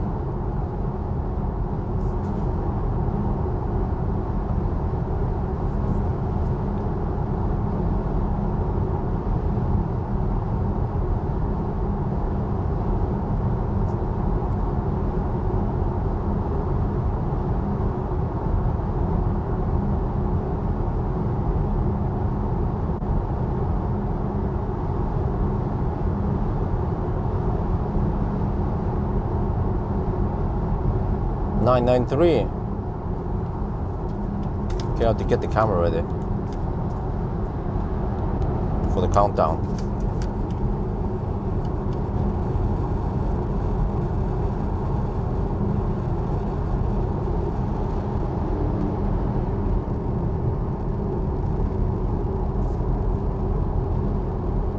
This is it, the countdown. 994. Wait. 9941, 9942, 9943, 9944, 9945, 9946, 9947, 9948, 9949, 995. And the time 6. Okay, so that means 10 hours. What? 10 hours. You see, we have 8% left. So everything here is legit, and we don't have to deduct anything for. That's it. 10 hours. Wow. Well, consumption. 253 watt-hour per kilometer. I have to correct for 0.5% under reporting. Wow.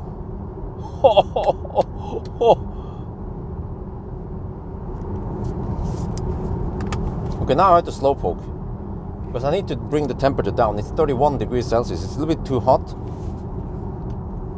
so I need to slowpoke to Rygge.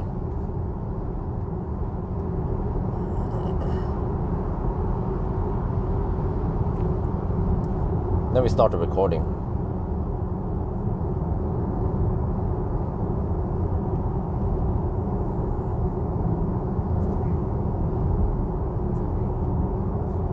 Let me see how many percent we will arrive with. 5% at Rygge. Okay, that's kind of low-ish. Come on, you need to cool down the battery, boy. Come on.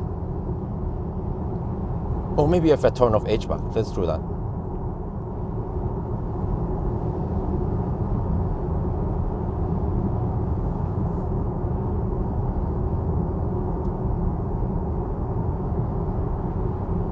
I'm not sure how the heck I'm supposed to get the temperature down.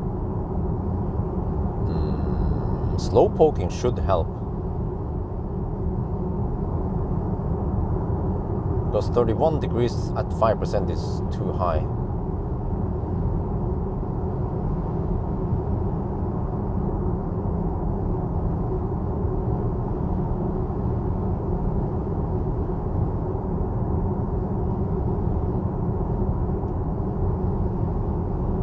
Wait, let me see. What if I crank up the heat? Let me see if this car has any heat scavenging.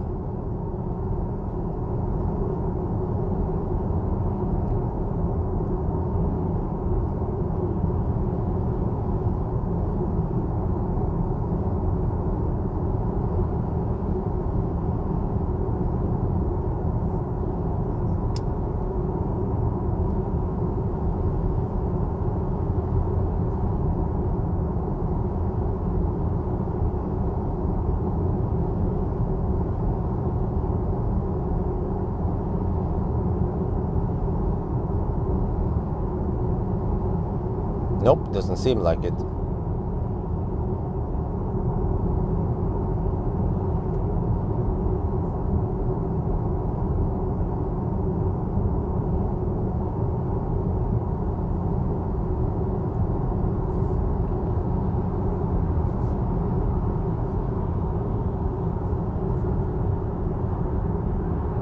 Okay, I have no idea how the heck I'm supposed to get the temperature down.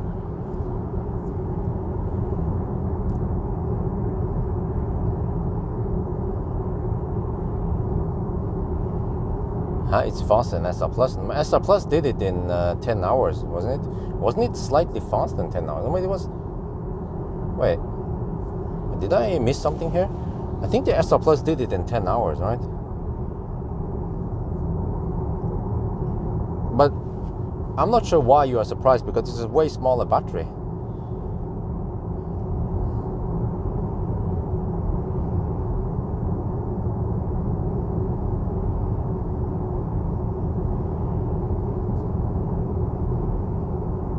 No, it's not. No, it's not 5. We have 10-minute deduction, so it's actually exactly 10 hours, not 5 minutes past 10.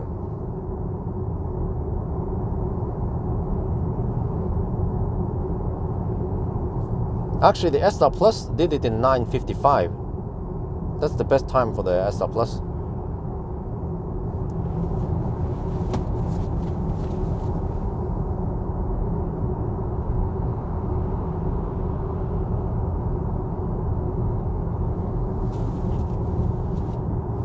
Okay, here's the rigger. 31.5. I lost a little bit of heat on the 31.5. Well, I mean, we start with 6%, so I think that's good enough. Yeah, because actually you don't want to get it too cold. So we're gonna ideally want to have it close to 10%, so we can still get the 170 kilowatt. But at Strømstad we had, I wonder if it was 32 degrees, 33 degrees, and we had 4%, so that was slightly worse. Let's see now. I will just take it easy, no hard acceleration or anything. 31.3 degrees, okay. I guess that's the best we can do. It can't be more perfect than this, or if it's still rapid gates, then so be it. Then I tried my best.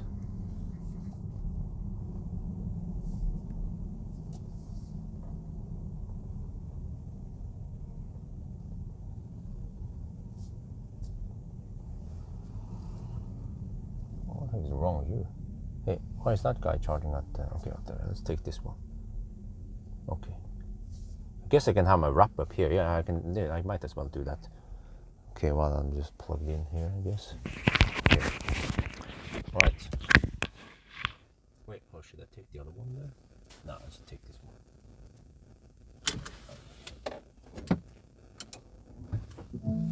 Okay, 31 degrees.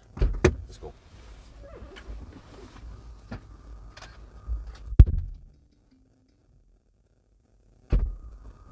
Well, I forgot I don't have to rush that hard. I can wait a couple of minutes.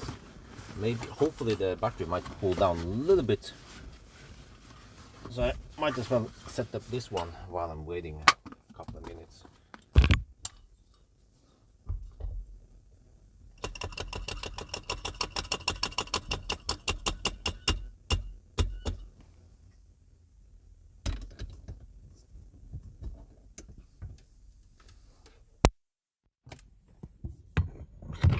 Okay, we are ready. Are you guys ready?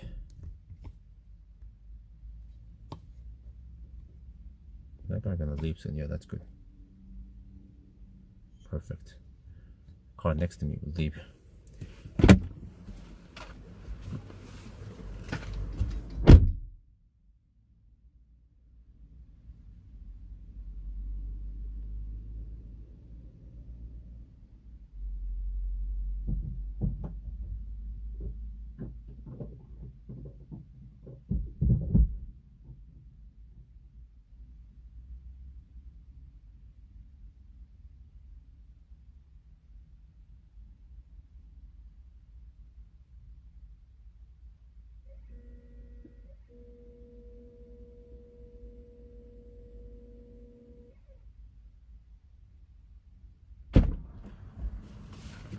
Okay, let's see now.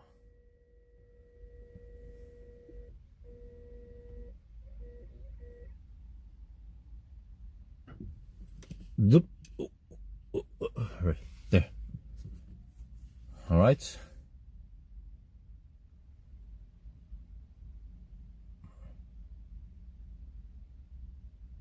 Let's see.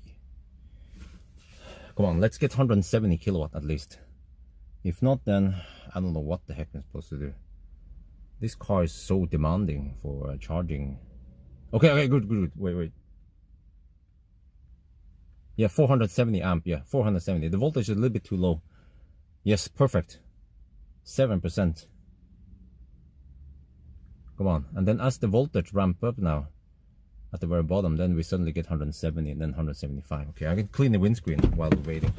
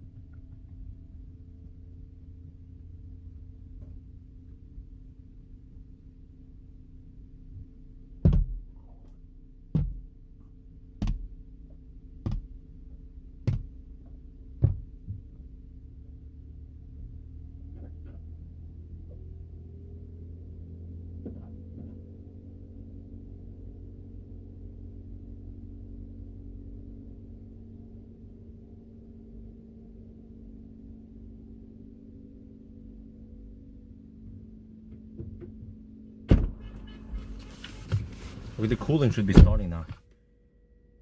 Yes. Can we B-roll this one before I move?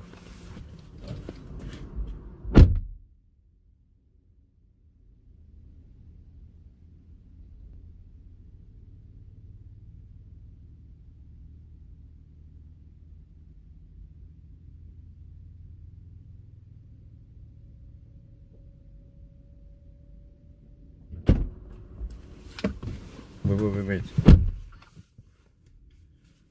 Not yet, I guess. Well, let's get this one ready.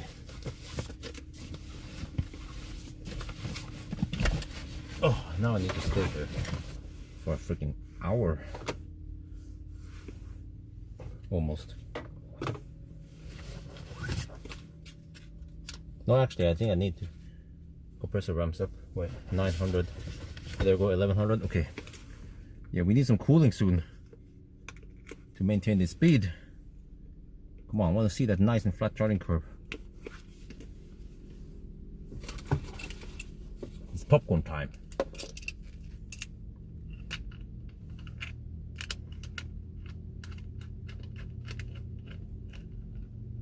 What, did I really disturb it?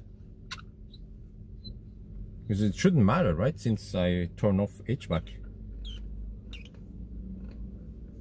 Or maybe I did a little bit of disturbance. Well, so just opening and closing the door might actually mess up some of that. Really?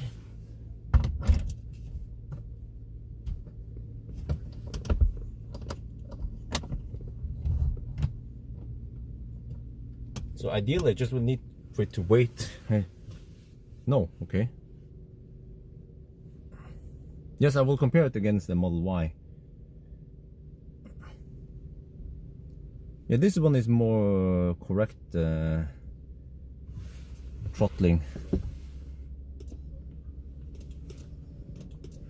Temperature rises as expected, but this is still nice and flat. Oh, I should end now, yeah, before the sun comes up. Because I will then get sun in my face. That's kind of bad. So better hurry and do the end now.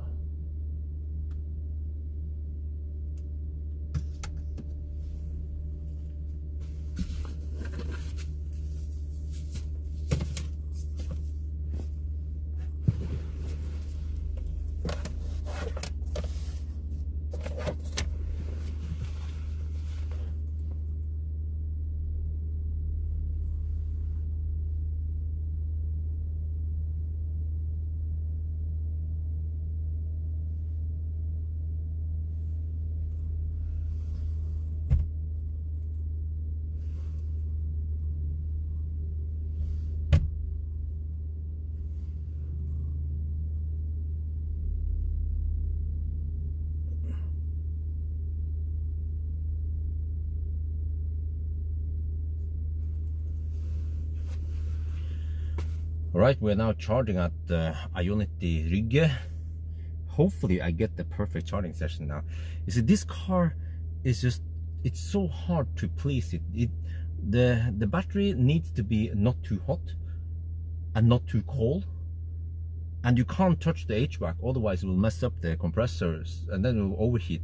But okay, so anyway, so 10 hours, what the heck? 10 hours with a kaput battery. It was 10 hours and 25 minutes. This one is 25 minutes faster, but okay, some of it is, this has of course something to do with that the battery is okay, but also I learned that what you need to do with the ID5 GTX is that you have to arrive with roughly 5%. If you arrive with 10-15%, then you won't see the 170 kilowatts, like we actually saw one time at Spekkere, wasn't it? So, but look at the table now. So 10 hours, that's the same time as Ioniq 5. Ioniq 5, why the heck did the Ioniq 5? Oh, the Ioniq 5 was thirstier, but it was kind of wet also, so that's a little bit unfair. But EV6 was 955. Ooh, and the EV6 was also thirstier, but it was cold. So okay, we should try EV6 or Ioniq 5 in summer then, right? But then those cars might rapid gate. What's up with cars rapid gating nowadays, huh? Modern EVs coming out. And also the problem with the EV6 is that if it's too hot and I have to fire up the HVAC, then it steals the compressor that it should be using for cooling down the battery. But okay, anyway, so what you can do is that when you drive your ID5 and you plug it in that Ionity, just don't go inside the car. Just take a burger or something, and then you come back after 20 minutes, half an hour, and you're pretty good. But 10 hours, man, this is actually, when I think about it, it's the fastest car in this class. Well, only beaten by EV6, yeah, I guess. But really impressive how fast you can do it. And also, I didn't expect it to be that fast, really. Compared to oh, but Enyaq, Skoda Enyaq Coupe should be even faster, slightly faster than this, because it's more efficient, but maybe not that much. So maybe 5 minutes faster only. So, but of course I will test it once I get it. So yes, finally we did it. We took the extra time, 12 hours extra it will take roughly total now, just to retest this. But it was important to retest this because you can assume that, but the new battery will be a little bit faster on the, no, it was 25 minutes faster. So yes, I think that's gonna be it for now. I hope you guys enjoyed this video. As always, thank you for watching and talk to you later.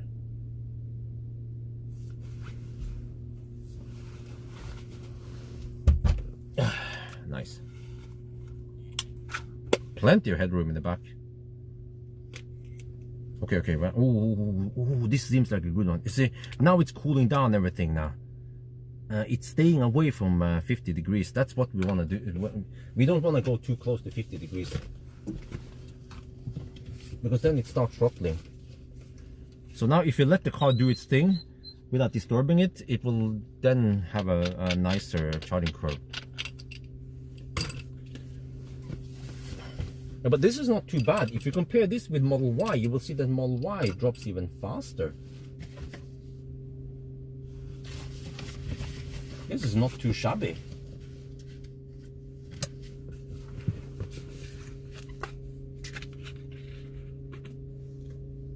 Just want to see what happens at 40% now.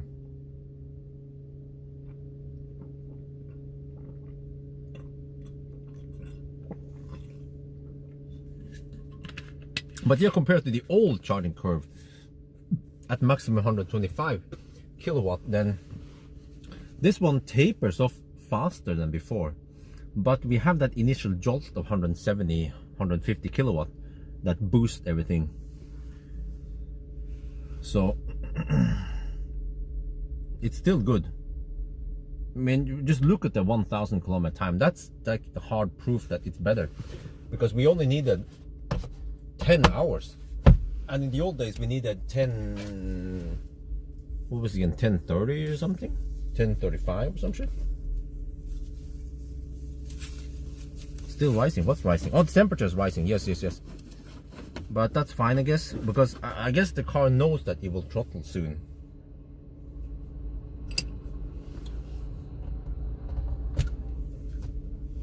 So it's like, no problemo. You can just, it will allow the temperature to rise a little bit.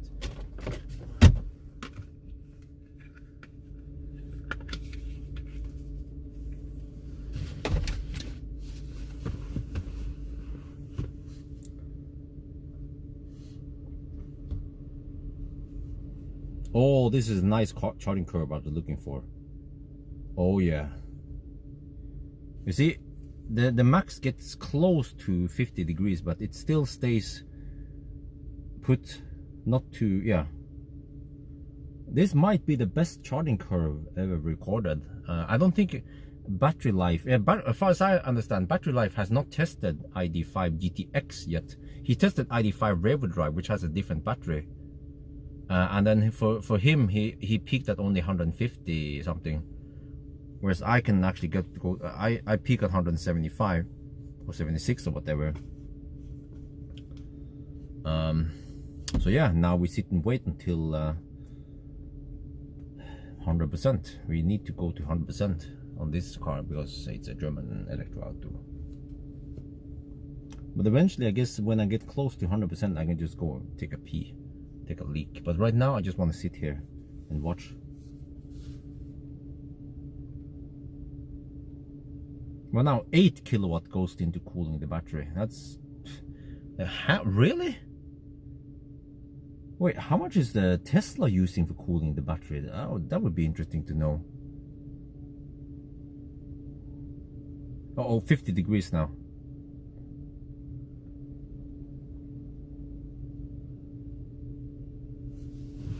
But it's still not throttling that much. It's still nice and flat. This is exactly what I was looking for.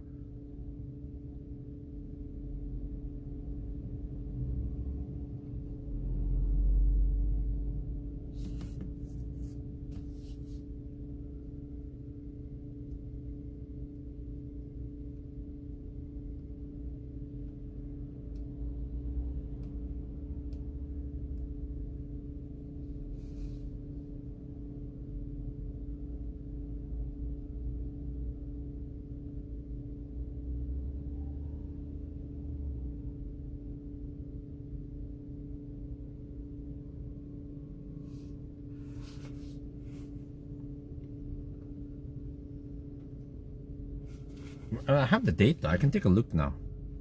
Let me check here. I have the spreadsheet for charting curves. Right, let's see. For Model Y performance, for example. Okay, reloaded. Model Y performance. Okay, so it was quite schnell. Well, actually, damn. Actually, the Model Y performance is still kick-ass. Like 175 kilowatt at 24%. Damn. Okay, but anyway, at 48%, the Model Y was down to 106 kilowatt. Oh. Okay, it's gonna be hard to beat the Model Y even. We'll see, I guess. Okay. The race is on. This is the best charging session we ever recorded now on this ID5, because there was one guy. Yeah, the reason why I want to record the best charging session was that there was one guy claiming that ID5 charges faster than Model Y. I was like, huh? Do you know what you're talking about? The Model Y actually charges quite fast. So I don't know where he got his number from, but this one, at least I have proof. We can check it out now. and see which car is charging the fastest. It's gonna be the ultimate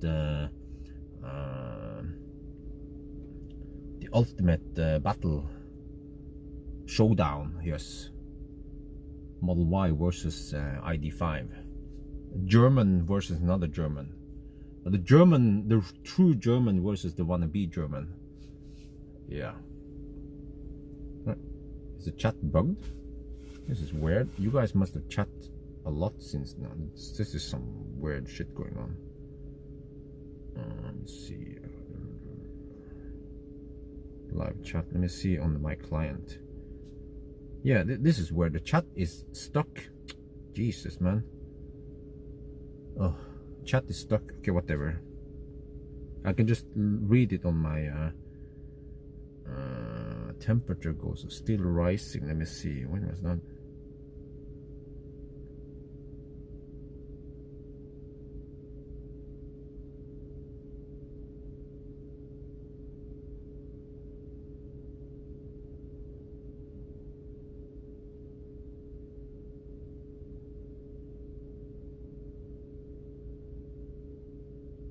Just keeping it below 50 degrees, and then if you fire up the heater or something, it will then steal the cooling, and then the car is like, oh fuck this shit, I can't keep up with the cooling, and then it needs to throttle back quite massively on the charging speed.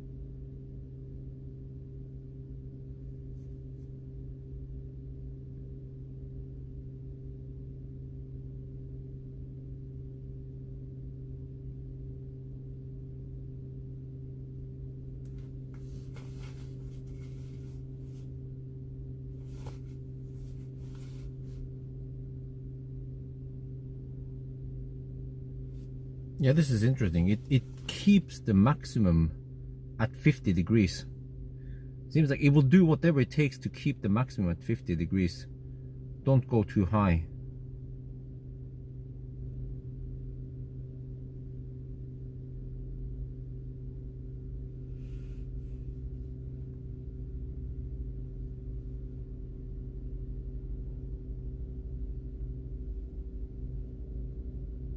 But why are the car manufacturing cheaping out on just one compressor? Okay, so again, like the way I understand, even when the Falcon has 2 compressors, one compressor dedicated for the battery cooling and one extra compressor for the cabin. And then I think the car will, we know that if it's for the most part, it will only need one compressor, I guess, and then sometimes it needs both of them, and most of the time you don't notice anything. But in case it's quite hot outside and the battery needs to cool down a lot, then you get this notification that cooling down the battery is something supercharging, and you might feel a bit there's slight discomfort in cooling. Basically what the car says is that we are prioritizing to cool down the battery, so you might not get the best cooling in the cabin. That's the way to go, the Tesla way. Like, BMW i3, Kia EV6, Ioniq 5. I mean, for the i3, I can understand they took some shortcut back in the days. That car is 6 years old. Wait, how old is it again? Yeah, but like, why with MEB platform and with the eGMB platform, why did they take the shortcuts there? I don't get it.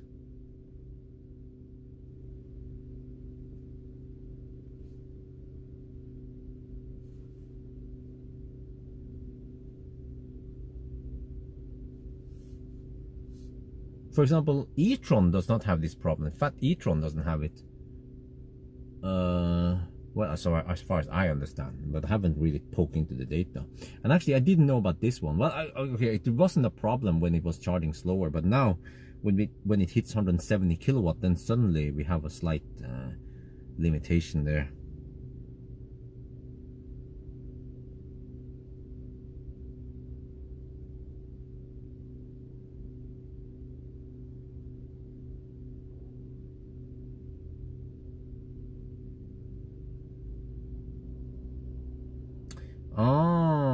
Oh yeah, I see the problem. Yes, you see, it goes kind of slow now. So the regular ID5 has a bit different chemistry, and it goes nice and flat. I've seen it on battery life. It goes nice and flat. You get insane 120 kilowatt or some crazy shit, all the way to almost 80%. Whereas now, of course, it falls behind. But for the 1,000 kilometer challenge, we didn't have to go to 80%. We went for 45 or 50 something. We went for 60%. Yeah, we went between 45 and 60% only. So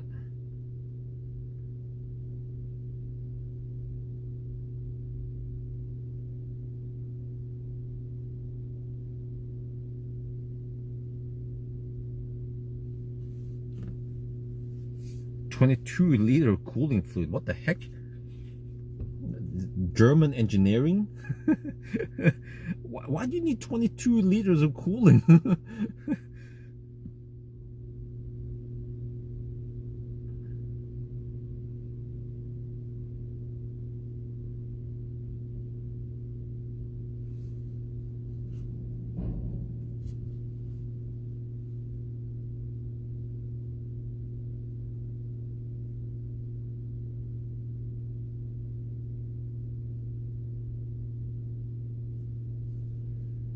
High peak power? No, well, I guess it depends.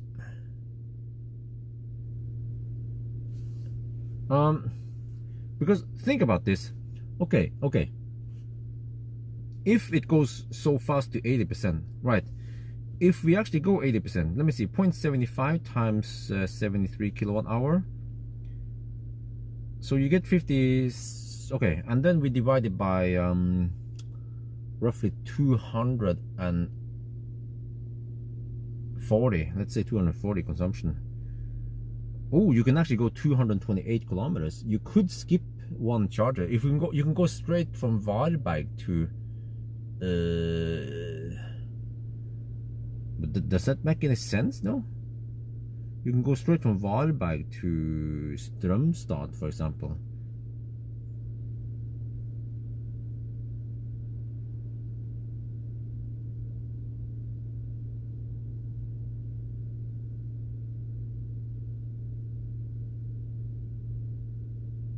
Well, okay, I have to check, but I mean, this car goes quite fast to 60% at least. And I wonder if we go to, let's say, 70% or whatever that is more common, then the time might be the same. I mean, if I can choose, I will take higher peak rate. Because if you think about this, what is the best? To have high peak and then lower rate on the higher end. Well, as long as it takes the same time to reach, let's say 70-75%, then I would take the higher peak, because then it means that if I want to, I can ride on the high peak like we did today. But if you're stuck with maximum 135 kilowatt, then you are kind of stuck with it. Then you are more or less forced to sit and camp until you get lower than, let's say, 110 kilowatt before you leave. But then you might not always be able to utilize it, because think about this: if you're riding on Ionity Wave and you have to go from Varberg to Helsingborg and you need 60%, like I did, then having 100, then charging fast to 80% makes no sense, or you don't have any benefits past 60%, because you only need 60. You know what I mean?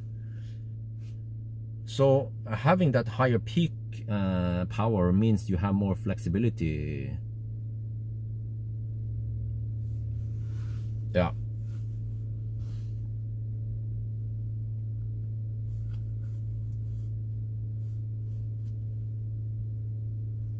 Well, but it depends. But of course, it depends. I think from what I've seen, yes, the other charging curve, the ID5 charging curve, goes faster to 80-90%, which then works better for people who need to charge to 80-90%.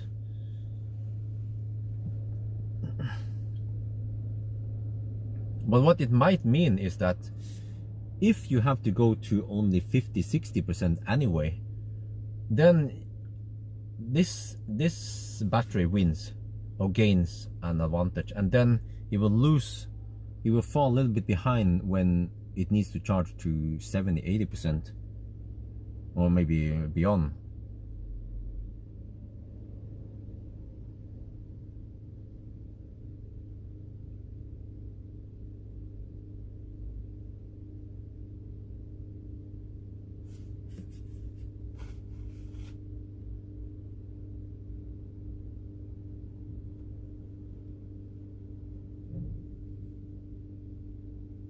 But I can imagine how it would be if I did this with the ID5, not GTX.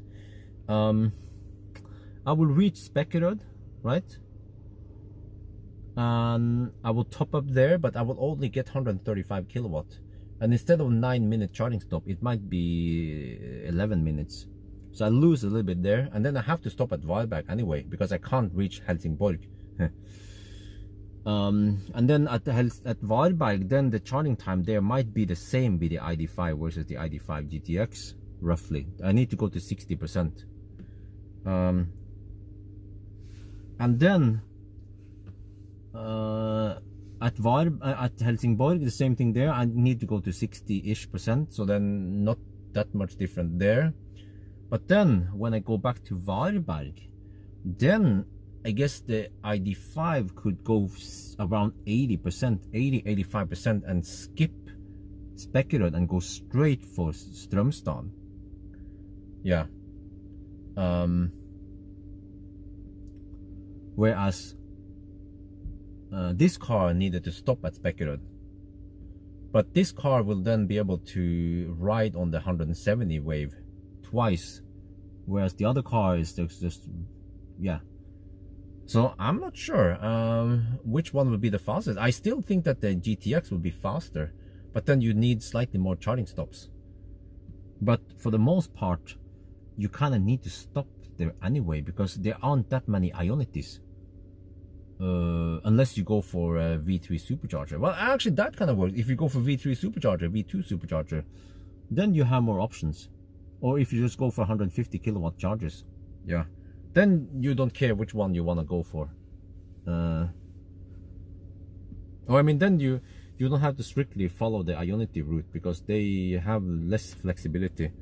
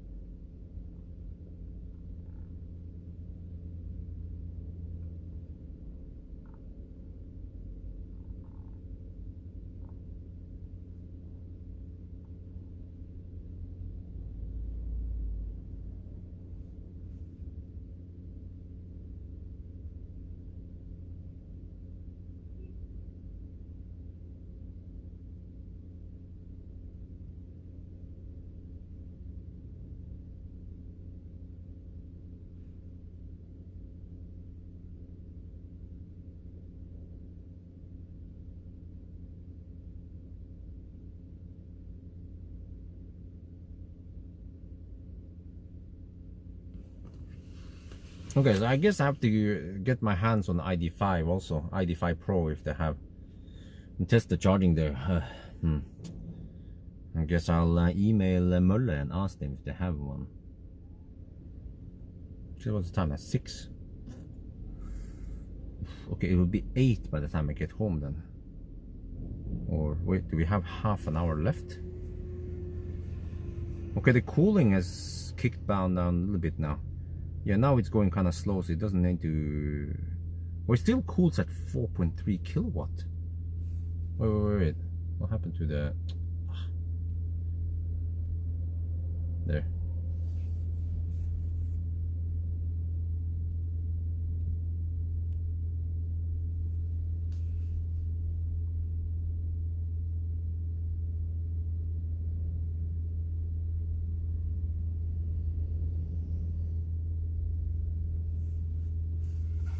Okay, maybe I can go to the restroom soon.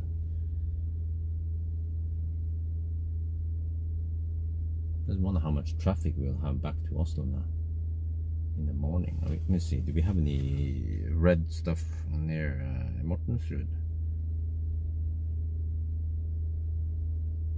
Oh yes, oh yeah, every freaking morning. Okay.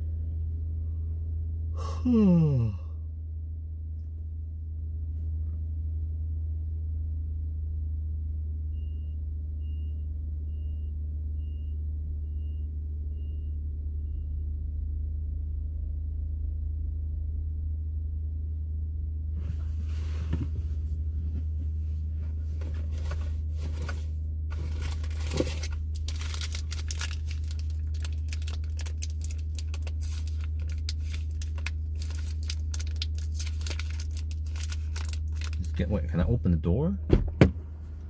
Oh, okay, it's not messing up anything. Okay, that's good. Oh. It's getting kind of hot in here now. The sun is shining in.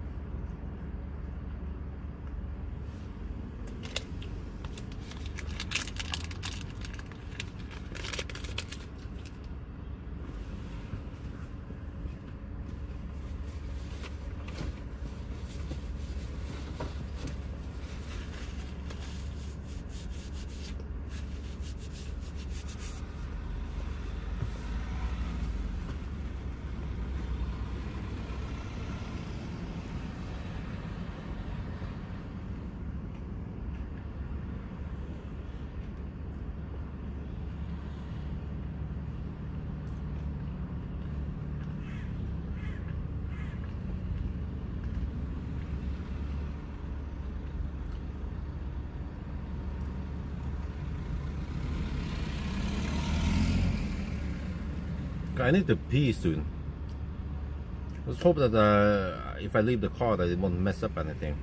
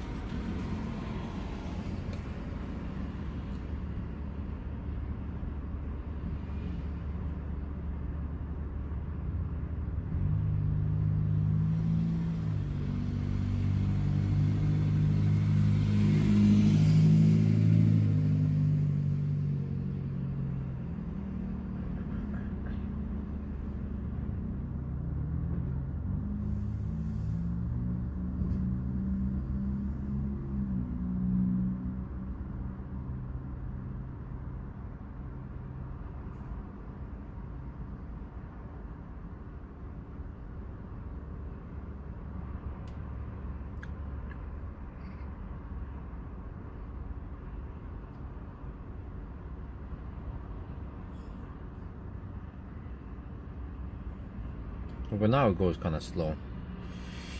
Well, actually, do I even bother going to 100%? I tend to go 100% on German cars anyway, right?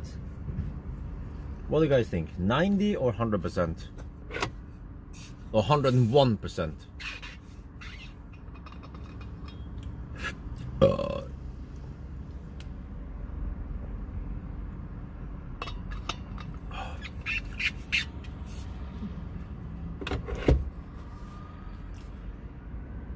But I think I need to go to the toilet now anyway. Either way, and then we can decide what to do. Alright, I'll be back.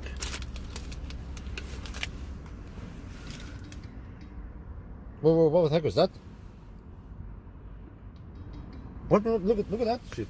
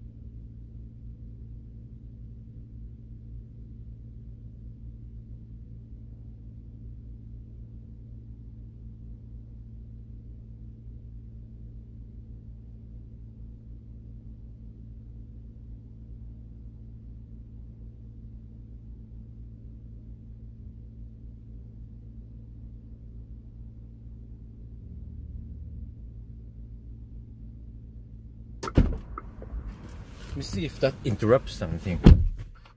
No, that was fine.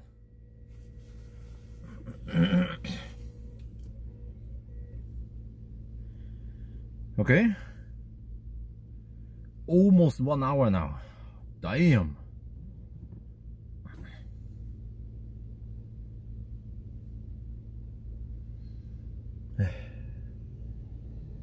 But yeah, 28 kilowatt towards the end.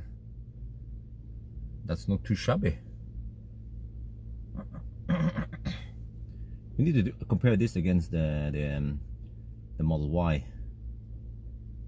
Well, actually, but I didn't charge it to 100%, did I? I don't remember. Well, I can check. I have the data here. I don't remember if I charged 100%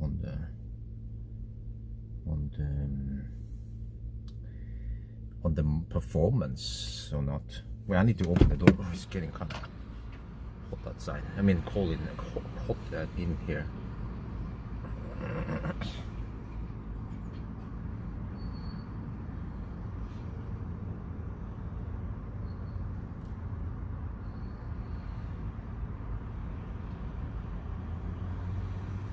Okay, Model Y performance. Let me see.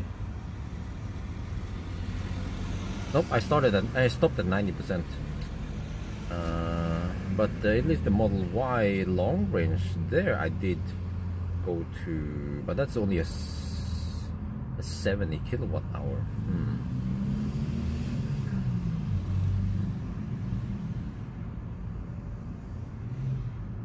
Shouldn't look at the log what happened last night. Okay, once I get home I have to change diaper. The baby hasn't changed diaper since 5, so I'll be home at 8, 3 hours. So 5 at night they will change diaper, but wait, before that one, huh? What? Before that one, then the last diaper change yesterday was, okay, right before midnight. Okay, so it was 5 hours between the diaper change last night. My wife is breastfeeding right now. Let me see. She's breastfeeding. Okay, midnight, 1, 2. Holy shit. 2. Wifey hasn't had much sleep. She needs some rest. I have to get back home ASAP. Okay, come on. It's gonna finish soon, right? Well, the car should tell me how fast it will. It gives me quite a good estimation. Okay, in 4 minutes we'll finish. All right.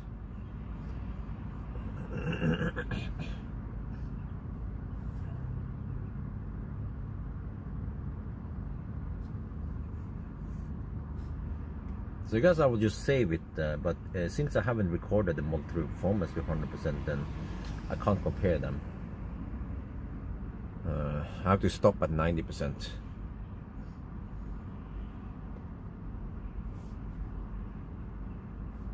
99%. Let's see, how is the traffic, by the way? Going back home. Oh, it's red. 5-minute delay at Mortensrud. Okay, by the time I get there, it might be slightly less. So it'll take 1 hour for me to get home. Okay. Well. Welcome to Stau.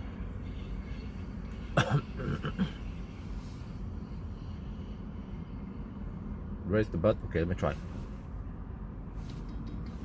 Look at that. I raise my butt. AC stops. Even if I set the car to keep HVAC off. Yeah, so that's kind of interesting. If I raise the butt, then it kind of resets the whole compressor thing. It messes up that one.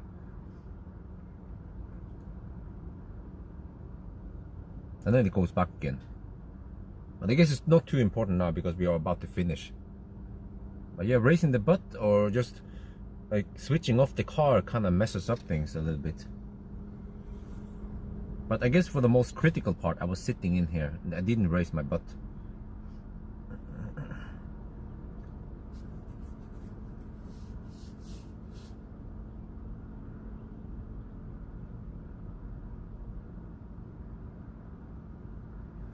Okay, let me see, it should finish soon.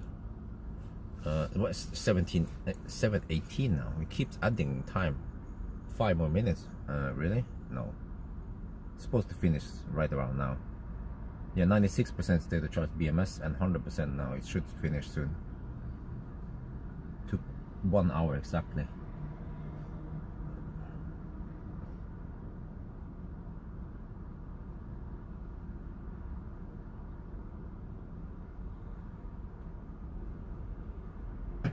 There, click. Done. D-O-N.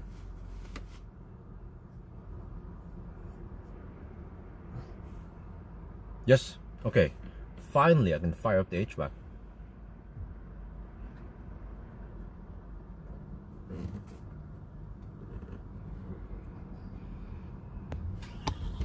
Okay, let's go. Back home. To wifey.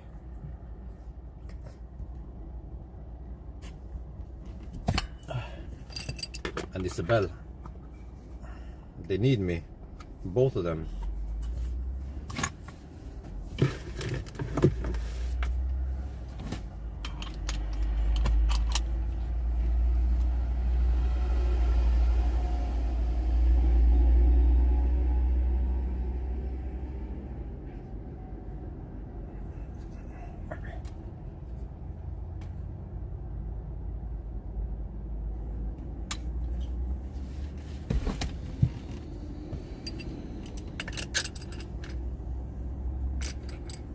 So this car does some weird shit.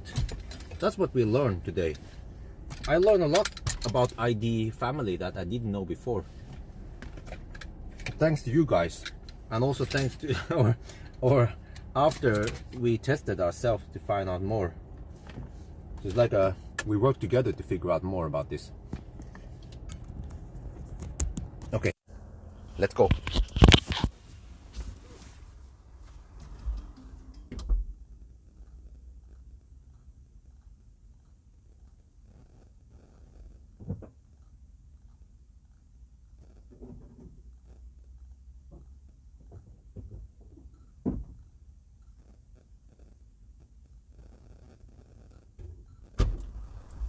I think now I need to take off my jacket because man's not hot. Or actually man's hot.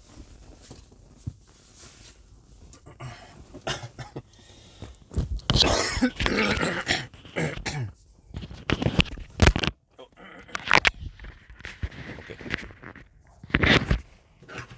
Online mode. Okay, let's go.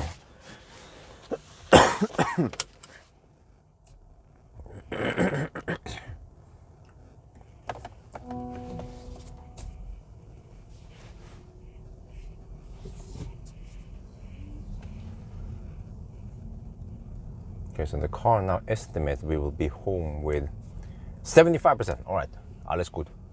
Let's go. All right. That took some time, but I'm pretty sure we have the most, or the, what do you call it? The best charging curve now.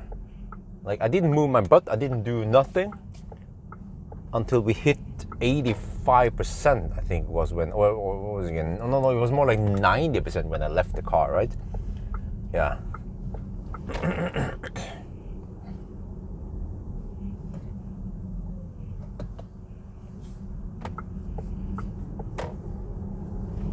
Okay. Now traffic, whatever.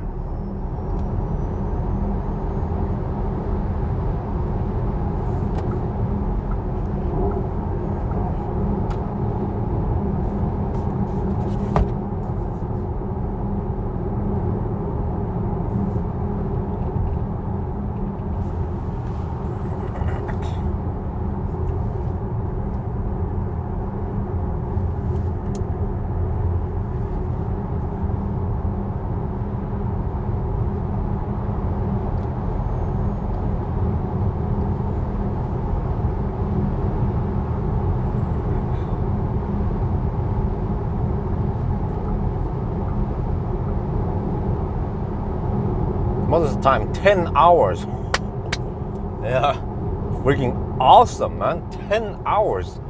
no other cars can match that. Well, okay, except for Ioniq 5 and EV6. They actually have similar space also. That's the crazy part. Yeah. But this car, you see, the crazy part is this. Well, no. Well, actually, I haven't been able to try EV6 and Ioniq 5 in summer yet. Because those cars tend to cold gate and then they rapid gate. Wait, so how was it again? In summer, in winter, they cold gated and then rapid gated. So in summer, they will rapid gate and then rapid gate some more. Well, at least the consumption will be lower, right? So I guess I should, yeah. I think people want to see that shit. Yeah, let's borrow an EV6. If I could choose between Ioniq 5 and EV6, then maybe there's more hype around Ioniq 5. Okay, I have to figure out. Yeah. No. Actually, the EV6 also got some lots of views. EV6 GT. Okay. If I can borrow an EV6 and do some summer run, that would be awesome.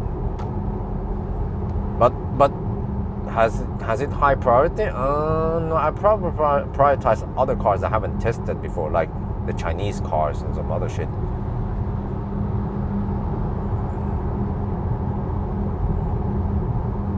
If I get my hands on the Xpeng P7, for example, I talked to the Xpeng people and they were like, "Oh yeah, you can borrow a car." Yeah, okay, so that's fine, because last time I asked some Xpeng people, they were like, "We are not ready yet." Okay, hopefully they're ready now, because I was born ready.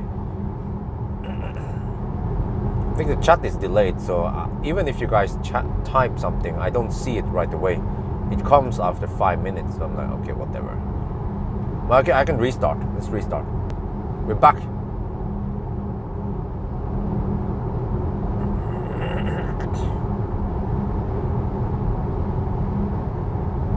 So, this makes me wonder if I would get the rear-wheel drive ID5. It would be slightly more efficient, but not that much really. And it will have a flatter charging curve but lower peak. I think ID5 rear-wheel drive would be slower, maybe 10 minutes slower, because I was mostly riding on 170 kilowatt wave today. 170 and 150 kilowatt wave. Okay, welcome to left lane huggers land. 7:30 in the morning, and this is what you guys can expect.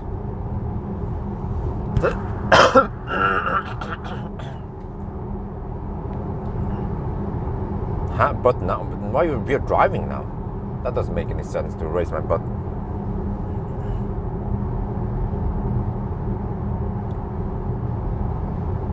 Yeah, I would be pissed if I tried to finish 1,000 kilometers and I get stuck behind these monkeys right now. Like lane discipline, guys? Huh? Anyone? 9? Like that? Oh, Jesus, man.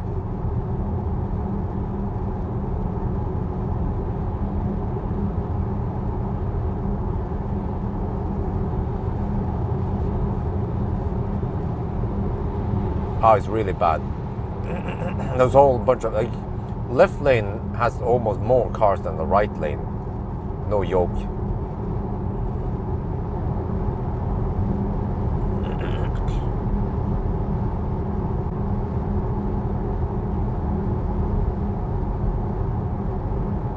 Charge over 50. Well, yeah, see, that's the thing. On the first charging stop at Varberg, I charged to only 39%. Second stop though, I charged to 60%.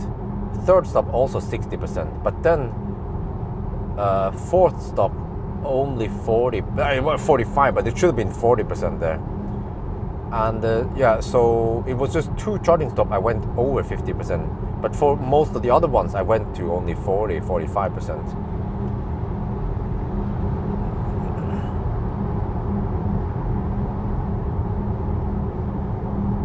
So that's what I mean, that the rear-wheel drive might be 5-10 minutes slower.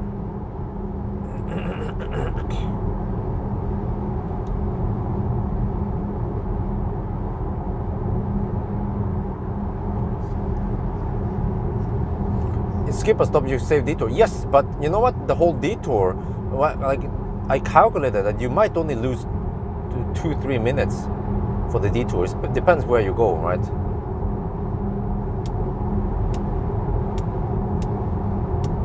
But then how many places can you actually skip? Well, if you know the route, Spekerød, you kind of have to go there. You kind of have to visit Spekerød anyway. And then Varberg, yes, you have to visit Varberg anyway. So it's only one place you can skip, which is from Varberg, and you skip Spekerød on the return and you go straight to Strømstad. That's the only one you can skip.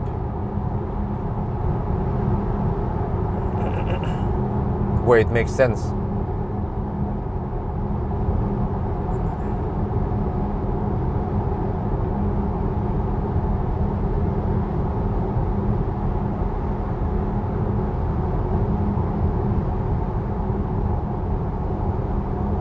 Yeah, well, okay, that's the thing though. Yeah, that's true. That's true. The rear-wheel drive could probably stop at Hoogst. No, wait. Does it make any sense? Spekerød. There is nothing past that one. Yeah, that's the thing. There's nothing past that one. So you kind of had to stop at Spekerød anyway, and then Varberg. And then from Varberg to Helsingborg, then that's the advantage. And then from Helsingborg back to Varberg,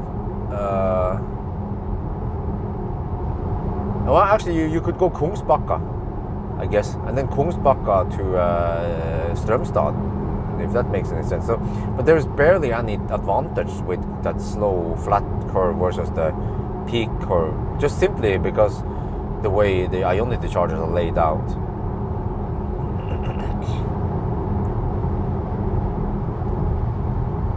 And on the other chargers, I guess.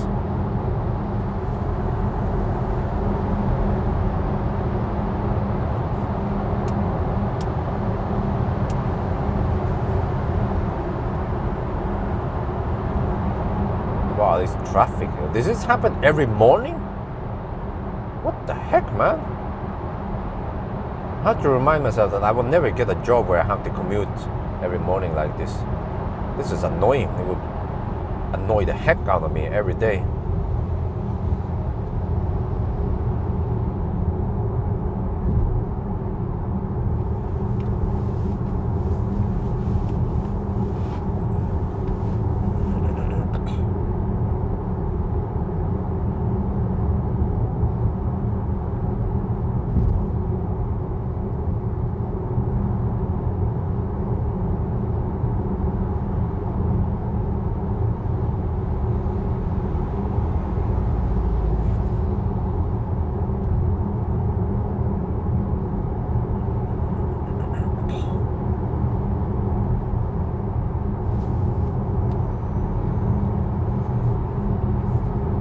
Are you gonna camp? Apparently you are.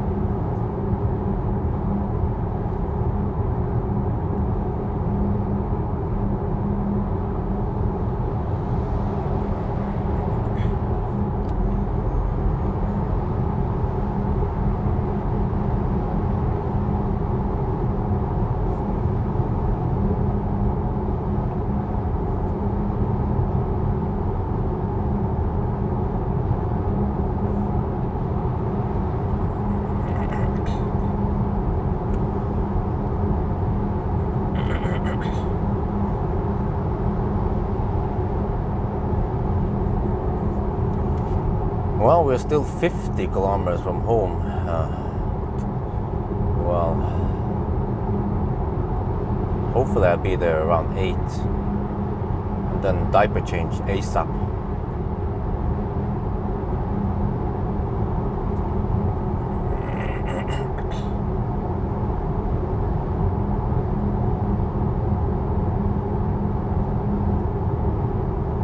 Left lane hugging is the worst, of course. Is there any question? Because left lane hugging leads to having to overtake on the right. If they didn't have left lane hug in the first place, then no problem. Right? How hard is it to understand that?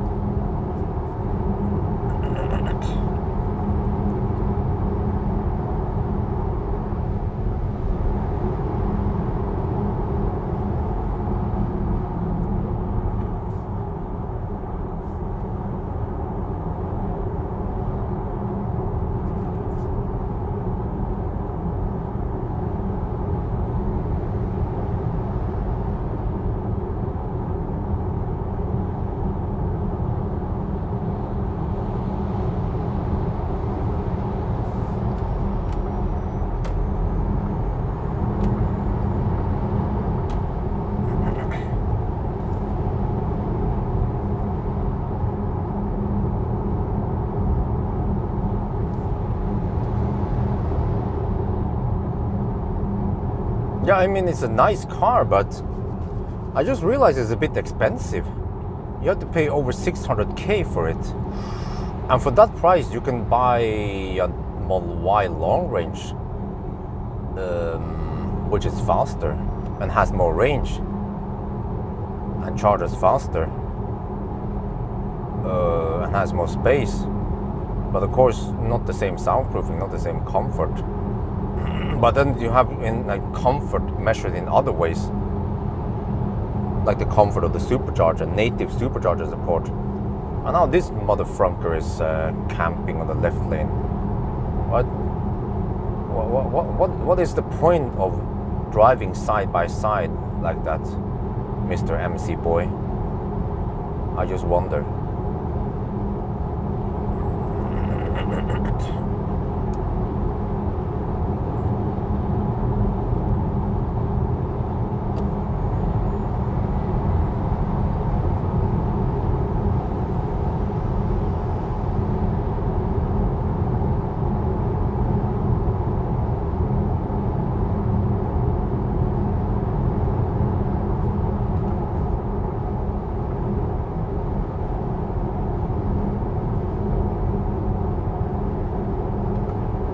But what happened to the 400k ID4 I was seeing earlier? Well, I guess that's like a stripped down ID4. But at least ID4 for 500k. Well, no, but that was the rear wheel drive ID4. Yeah, I guess once you add up ID5 and GTX and stuff, then it becomes 600k suddenly.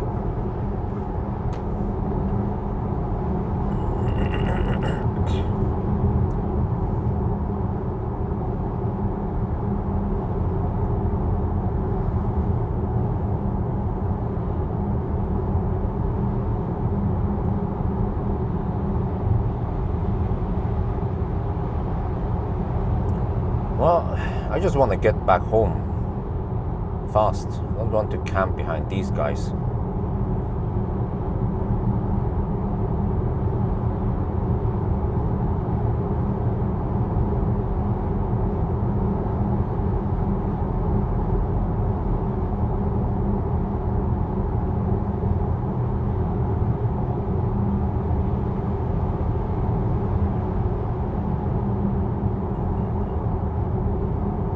Starts at lower price, but that's the thing. Starts at lower price, but if you look at the stripped down model, if you look at the stripped down ID4, like, do you even get adaptive cruise control and auto steer, right? So Tesla is like all inclusive. Even if you buy just the base model with nothing extras, you still get very well equipped car. Autopilot is standard. Motorized liftgate is standard. The biggest screen is standard. Double glazed window is standard. The awesome headlight standard. What else? Yeah.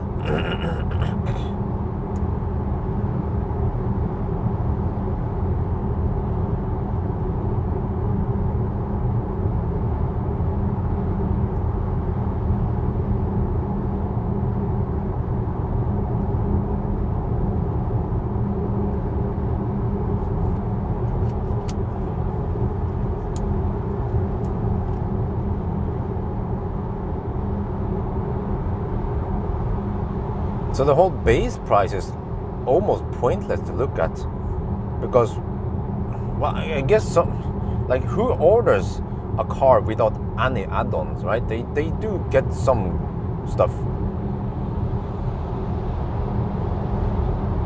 And I guess Tesla figured out that, well, I guess based on the old configuration, they figured out that, okay, most people who order the car, they want autopilot.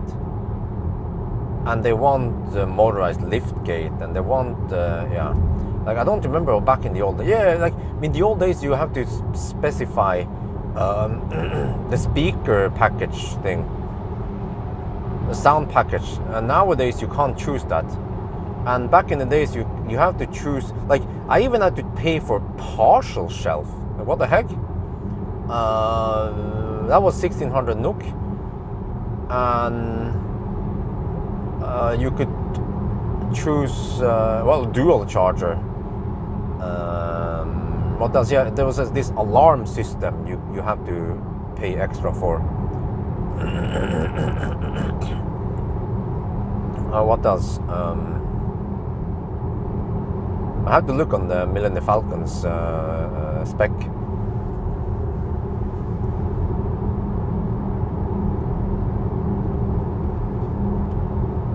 Yeah, I think I had to pay for extra for the park sensors.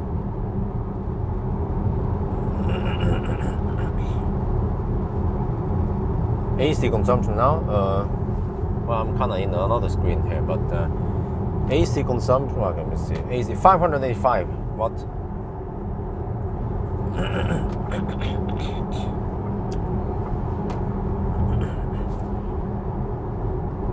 No, but no. The ID5, ID4 headlights wins because they are adaptive, and they turn or swivel.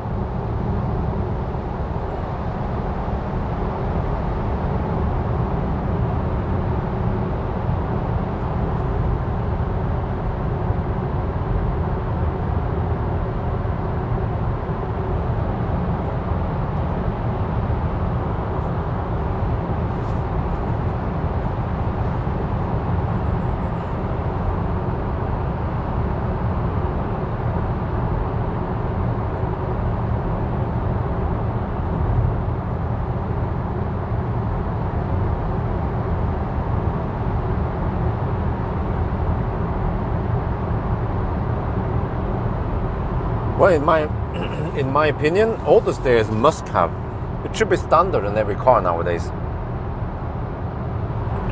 Because most cars, as far as I understand, you already have the hardware there for it. So they might as well enable it, just like Tesla.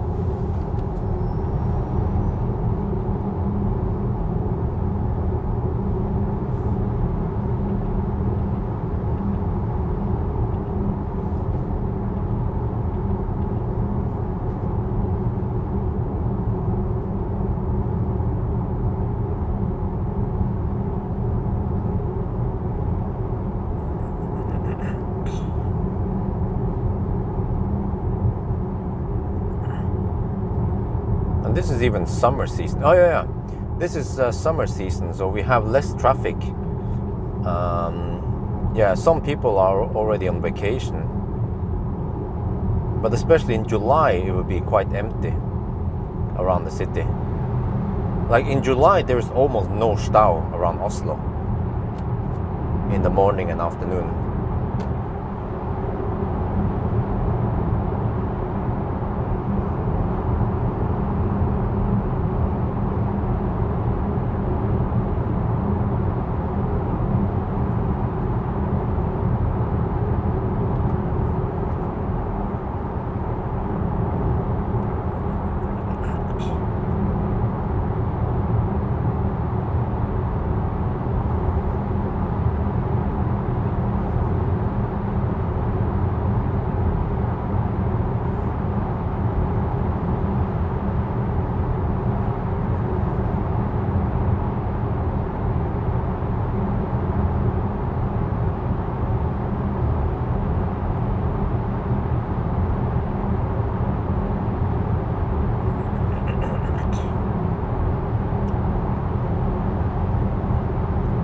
Well, we're almost home, so I will just take a quick end.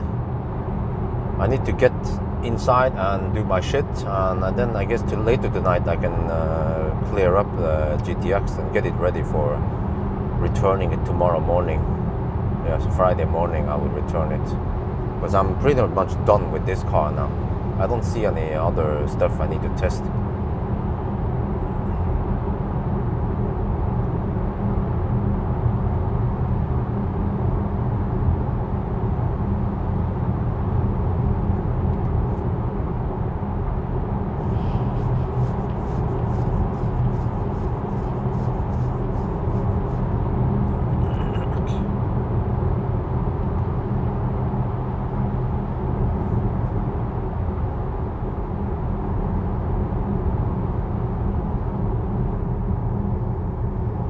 So at least I finished with more time, so I have booked it until Tuesday, but managed to finish it today. Unless there is something else I need to do with this car, like do I have time for it though? Only fans run. Like how far can you actually go? Well, this car should be able to go more than 500 kilometers in only fans mode. Because I suspect that the HVAC or the AC is kind of thirsty. I mean, just look how it sucks down juice just to cool down the battery. But actually, right now it's 500 watts. Yeah, that's not too bad. 560 watt.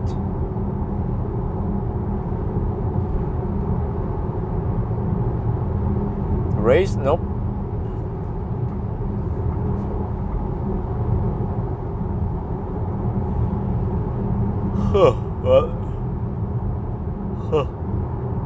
The question is, are people gonna watch it? But I think if I do an OnlyFans run with a Model Y performance, then that would be interesting to watch. With the 19-inch barely legal rims. I shot a video yesterday, but I'm not too happy with the stability. It was a bit too shaky. So I might have to redo it maybe tonight. Yeah. Oh, but I'm driving this car tonight. Okay. Well, I guess I can drive the Model Y not too late then. And then I drive this one later tonight. Yeah. That sounds like a plan. But I need some sleep. At least I need a nap. I just need 4-hour nap this morning now. So then we can go out around noon and I can do something fun, I guess. Or at least 3-hour nap, yeah. How about that? That would be heaven for me.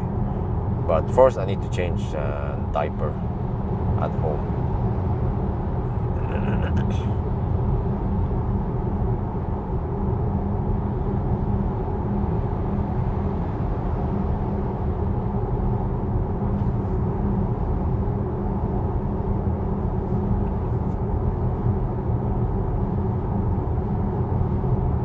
But if you're just gonna camp there behind the motorcycle, then you might as well go behind the motorcycle.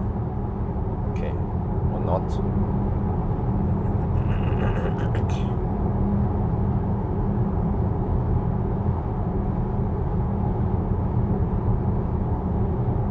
Now the motorcycle is gonna go in front. Yeah, you see.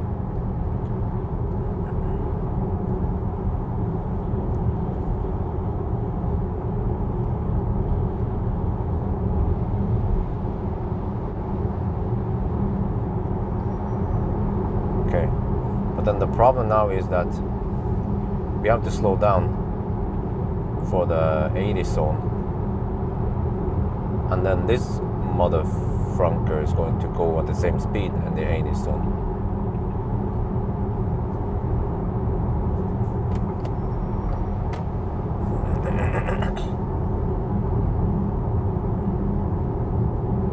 Well, the motorcycle just hammers it now. There's too much foolishness going on the highways. You just need to stay away from this. It's gonna piss me off.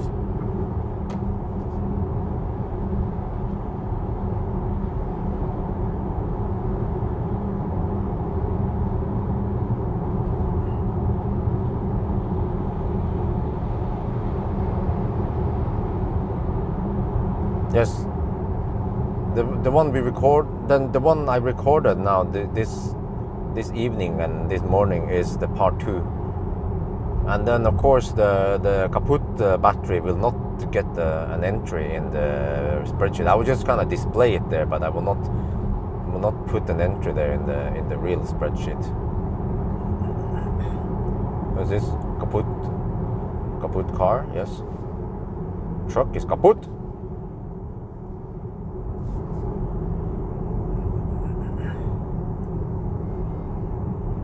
That might have caused some stau earlier, but not now.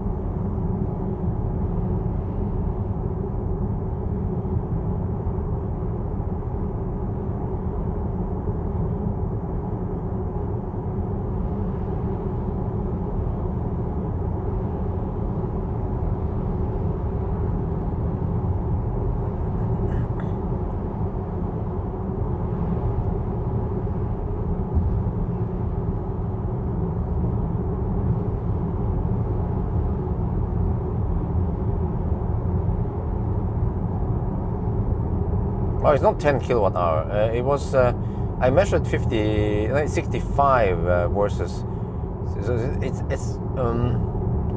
it's 8 kilowatt hour difference. But the main difference is that it was charging faster now. Plus that I nailed the charging stops better today. Whoa, what the heck? We get stau here. What? This is the kind of shit you have to deal with every morning?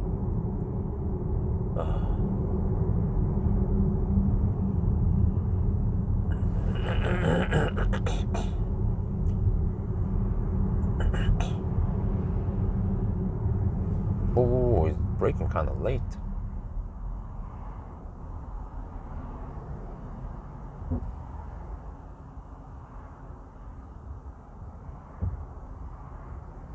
Well, now we test the stop and go traffic. Should be good, right? Because it's made in Stauland.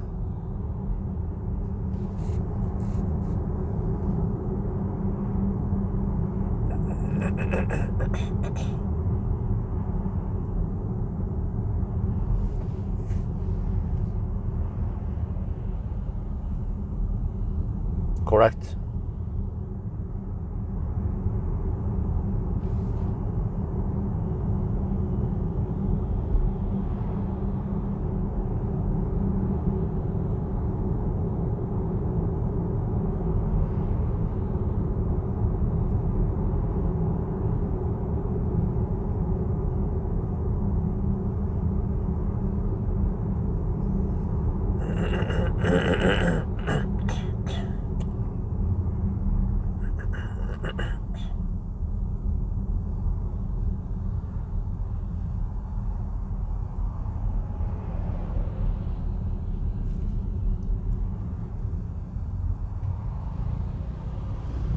Yeah,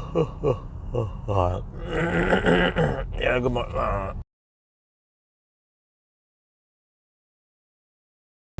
Yeah, good morning. Yeah, why do we have Stau here? What the heck is slowing us down here? 3-minute Stau now. It's just traffic is not flowing well for some reason.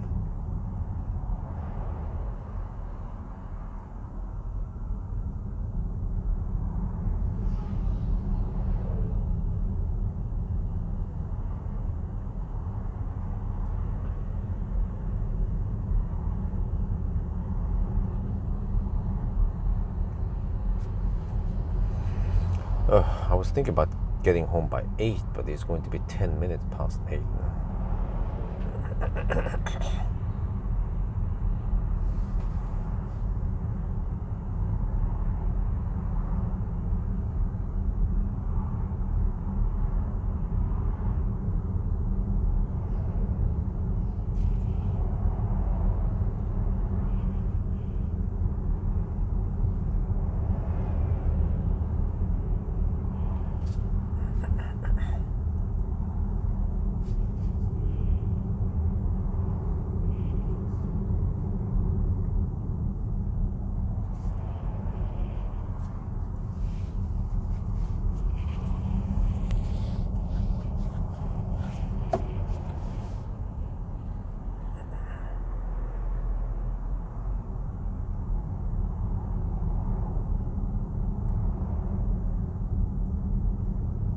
Well, it seems like the right lane goes faster than the left lane.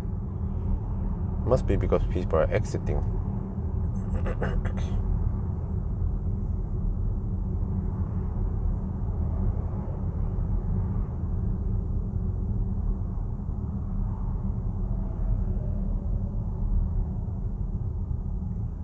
Yeah, let's go here. I don't know why the right lane is faster. It just seems to be it. Like, they recognize cars that I passed earlier and they suddenly passed me on the right lane.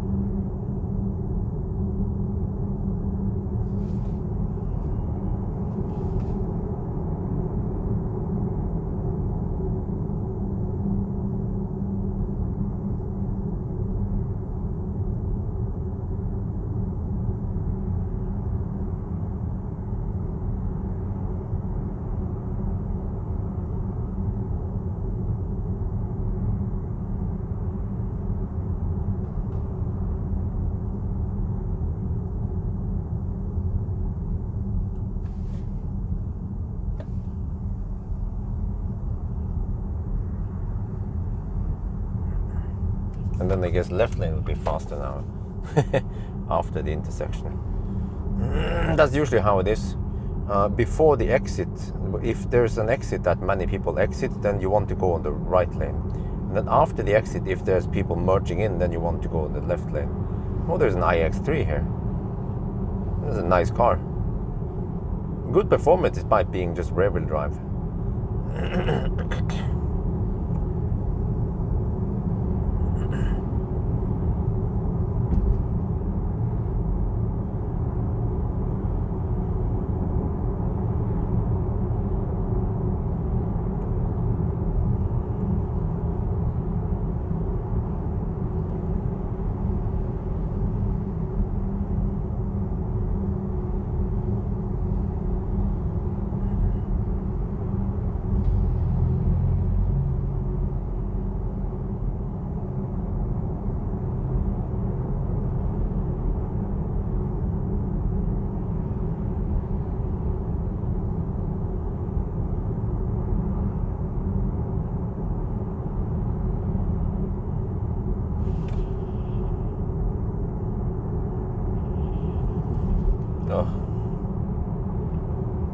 Okay, well, this is not something I prefer doing. I hate traffic.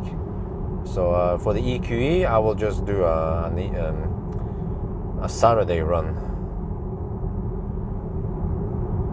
And then eventually, when Maya goes home, then I have to get barnevakt. At least barnevakt for 4 hours, maybe 4 to 6 hours while I'm gone. And of course, there'll be a little bit of maybe downtime when there is no barnevakt, but then it should be fine, right? Okay, I'm about to exit over here soon. Wait, does this one have any time limits and shit?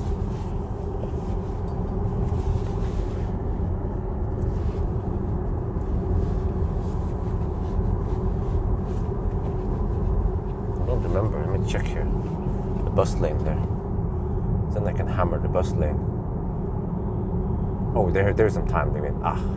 Scheisse. Where is that? 6 to 9.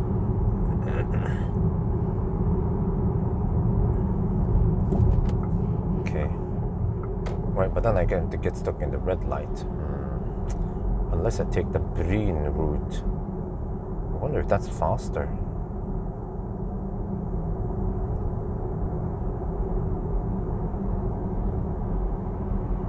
I don't know how slow. Let's try another route this time. Seems like many people go that way. Yeah, they do. Huh. Okay, I'm gonna ninja this one instead. Let's see. Oh, there's a freaking leaf. He wants to get in there. Okay, hey, go on, buddy. Get in there, Mr. Leaf Boy. Okay, but then I have to take that Bryn exit. Okay, let's go behind here. Don't want to brake too hard. Okay, he wants to go in there. That's fine. This is a very sharp and short exit. It's Brynseng, yeah, this one.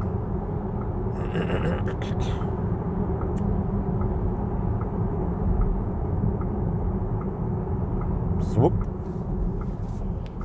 Okay, let's see. And then left.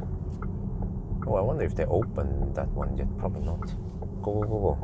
Wait, what? That's, You turn left from the middle of the... Jesus, man. I mean, you turn right and you drive from the middle. You're supposed to place the car close to the direction you're supposed to turn.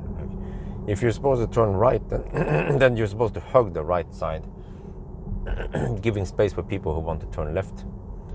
Let me see, that's 9, okay. Europris is not open yet.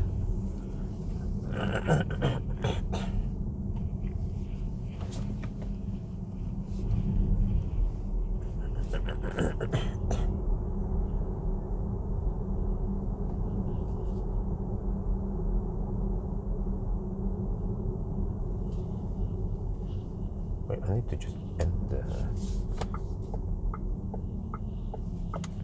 Okay. Wow, there's so much traffic here in the morning. The heck?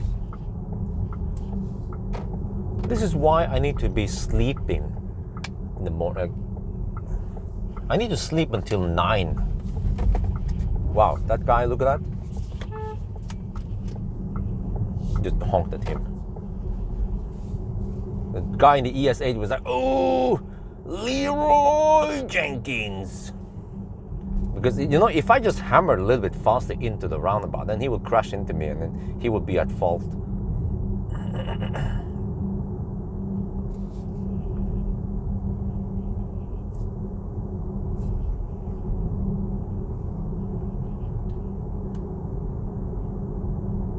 Like I said, there are too many idiots in the traffic today.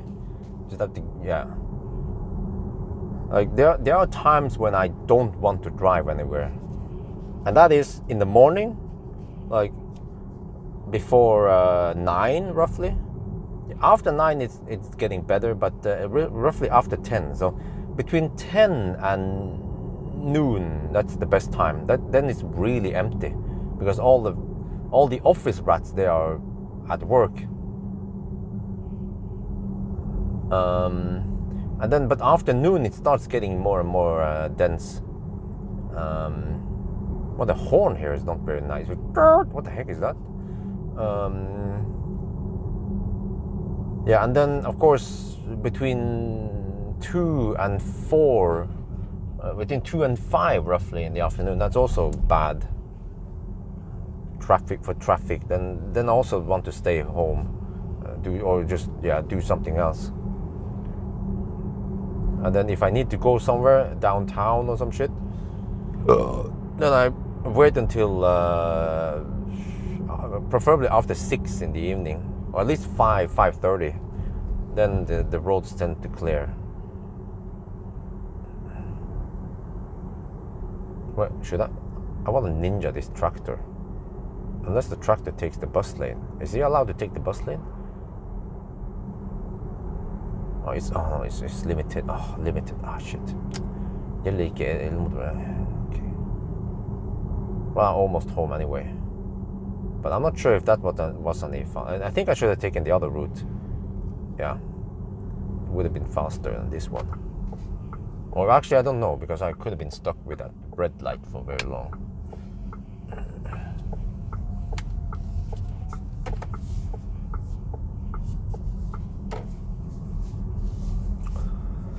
Well, okay, guys, we are back home now, so yeah, and the chat is lagged, so I will wrap up soon.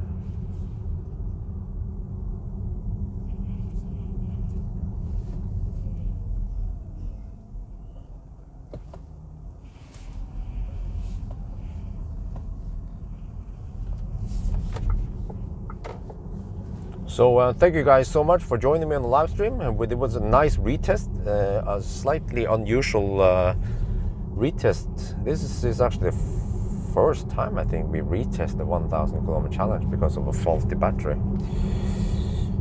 But it was interesting, and it was awesome that we achieved 10 hours. That means that that was the whole 1,000 kilometer challenge. That's what the challenge was all about, to finish within 10 hours, and this car did it. It beat the challenge. Yeah, that's what happened. Front torque, whatever. Sorry, I'm kind of busy in navigating through traffic right now. Oh, is that guy gonna stop? Okay, wow, it's right. Oh, start in the morning. I might actually start live stream already for Friday afternoon, since we are doing range test and charging test, acceleration, noise, and all that stuff, braking test. I suspect E to be very quiet, so the noise test would be superb. Acceleration test, meh. Braking test, nah. Or maybe braking test good, because German cars in general, they do it well in braking test. So it might be Friday afternoon after visiting the midwife thingy. So I might start, but that's I might have to start roughly 3 in the afternoon, which is where Stau happens. But I have no other choice. Or I could switch it up, and I could just do banana box test on Friday afternoon, then just chill, and then I can do. No. And wait. No, I kind of need to do it on Friday. Oh shit. Okay, whatever. But anyway, yes, I'm getting tired. It's 8 in the morning now. I've been up all night. There's the Model Y, by the way, if you guys want to see it. The Model Y performance with 19-inch wheels. Damn. Okay, I'm gonna check it out more. I need to get app access to it, by the way. Wonder why. Maybe Mushkis forgot about it. He needs to add me as a driver so I can get app access. Oh, but okay, we are home. I already done the wrap up, so that's great. There's Mill and the Falcon. Huh? But I already removed their old link description. What? Oh, and part 2, I forgot. Yeah, I removed it in part 1. But of course, part 2 also has it. But at least if I remove it in part 2, then it shouldn't be inherited from now on, or reused. Done. D-U-N. Okay. Let me see. You're back home. Where's the garage opener? All right. But yes, that was awesome. We had some nice conversation today about living in Germany and about tax. Seems to be interesting topics that you guys are also interested in. It's like politics, sports, tax, and life, I guess, is interesting.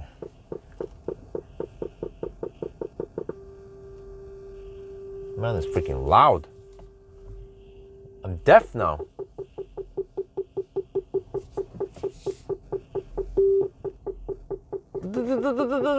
Boom!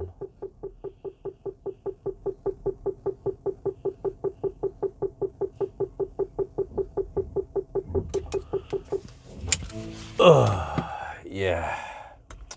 Alright, guys, I need to shave. I need. Wait, what the heck happened there? Okay. Yeah.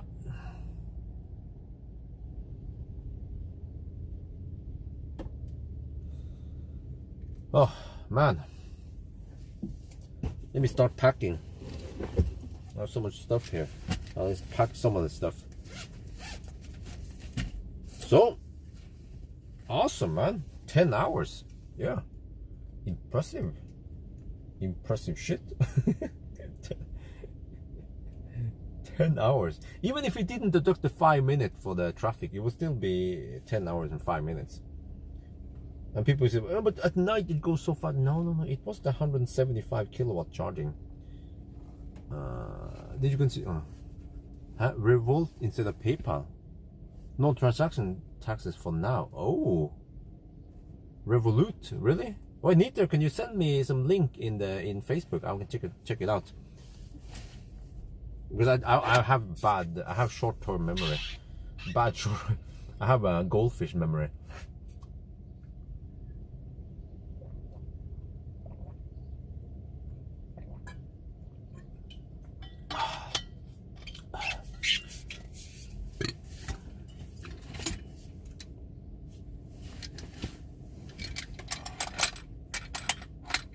Yeah, EQE is freaking expensive.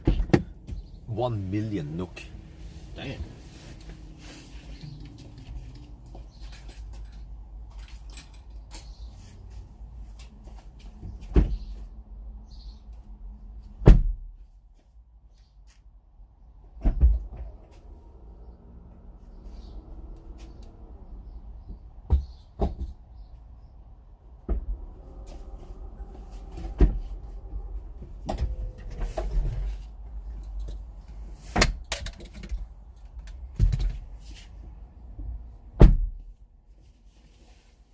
Well, I don't think I need to charge. I have 84%.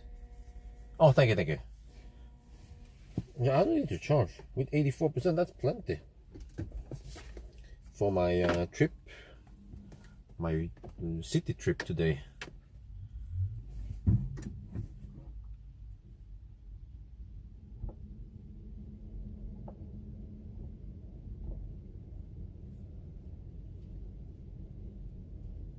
No. We hit 175 kilowatt. We were riding on 175 kilowatt wave today. That's why it kicks so much ass. That in combination with fairly good efficiency, then yeah, that's why we managed 10 hours. But still, the Tesla is faster because Tesla peaks at 200 and, well, the Model Y was slightly more efficient, and the Model Y, yeah, the Model Y probably charged faster to 45-50% that we needed many times. And that's why the Model Y was faster. We will see in the comparison now. I guess once I look at the charging sessions.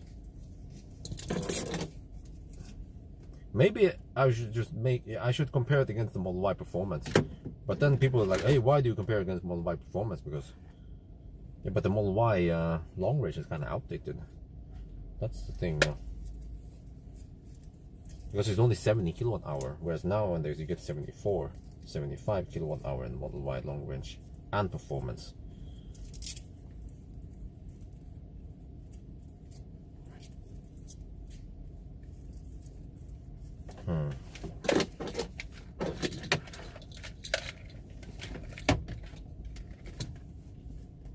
Wait.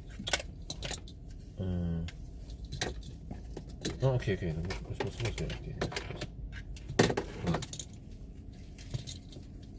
No, it's not the same battery. Okay, let me put some of this stuff away. Let's do a little cleanup. I'm a nomad. I move between cars all the time. So, and again, yes, tomorrow. Oh yeah, freaking tomorrow. Okay. Guys, thank you so much for joining me. Talk to you guys later. Hasta la vista. I'm signing on. I'm trying to kill the live stream now.